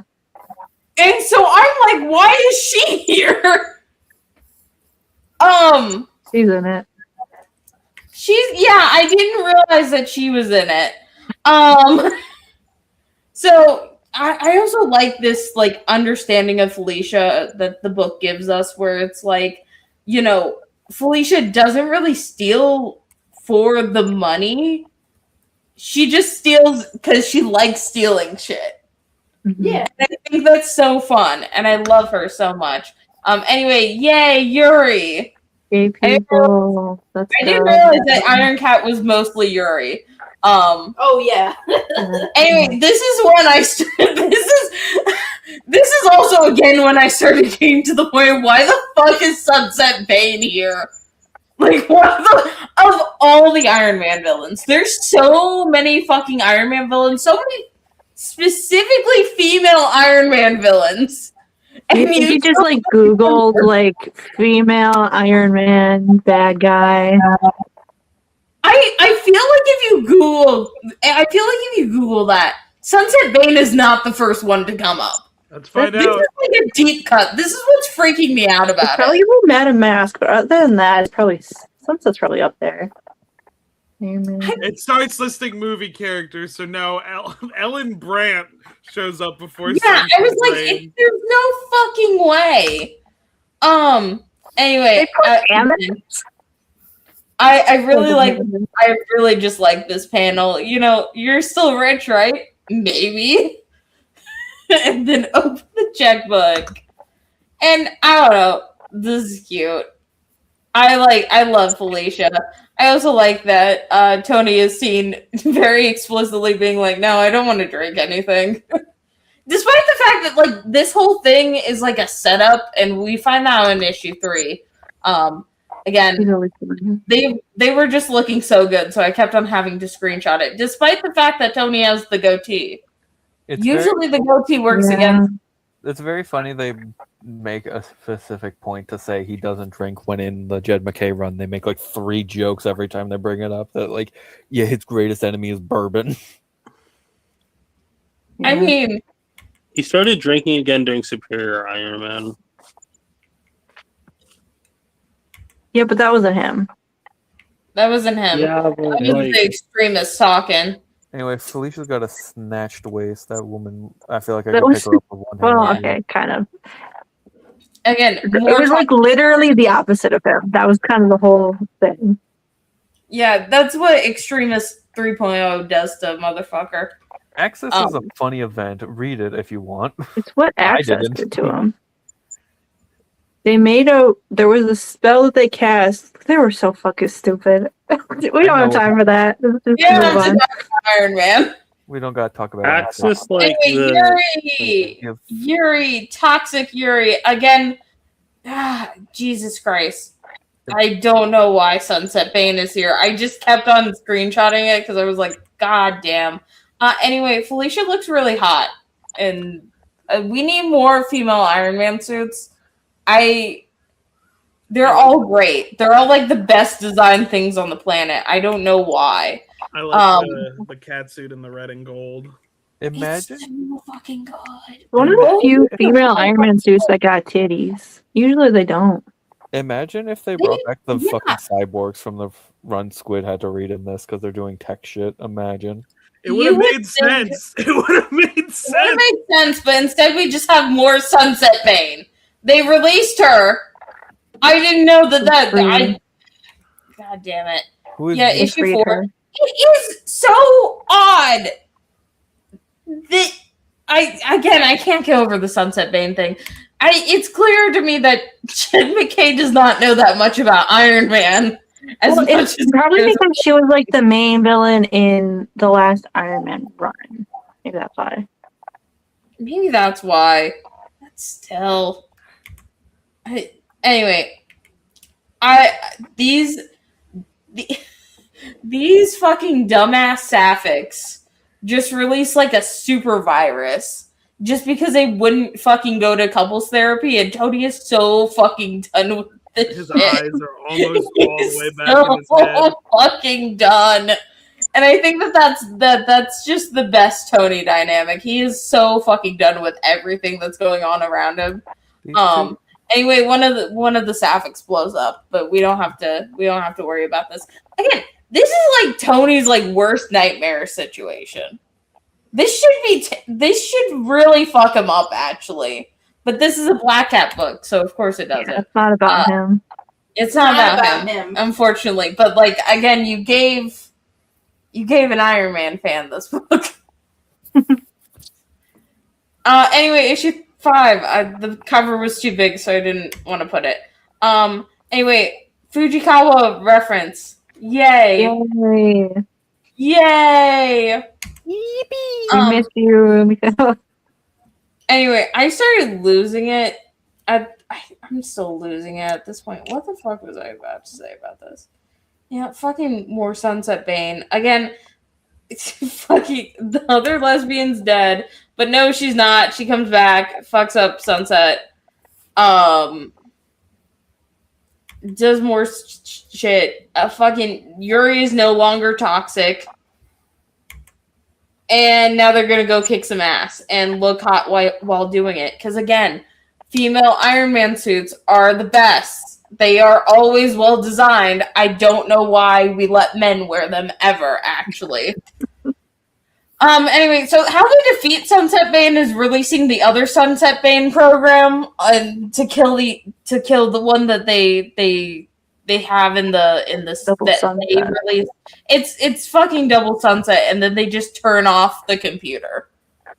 I'm not kidding. They make them attack each other, and then they just turn off the computer. This is how they solved the conflict in the first Ben 10 episode. Yeah. And then Tamara Blake, who is Black Cat's ex, steals the other fucking suit. And Tony's like, what? Are you fucking kidding me? I want my shit back. And she's like, well, you're not getting it back. Fuck you. I love her. And that doesn't matter because this is not an Iron Man book. This is none of this matters because this isn't a fucking Iron Man book. Rating 9 out of 10 again. This was actually pretty good. Yay, Yuri. Sunset Bane being here again, fucking crazy. I get that she was the villain the last one, but to be fair, I also think it's okay. Like two Sapphics dragged you into their shit and then let your groomer out of jail. This is what's happening to Tony. This is the plot to Tony. Yeah. But that doesn't matter. It's not his book. And yeah, we're all lucky that Tony is sober now. We're very lucky for that fact. I do. And then we're not doing this. Thank God. We're not doing this. I read Dark Web, Mary Jane, and Black Cat, and it was so fucking boring. I was like, I'm not even gonna try this one. I don't even think it's not even McKay. So who give a fuck? It really does. I cannot stress how much I fucking loved reading the Black Cat book because Jen McKay really does give the impression he gives enough of a shit. Like this is what it felt like reading his Moon Knight run. Like he fucking cares enough to write like a good book. It is funny as shit that when the information Daystar gave us, that Jen McKay lied and said he liked Black Cat. He just happened to lock in for this one. Yeah. Just happened to lock in. I'm choosing to ignore that information. I think that's funny as hell, though. I mean, like, good on him. A lot of dudes would, like, if they were given, like, a girl character, would just really phone it in if they didn't like that character. But he was like, okay, I'm on the Black Cat book. Time to make it good. And it's like, At least he did like the respectable thing and didn't reference the fucking Kevin Smith book. Because I feel like a lesser writer would have brought that up if they didn't like a character. Like, yeah, I did the research. Get fucked, fictional character. I also know a lot of our complaints are about his like team books, and I think with team books you can phone that in a little more because it's like I'll get one of them right, but if you're doing a solo book, it's like I got one to get right. Yeah, and Jen McKay's X-Men book, he really likes Cyclops. To be fair, with the Avengers book, it's not like you can like bullshit an Avengers personality and have it be fine. That was most of Civil War. But it was like, I'm pretty sure that was. They pretty much just told him, "Here's what your roster is. You have to do a cosmic bullshit thing. Go." And he was just like, "Fine." And he's just doing whatever editorial tells him to do. Yeah, he doesn't give a shit. The problem is less that people are inaccurate, and it's more that people have no personality. That's what he said. Like because I listened to a bunch of podcasts of him talking about it, which is why I know the thing about Black Cat. But he was just like, yeah, they were like, do an Avengers pitch, and he was just like, yeah, here's my pitch, and he pitched like a bunch of C-listers that he wanted to do, and they were like, no, this is the roster. Can you do this? And he's just like, yep.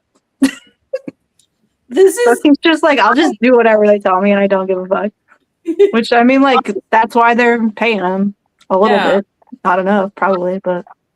Honestly, I kind of wish that they would have just gone with a C-lister pitch. I don't know. It's been a while since the Avengers has been, mostly B-listers and then Iron Man and Captain America. They did that. I think it was Avengers. I think they called it Avengers Assemble. They gave Steve Orlando a run. That was pretty fun. That was that one was good. I did like that one.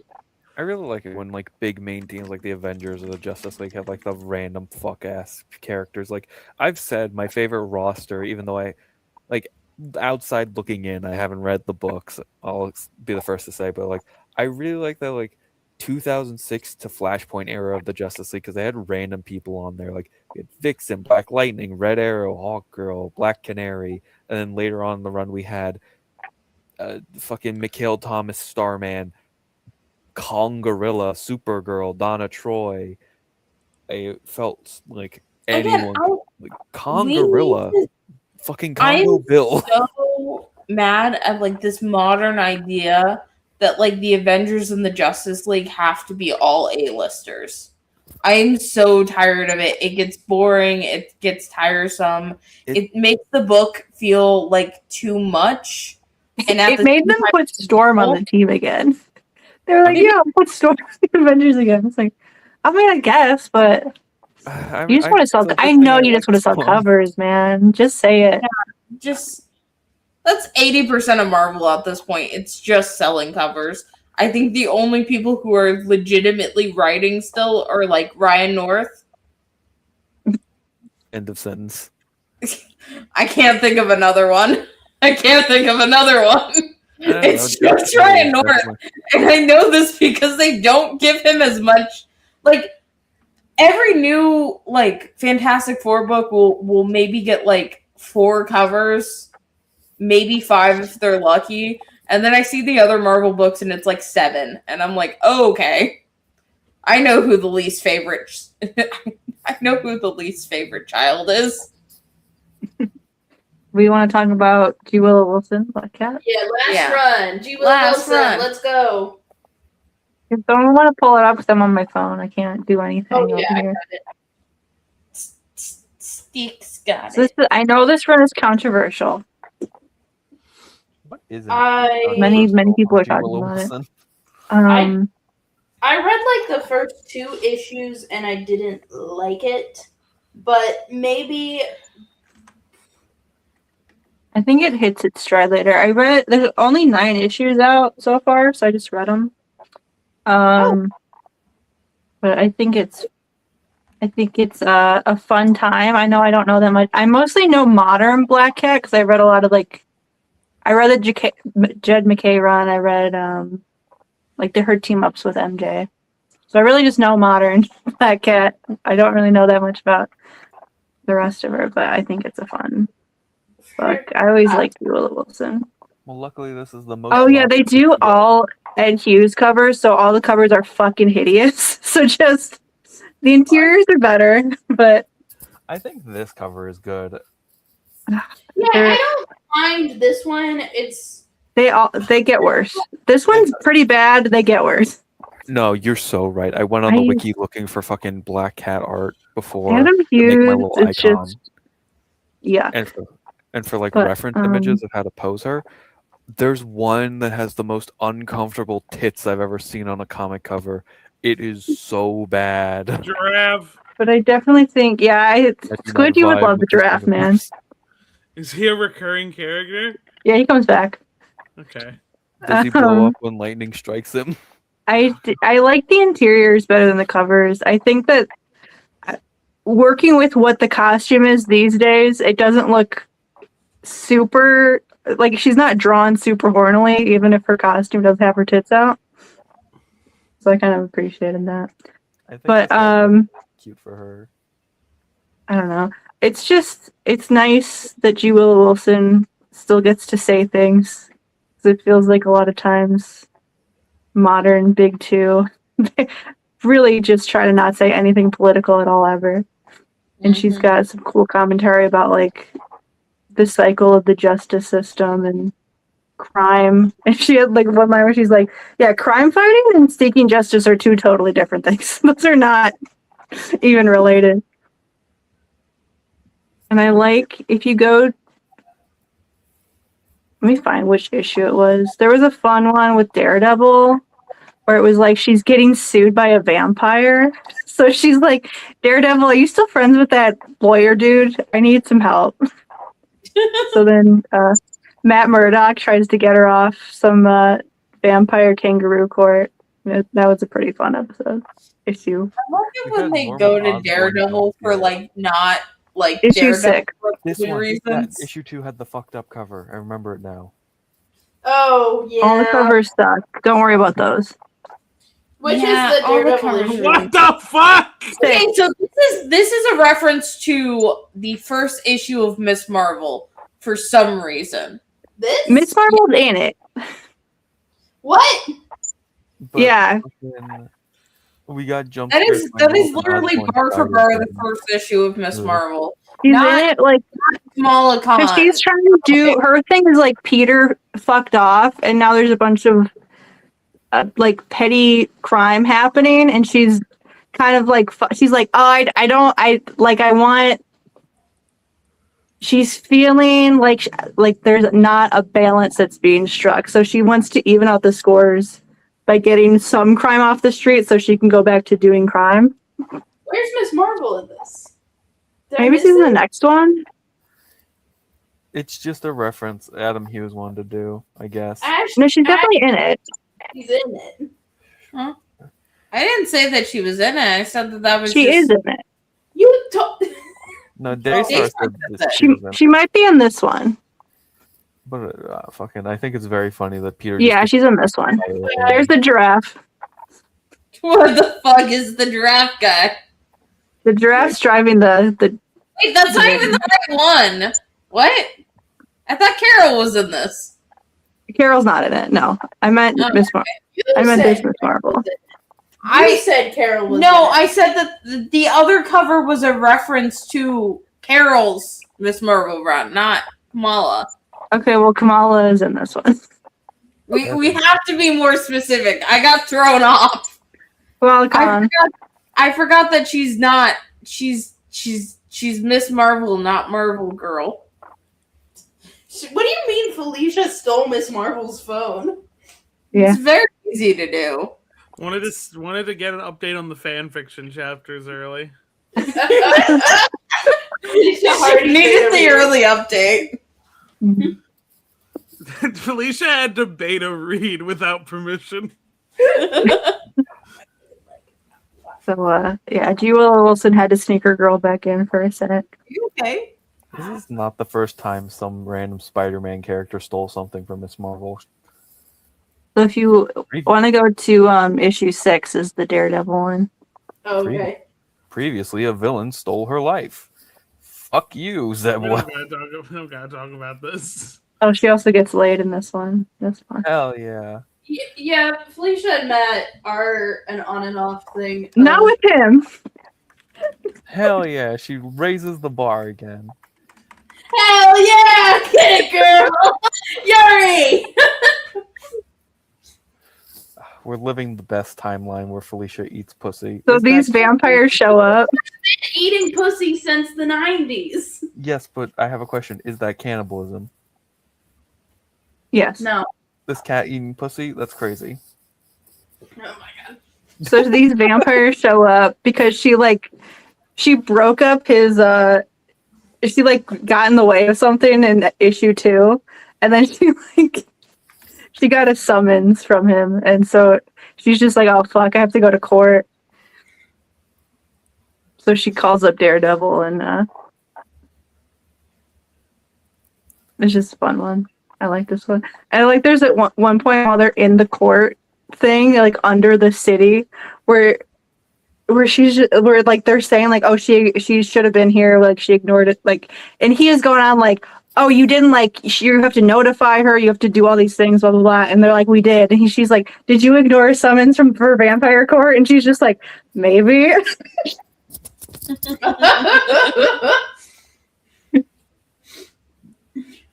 So he regrets taking her as a client, I think.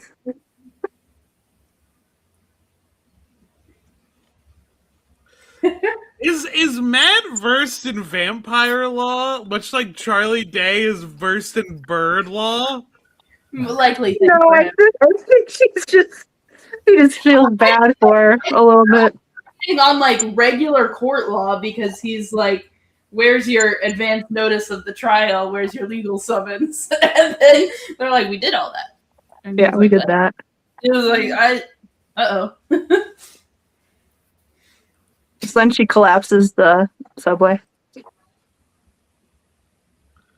And he got his shoes wet, which he was pissed about because they were I nice. forgot, is there just a court of vampires under New York and no one's doing anything about it? What are you going to do about it? This is just another district. This is just Are any of you motherfuckers gonna help me kill these vampires? Please, there are so many. No. So after this one, the next arc, so the next 3 issues, and then I guess ongoing. Is this where Frankencastle was happening? What? What was Frankencastle? Frankencastle was Frank Castle died and came back as a Frankenstein. It was like in an underground monster society. That was a while ago, right? Yeah, This but is- was this the This is same modern. place?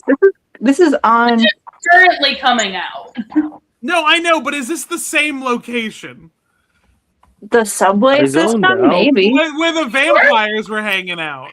I zoned Like out that 40 specific. on now. If we're saying the underground part is like its own borough or whatever, is this a same borough or a different borough from I where? don't know. I might So- need to read this issue. Okay, actually. so this current arc is a heist. MJ, Venom, and Black Cat are going on a heist into the negative zone to find an embarrassing self-tape that MJ doesn't want leaked to the public. What? Yeah. Would have been literally anything else, but whatever. Hey, didn't this happen to Johnny? This did happen to Johnny. This happened to Johnny, and What happened to Johnny? this exact plot happened to Johnny. Yeah, when Why did Johnny he make a self-tape? No, it A wasn't a sex sex tape. tape? It was a sex It tape. was a sex tape. Okay, I What said the hell? self-tape. She explicitly said not a sex tape. What is a self tape? Like an audition tape. Okay. We are on our This- work. This like I'm following exact this one. plot happened with did Felicia did Mary Jane also ask Felicia to watch it with her, or is that just Johnny No. being No, because MJ's like, this is an embarrassing old video back when I was a bad actress. Now I'm a good actress. Versus Okay. Johnny, who was like, oh yeah, I hooked up with this girl last week and she taped it without my permission. Want to watch? And Peter's like, no, that's weird. If we ever do, Why did everyone we ask gets- that? if we Why ever did do, we everyone get. If we ever do, everyone gets their own issues again. It's got to be less issues. I'm falling asleep. I over here. tried, but then Yeah, everyone- blame me for reading it so much. This is my fault. I'm taking. I think It's Well, everyone's fault.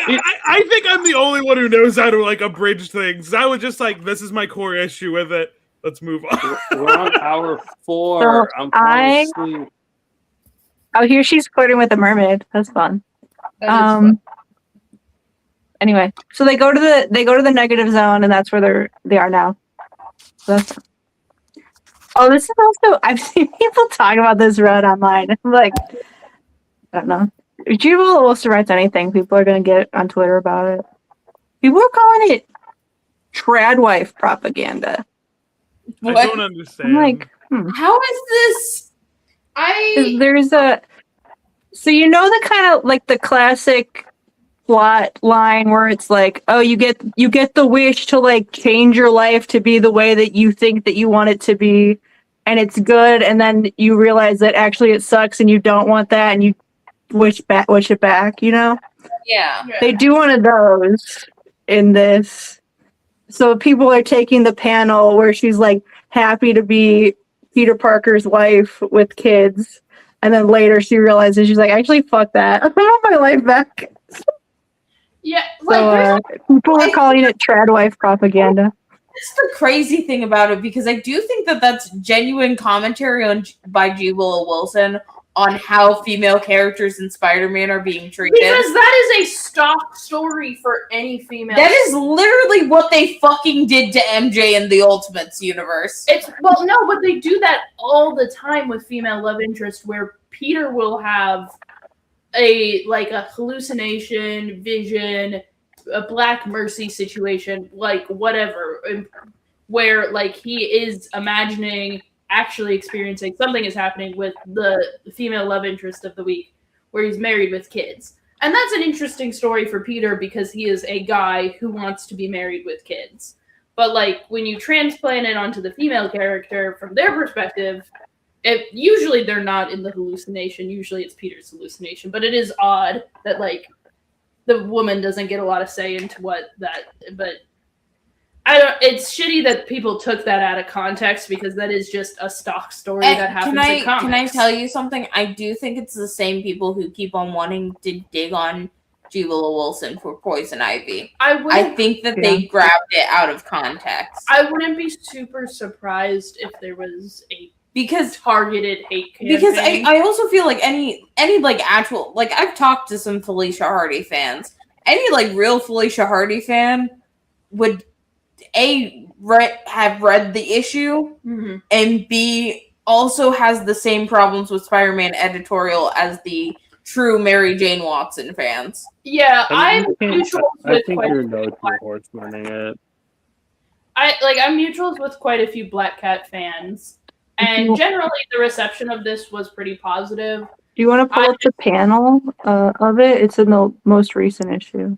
Yeah, I didn't like the first two issues. I found the writing of it kind of cheesy. Then why did you sign it to Daystar? I like G. Willow Wilson. G. Willow Wilson. Daystar, did you enjoy this book? Yeah, I think probably the first two are probably the weakest part. I think it definitely hit its stride later on. Yeah, maybe I should go back and give it another shot. It definitely could just be that I think we need to give G. Willow Wilson more bisexual villains. She seems to do quite well with them. But like, I kind of don't super love. Like, I want. Like, I'm sure Black Cat's doing a lot of interesting things here, but I'm not really interested in seeing her take on any kind of crime fighting role. Just like I like her firmly in the where the fuck is he getting an ESU jacket? He went to Empire State No, University. I know he did, but like that's like, is that fucking Letterman's jacket? That's stolen fucking valor. Do you think they give out school jackets exclusively for sports? He got it from Flash Thompson. Where else is he gonna get it? I don't have Flash Thompson's in this.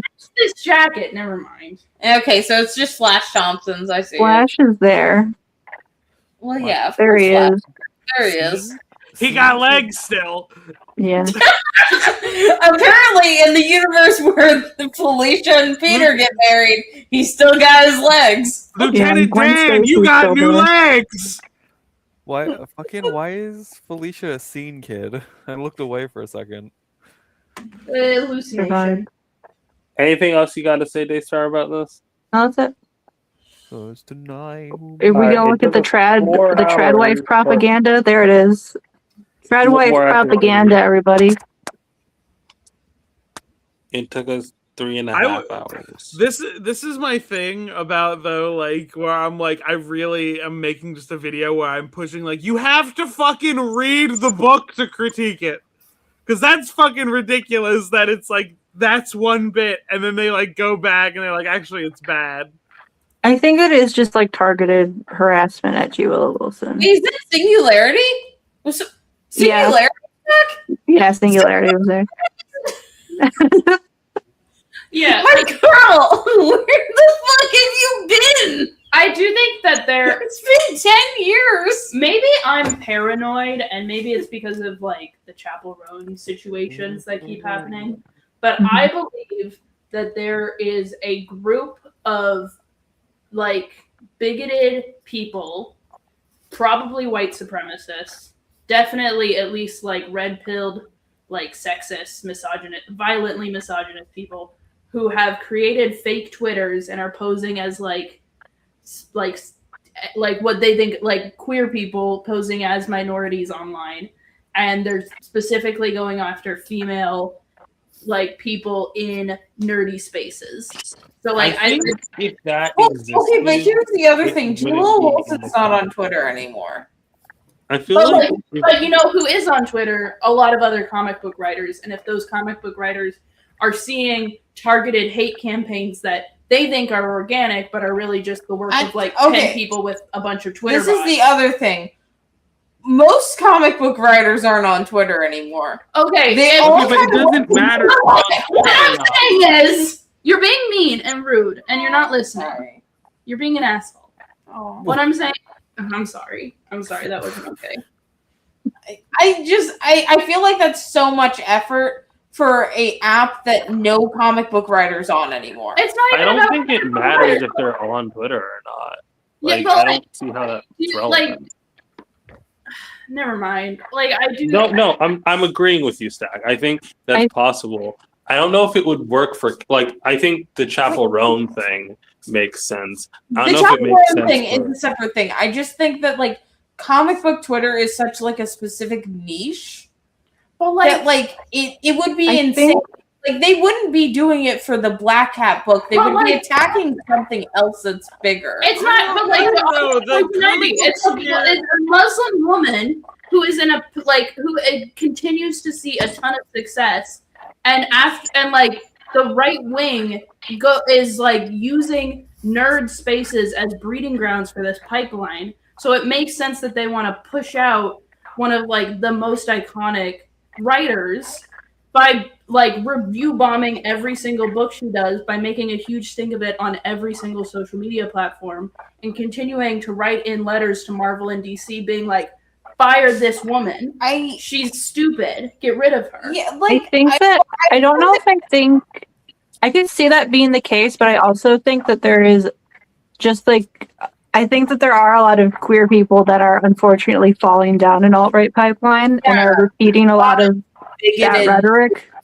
I think that who are attacking Jewel Wilson because she is Muslim. Yeah. Like I mean, I I also think beyond that, it's just white queers being white queers. I also think beyond that, a lot of queer people are, I hate to say this, stupid, because a lot of Yeah. people are stupid. And I think that I buy people, like already outside of the concept of marginalization, most of comic book Twitter doesn't read the comics they talk about. That just happens. So now combine that complete lack of media literacy with like intense, with like a bunch of intersectionality of like marginalized identities, and I'm not surprised that even queer people don't like Jewel Wilson. Also, did you see like the other day when there was someone complaining about like Sinestro being used in Absolute Green Lantern against Joe Mullen, and it's like, bro, like the Al Ghul's have been with fighting Superman for now like he's fighting months. Black Adam. And it was very come on. racist. Absolutely, And, like, been like extremely. No, but like unrelated, like they were like, oh, people don't like that. It's like, it's not whether or not people like that. It's the fact that like it's not because Hal Jordan's an unimportant character. Also, Sinestro has been beefing with Guy Gardner, with Jon Stewart, Wait, with they're Kyle mad Rayner. because it's not Hal? Like they know Yeah. they're all Green Lantern, right? They know he's a Green Lantern villain. Yeah, and like, well, it's because he's Hal's nemesis, and it's like, and people are like, So? oh, well, like, what about the fact that like Wally is inheriting all of Barry's villains in the Absolute Universe? And he's like, well, yeah, but like Barry trained Wally and Barry's dead. It's like, yeah, Hal isn't an important character. Like, I don't know what they wanted. They were given two different examples of characters whose iconic villains are given to someone. Also, they seem to be under the belief that like Joker or Lex are more iconic, or not more iconic, but like more belong to Batman and Superman more than Ra's al Ghul belongs to Batman. And I'm like, what are you talking? It's just so weird. Did anyone else see this? No. Whatever. It was a weird thing, and it was like very much like you don't get the absolute universe, and you also don't seem to get the way villains work. And I get complaining about this, but it's not because Hal Jordan's unimportant. And also, yeah, fuck Hal Jordan. I don't care about Hal Jordan. You ruined Green Lantern. I mean, to be fair, I don't pay attention to anyone who talks about Green Lantern because why are you talking about Green Lantern? People are allowed to like things. Why are you talking about Absolute Green Lantern specifically? I understand People like Green Lantern. There's Green Lantern fans. Put on my screen. It's entirely unrelated. Yeah, but I feel like I don't feel like Green Lantern fans are reading Absolute Green Lantern. They are. They got nothing else to read. Squid, I forgot to send this. Yeah, Green Lantern Corps. Green Lantern Corps just isn't that started good getting either. good. Bye, my phone died. I'll be right back. Okay, bye. Saying that right as your phone's dying is crazy. Damn it. I forgot I wanted to send this to you because I found this the other night and I thought you would enjoy it. I'm sorry. What are you supposed to do? What is the concept of this game? You brush the cat. And not get bit. Why do you keep on dying? It's hard. It's not that hard. And there's How many- articles written about it being hard. How many do you have to get to? You have to get to 100. Oh, I got up to 60. It gets difficult, but I've been. So you have to take your time. It's just red light, green light. Yeah, but sometimes he does it without doing anything. No, you gotta be fast. You gotta like, otherwise it'll be short. See, there was no warning on that one. I didn't get a red light. He just bit me. You died. I've been transcribing something for a bit next week. For This the is chat. Daystar Childhood Simulator. We're too late into This the was stream. me to this start a new entire chat past bit. week. The dog kept shedding. What? Even to the dark side, dude. The dog.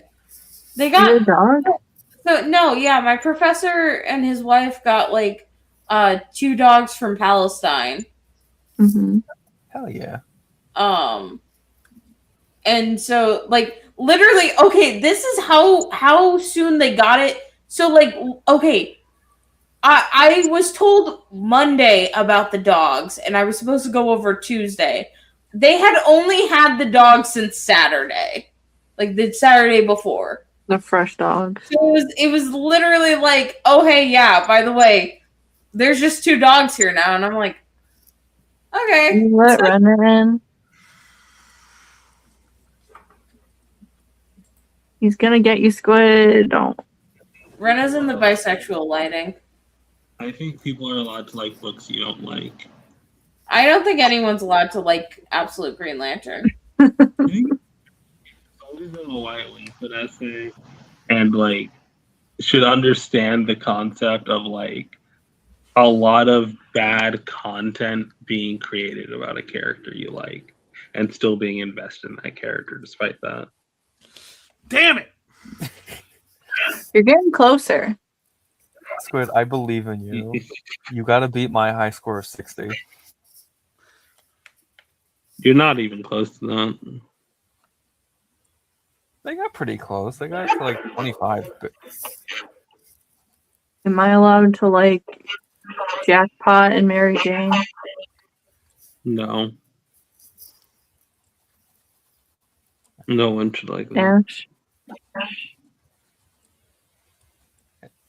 anyway, after this being given Black Cat books to read, she's now in my top 10 Marvel characters We list. literally have I don't know. We talked. Do we play the impossible quiz after this? Yeah. No. It's like you're gonna cry, Squid. Squid really lost on this. You're killing it. What's your high score? Have you ever considered This that is my maybe- high score. Yeah, Oh. maybe you have to brush it in order to like. What? Okay. Now it does. Now it's important because I'm not sharing the sound because Firefox can't do that. It does There play is the sound. vine boom every time he turns. Okay, now I see why it's difficult. Yeah, no, it's fucking something. Come on, Squid, you There's gotta the beat most me. jarring noise. So the pit ended with Yuri, kinda. That's funny. Me and my sister were gonna start watching The Pit. And not here. That's impressive because you don't even like when people call Western stuff Yuri. Yeah, I was joking. 64, like Mario. You got this. So the character that everybody hates is the lesbian, and the What was the your lady number, who Nemesis? 69. Nemesis, what was your number? It was like 60 something. Hooray, You're you killing finally it, beat me Squid. after talking so much shit for like a second. Oh no! Oh, damn. Immediately lost. You got cocky there. The cat sensed it.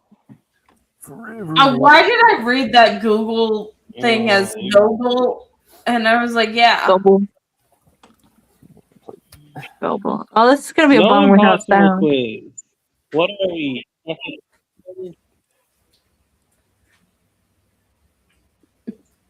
Man, you ever think about how the death of Flash killed you?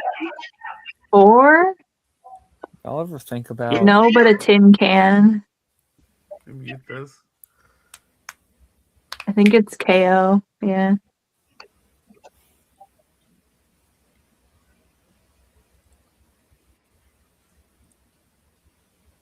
An elephant.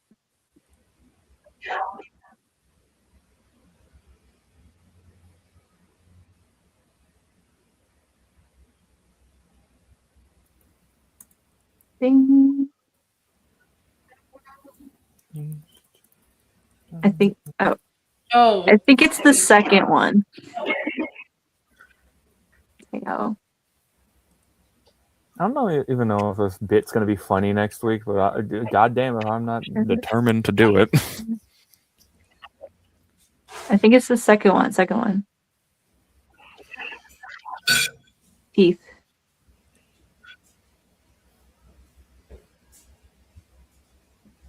N. Click the question mark. The Tang. Oh, cool, slur. You gotta spell Okay, you're words. not allowed to say that way, baby. You're not allowed to say that impossible, baby. Impossible baby versus hydrogen bomb. Is it What eight? was something stupid? Like you need to count out the letters in the word alphabet. Yeah. It's 8 each. 17. You gotta click the number. All right. Stop. Hammer time. Do do do do do do. I'm surprised how many of these I remember. Is seal. I'm surprised you guys remember any of these. My ass is. Are we okay? I don't remember anything important, but I remember some of the answers. To the I'm a impossible hater. I quiz. should be lots of a hater. Nice one. And Rena is on the Cool. dark side. okay. Just say, I truly appreciate you guys and enjoy your company. Because if I didn't, I would just leave.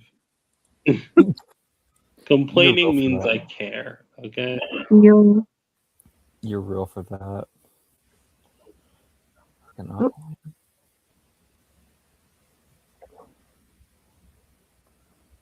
Escape. You need Click one escape. No. Bran.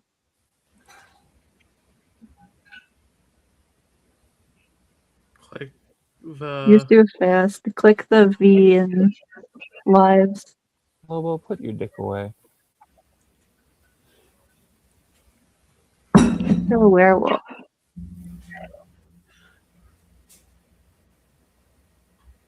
RC fakes? I don't know. 26, 28.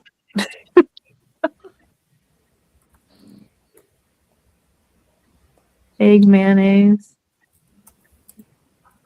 Careful, careful, careful. I think it's 3 of them. 3 for.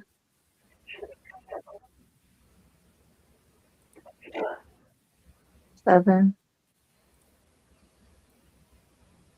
Oh. Da, da, da, da, da, da.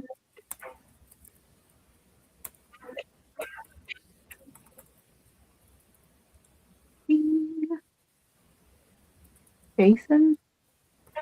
Jason Derulo. Damn. Do you think Jason Todd likes Jason Derulo? I don't think Jason Yeah. Todd likes We are anything. never. I think Jason, when he says Derulo, I think Jason turns down the radio and goes Todd, and then turns it back up. And that's why the Joker killed him. Do you think the Joker called in? What do you think he voted? Please! Do you think he voted to save him or kill him? Well, what's funnier? I think it'd be funny if he didn't want to do it. He's like, listen, this is a step too far for me. Yeah, I don't really want to kill this kid. I just want to be the UN ambassador to Iran.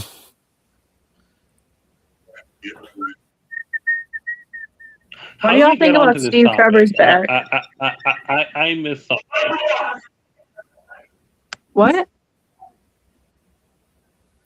What'd you miss?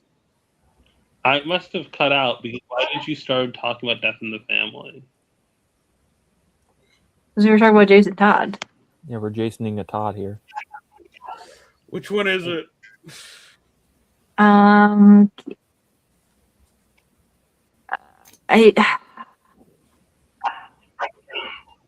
Of course not. I don't know why you wouldn't choose a skip if you don't know the answer. Mary Rose. Skips later. Cylindrical Adventures. You gotta right click. Does not work anymore. Hold on. Damn it. Oh no. I tried to shift. Oh, the game's broken. Forget it. Delete this. Get out of here.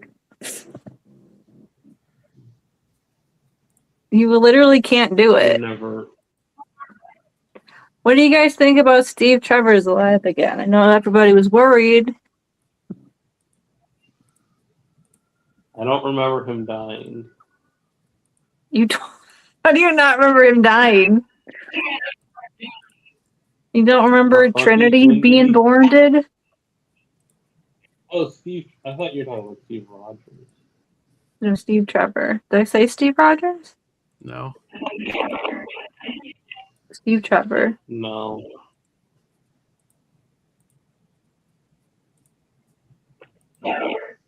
He's gonna go on a time travel adventure with his daughter because Diana doesn't matter in Wonder Woman book. It's all about her. Oh, that's crazy. If I try to shift tab, it auto quits. It's broken. No one can ever play this game again. Damn. Stop trying. This is an impossible task now. It really is the impossible quiz.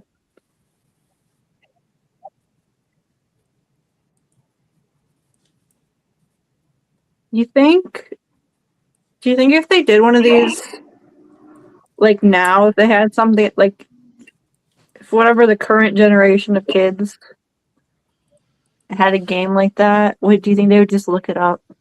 How many of them do you think would actually play the game? I mean, we looked it up when we were kids. I remember. I never did. I didn't. Like, we looked up how to do the boggy thing. Was the big one. I mean, figured out how to do boggy because it's just the letters are each color. I mean, I would just do it. Like, I don't think I've ever actually finished it. I would just like spend a long time just guessing and then figure like you would like that was like the game was you did it over and over and over again.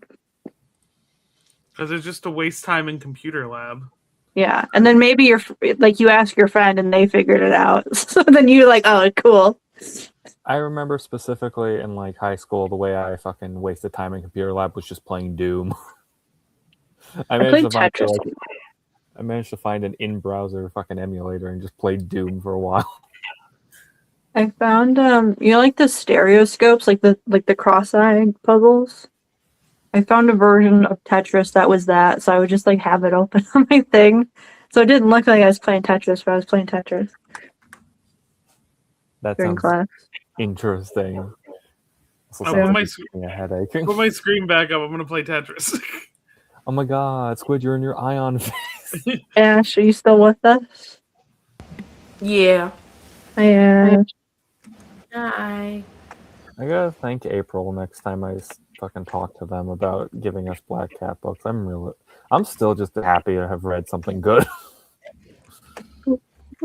It's a very rare occurrence on this podcast to read something good. I don't know. Mostly we just complain about bad books.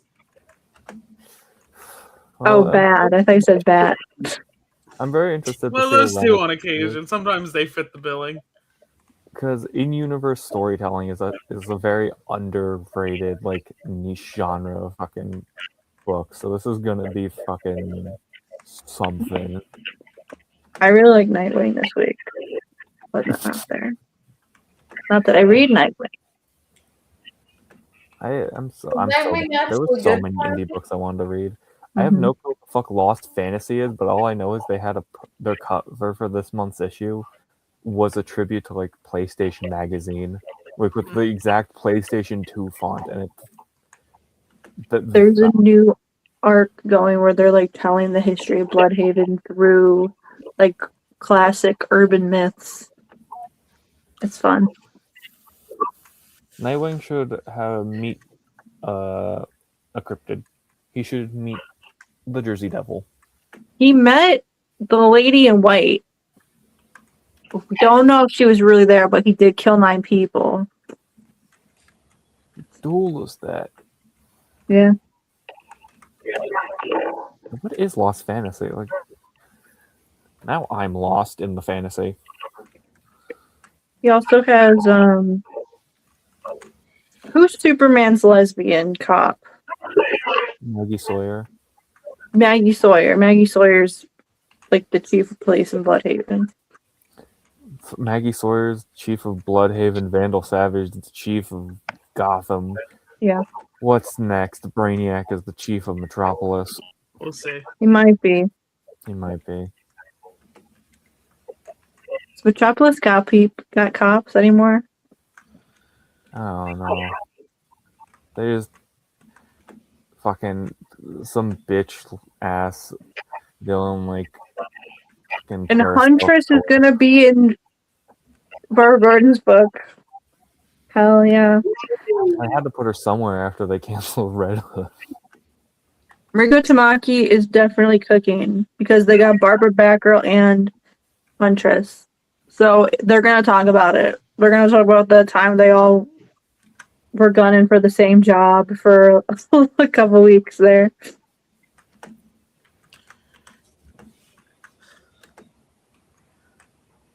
He and the girl Batman. Has Superman ever said to like Batman? Has he ever said, I don't need a signal? And Batman just kind of looks at him for a minute. That sounds like something Mark Waid would have done in World's Finest. He might have. Well, it's something Squid's doing in the book in my brain. You're wrong, though. He's got the The watch doesn't count. That's a cell phone. That's different. He doesn't have a big S in the No. sky, and that's the bit I'll do. Fucking The Superman's signal like, is- I don't need a signal, and then Bruce is like, because you work in the daytime. Superman's signal is just going, Superman, help. That's his signal. That's the bit. It's that he already can hear it. That was what I was thinking. Superman's signal is just Jimmy Olsen screaming. Did not help him against Carnage in that weekly book. I was assured everything was going to be okay. Ayaan lied to me. Yeah, Everything wasn't okay. That fucking shook me up. I didn't actually think they were going to kill Jimmy. Rip Jimmy. No, shout out. I think Jimmy's still in a coma, actually. I've been reading Pull the Superman. plug. I don't think he's out of his coma. He got fucked up in a battle with Superwoman. Jimmy's dead? No, Yeah. he's in a coma and Silver Banshee's mad at Lois, but she doesn't know it's Lois. She's Superwoman. I can't believe Wonder Woman killed Jamie and John at the same time. She was just like, well, it's the way they could crumble. Not my Always kid. remember, Jimmy Olsen is not currently fumbling anyone. He's weirdly He's happily fumbling his- dating. He's fumbling his fucking heartbeat right now. Jimmy's dead? When did Jimmy die? He didn't die. He's just in a coma. Carnage ate him. That did also happen. Carnage did eat him. Carnage ate him because he didn't put the hyphen between Spider and Man, and that is actually what happened. I mean, deserved, I guess. Peter told Carnage to do that. He's like, Carnage said you sound like a fucking tourist and killed him. That's like actually what happened in that book. It This is- physically can't. I mean, even I know you got to put the hyphen in. I'm the most tourist they come. You're so tourist. You've never been to New York. It would have been Exactly. like, so because he like goes to call Superman on his phone. It would have been it would have been more funny to do like Carnage realizing he is like woefully out of his depth dealing with Superman. Carnage absolutely getting destroyed by Clark would have been really funny to see. Just like the realization that it's like the exact same situation with Sentry all over again. I think they are just. It's weird that I feel like they are dedicated to not like undoing like main universe Venom beating recently revived Clark in a fight. It's weird that we haven't ran that back because it feels like something every writer is. As soon as this crossover stuff was done, we were like, we need to get Superman's lick back immediately. I've never read Firestorm before. Is he supposed to be like a sentry? No. Is that his thing? No. Or is he regular before? He was regular. So what Jeff Lemire is doing is kind of it's just playing off of the fucking scene from Doomsday Clock where Dr. Manhattan turns a fucking protest group in Russia to glass and Firestorm gets blamed for it. Because normally Firestorm's not supposed to be able to fucking transmutate living matter. Like, that's his whole thing. He's kind of like a metamorpho in a sense. But, like, it's just playing off that visual and being like, oh, what if he was evil and fucked up? And, like, the Firestorm Matrix was alive. And I find I'm going to keep reading it, but I'm, like, not happy with the choice just because I felt like it's doing it the right way to do it with, like, the introspection, seeing how Ronnie is doing in the body, but it's also just kind of not a direction. I mean, it's a good way to play off his original book title, Fury of the Firestorm, but it's just like nothing. Kind of like I really wanted to see like a Lazarus Planet follow up where it's like, oh, anyone Ronnie fuses with is aging rapidly, so we got to figure out how to stop that, or Dr. Stein's gonna fucking die, or this EMT he fused with is gonna die. Like, that has stakes and threat, but no, we gotta do fucking, as Ash put it, Jenny Sparks if it was written right.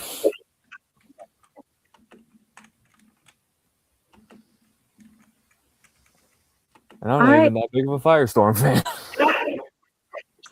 Joseph Kilgrave, the purple kids stopped being purple, didn't they? Like after they got away from Kilgrave? Why is he still purple? Can't just ask people why they're purple. Yeah, they stopped being purple. I'm looking at the new alias. Joe's still purple. They made him purple again. Sometimes you just gotta be a purple. Purple Homer Simpson. Purple Homer Simpson. I can't believe this. I can't believe we're just gonna pretend he's not purple. That's crazy. Yeah, I love being purple.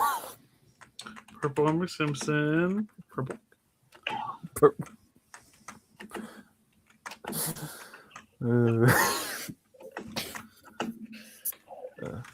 Fuck, I was gonna draw tonight. I Why is Daredevil here?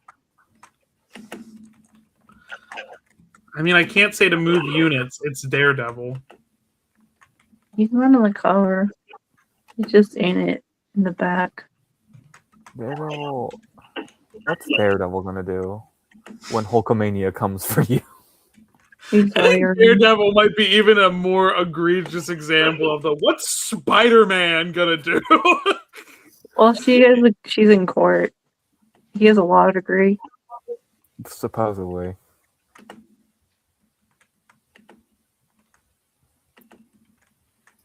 Okay. Who could have seen this coming? She stabbed her. The Purple Child? No, the Typhoid Mary. Oh, okay. I don't think Daredevil would have seen that coming. Daredevil ain't seeing shit.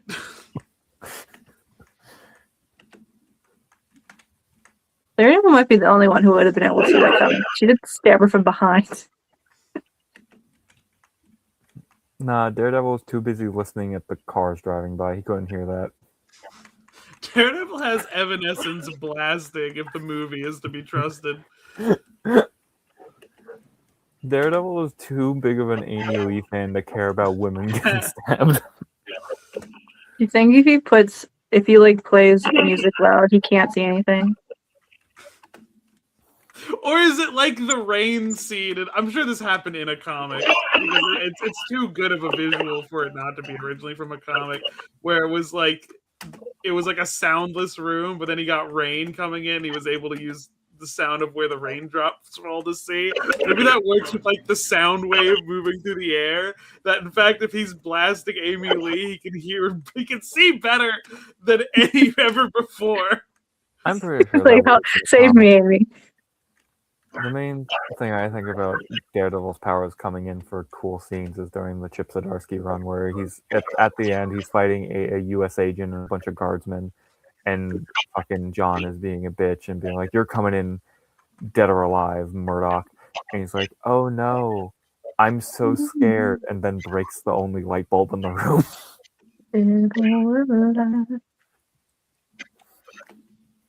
Wouldn't that be a thing in like the first Avengers crossover with Daredevil, where it was like there was some light bulb there, or he was just like, "Yeah, I can tell that the light bulb is on because you reached up and touched it or whatever." Like they over explained why he could tell that a light bulb was on, and I'm like, you don't have to be doing all this. I can tell I'm eating potato chip because I feel the crunch under my teeth and taste the spud on my tongue type shit. I'm always saying this. Okay, no, what happened was... No, I'm remembering now because it was so fucking stupid. What happened was he was locked up, and then the lights went out, and the guards started yelling, "The lights are out," and he was just like, "Let me check if the lights are out. Let me feel the light bulbs and see if they're cooling down." It's just like, no, I think you just probably assume. Dumb. Hey, if you don't pay it back a loan, do you have to go to court? What? Oh, if you don't pay back a loan, do you have to go to court? Yeah. Depends who. What's your contract? I don't know. Like student loans. Ash, this is not the time to talk about it. Can I have my Switch? Yes, you can have your Switch. I don't know how the legal system works. This is something to look up because I have heard tons of people go like, yeah, just 1 month I just decided I didn't want to pay, and when they called me, I said I don't want to, and they said okay, and they experienced no repercussions. But there's probably a reason to look it up. Yeah, I mean, they'll send you to collections eventually. Like, someone will buy your debt, and then they'll harass you forever. Well, like you can just in some cases you can just not pay it. I've been getting like Get paid eventually. like we don't. Thank you. It just can't be paid right now.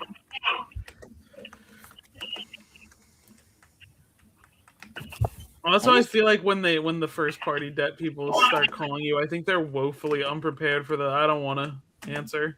They don't know what to do in that case. They have like a predetermined set. There's no training for this. I love no you unlocked the secret dialogue option. I love when I get the phone call, hey, I want to talk to you about your student loans. I've never had a student loan. And I tell them that, and they're all like, okay. And they just hang up. Oh, great. I know this. New strategy Please, just I'm unlocked. gonna kill myself. Before they hang up, you just gotta say like, now what led you to this point in life? The phone scammers. Yeah. I don't know. Damn, I should try and start scamming people over the phone. It'd be funny. Don't. Don't What do you mean are it'd be funny? prawns shrimp? Yes, Ash, prawns are shrimp. I'm gonna feed my me shrimp. Ash, you're gonna die. Is your me allergic to shrimp? Is that I an don't option know. you could do? We'll see. I like Ash, this. you- Find out. Well, now it's her third favorite, her third liked food. I really like that someone put Newports into the game.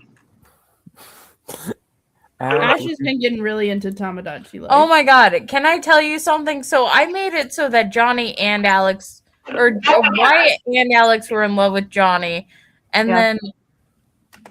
then at several points, Wyatt on my island is fucking all over the place, and he pisses me off sometimes. So much of a good thing. Can you stream it? We need to get a capture We need card. to get a capture card, but also like a lot of this game is touchscreen. Hold on, let me. Well, then you should just film your hands playing it. At this point, maybe. I cannot stress how fucking pissed I was that I found out I couldn't stream. This fucking version of the PlayStation. game has absolutely no censor, no like there's nothing you can't like not put in there. Like people are making like guns and cigarettes. I made a weed. But like the trade-off is because there's no censorship, Nintendo's like, yeah, we're not gonna let you export the HD versions of this. Oh no, I think 110% in a couple months they're gonna do the QR code update. And Yeah, they are. It does seem that they are going to bring back the QR. There's a lot of stuff fucking missing from this game, and it's kind of upsetting because I do really like the original Tamagotchi life. Like, you don't sleep in the same bed as your partner anymore. No. Like none of the Miis hate each other, which I especially don't like. Squid, I does miss this is getting like go. people into fights. Squid, does this? Okay, this does work for PS5. I might get this because I want to fucking. Man, I gotta give Reed some classical music, I guess. Didn't Reed try to Reed did try and get with Johnny, and I'm like, huh. I think I have to edit it. It's not Stax Island. God damn it. God damn it. God damn No, it. because I had Alex was like, I'm gonna confess my feelings to Johnny. And then I was like, okay, this is gonna be fun. Wyatt's gonna interrupt because Wyatt's me had a crush on Johnny. But then for some reason Reed was there. And then also Wyatt was there, and I was like, "What the fuck is We happening didn't anymore?" see Reed's mouth moving during that scene. I think I think Reed was just a bystander that they thought was interrupting, but no, the noise was actually coming They from were- underneath the seat. They were in a fucking like. Is Sue there? Sue is there. Sue I has a wanna see crush on Sue. Reed. I did make cigarettes. I was feeding people cigarettes at some point. Oh yeah. 500 cigarettes. I love that someone made the 500 cigarettes item. That Someone made a half cig, and that was so funny to me. It was like a partially smoked cigarette. and Are I you was talking like, about oh the my thing where God. like you I find, made a weed. Are you talking about the thing where you like find like a half thrown away cigarette on the road and you're a minor who can't buy cigarettes, so you just pick that up and light it? Yeah, essentially. but Ash, it's did you- $5 at the store. Ash, did you make That's too expensive. Everything is $5. Any like creation that you make is like $5 to like $10. Ash, did you make the sandal yet? Okay, I think I'm gonna have to get Johnny to fall in love with Wyatt really quickly. I'm trying to break them up because polyamory isn't an option in this. So you're just keeping them in a perpetual state of crushes? Yes. Torture. Ash, did you make the Zandal yet? You said you were gonna make it in Tomodachi. Oh no, I do need to still I'm a make big that. fan of I whatever haven't had the time fuck's to. happening here. What are you making? The Zandal. It's a Xanax candle. Oh. I'm a big fan of this. Also, Sue and Johnny don't actually walk anymore. They just kind of float. I can expect that as Sue. That's a feature, not a bug, Would by the anyone way. hate it? This is a thing you can just do. Oh, they can do that. Also, Jen is in here. Squid, this is genuinely something my mom has done. Floated? 500 cigarettes. I forget when the shops reset. They're not reset yet. though. Hold on. What? This is Ash right now. I'm just in the Tamagotchi life tag. Ash, did you hear what I said about what happened in This in is Alias Ash. 2? Say gay sex, gay sex. Oh my god. Yeah. Let me go look at some of my island lingo. Where is it? Ash, did you hear what I said about Alias 2?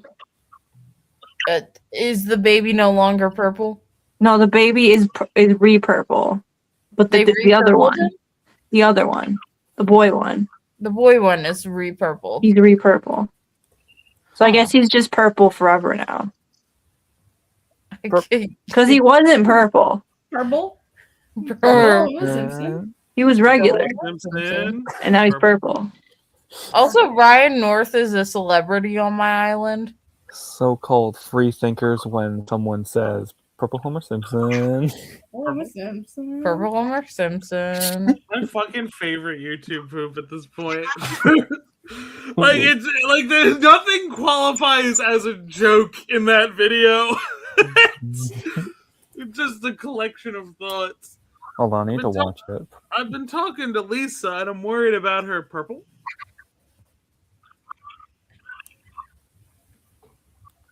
Also, your Mies can make suggestions on what you should put on your island. So I don't like the island builder, so I've just been letting them run rampant. What have they been doing? They like putting a bunch of greenery and a bunch of fences. The only thing I put down was cherry blossom trees, and that's stop playing with the fucking light post, Reed. I swear to fucking God, I'm getting Susan. Everyone's doing this. I keep seeing Go it. sit on the bench with Sue. He's spamming. I'm gonna go on the light side, just like the brother told you. Oh, they're coming to the dark side. On the dark side? What's on the dark side? Like the brother told us a while ago from the dark side. Do you want to call the phone number that's on the back of this copy of Cujo? What? Yeah, do it. I'm on my phone. I can't.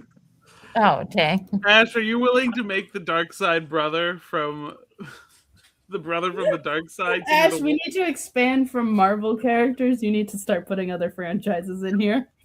The Dark Side Brothers. Man, You need to put Hulk Hogan on your island. You need to have you need to have no mustache Hogan looking like a smacked ass. How red can you get of me? You need to put the Dark Side Brother there.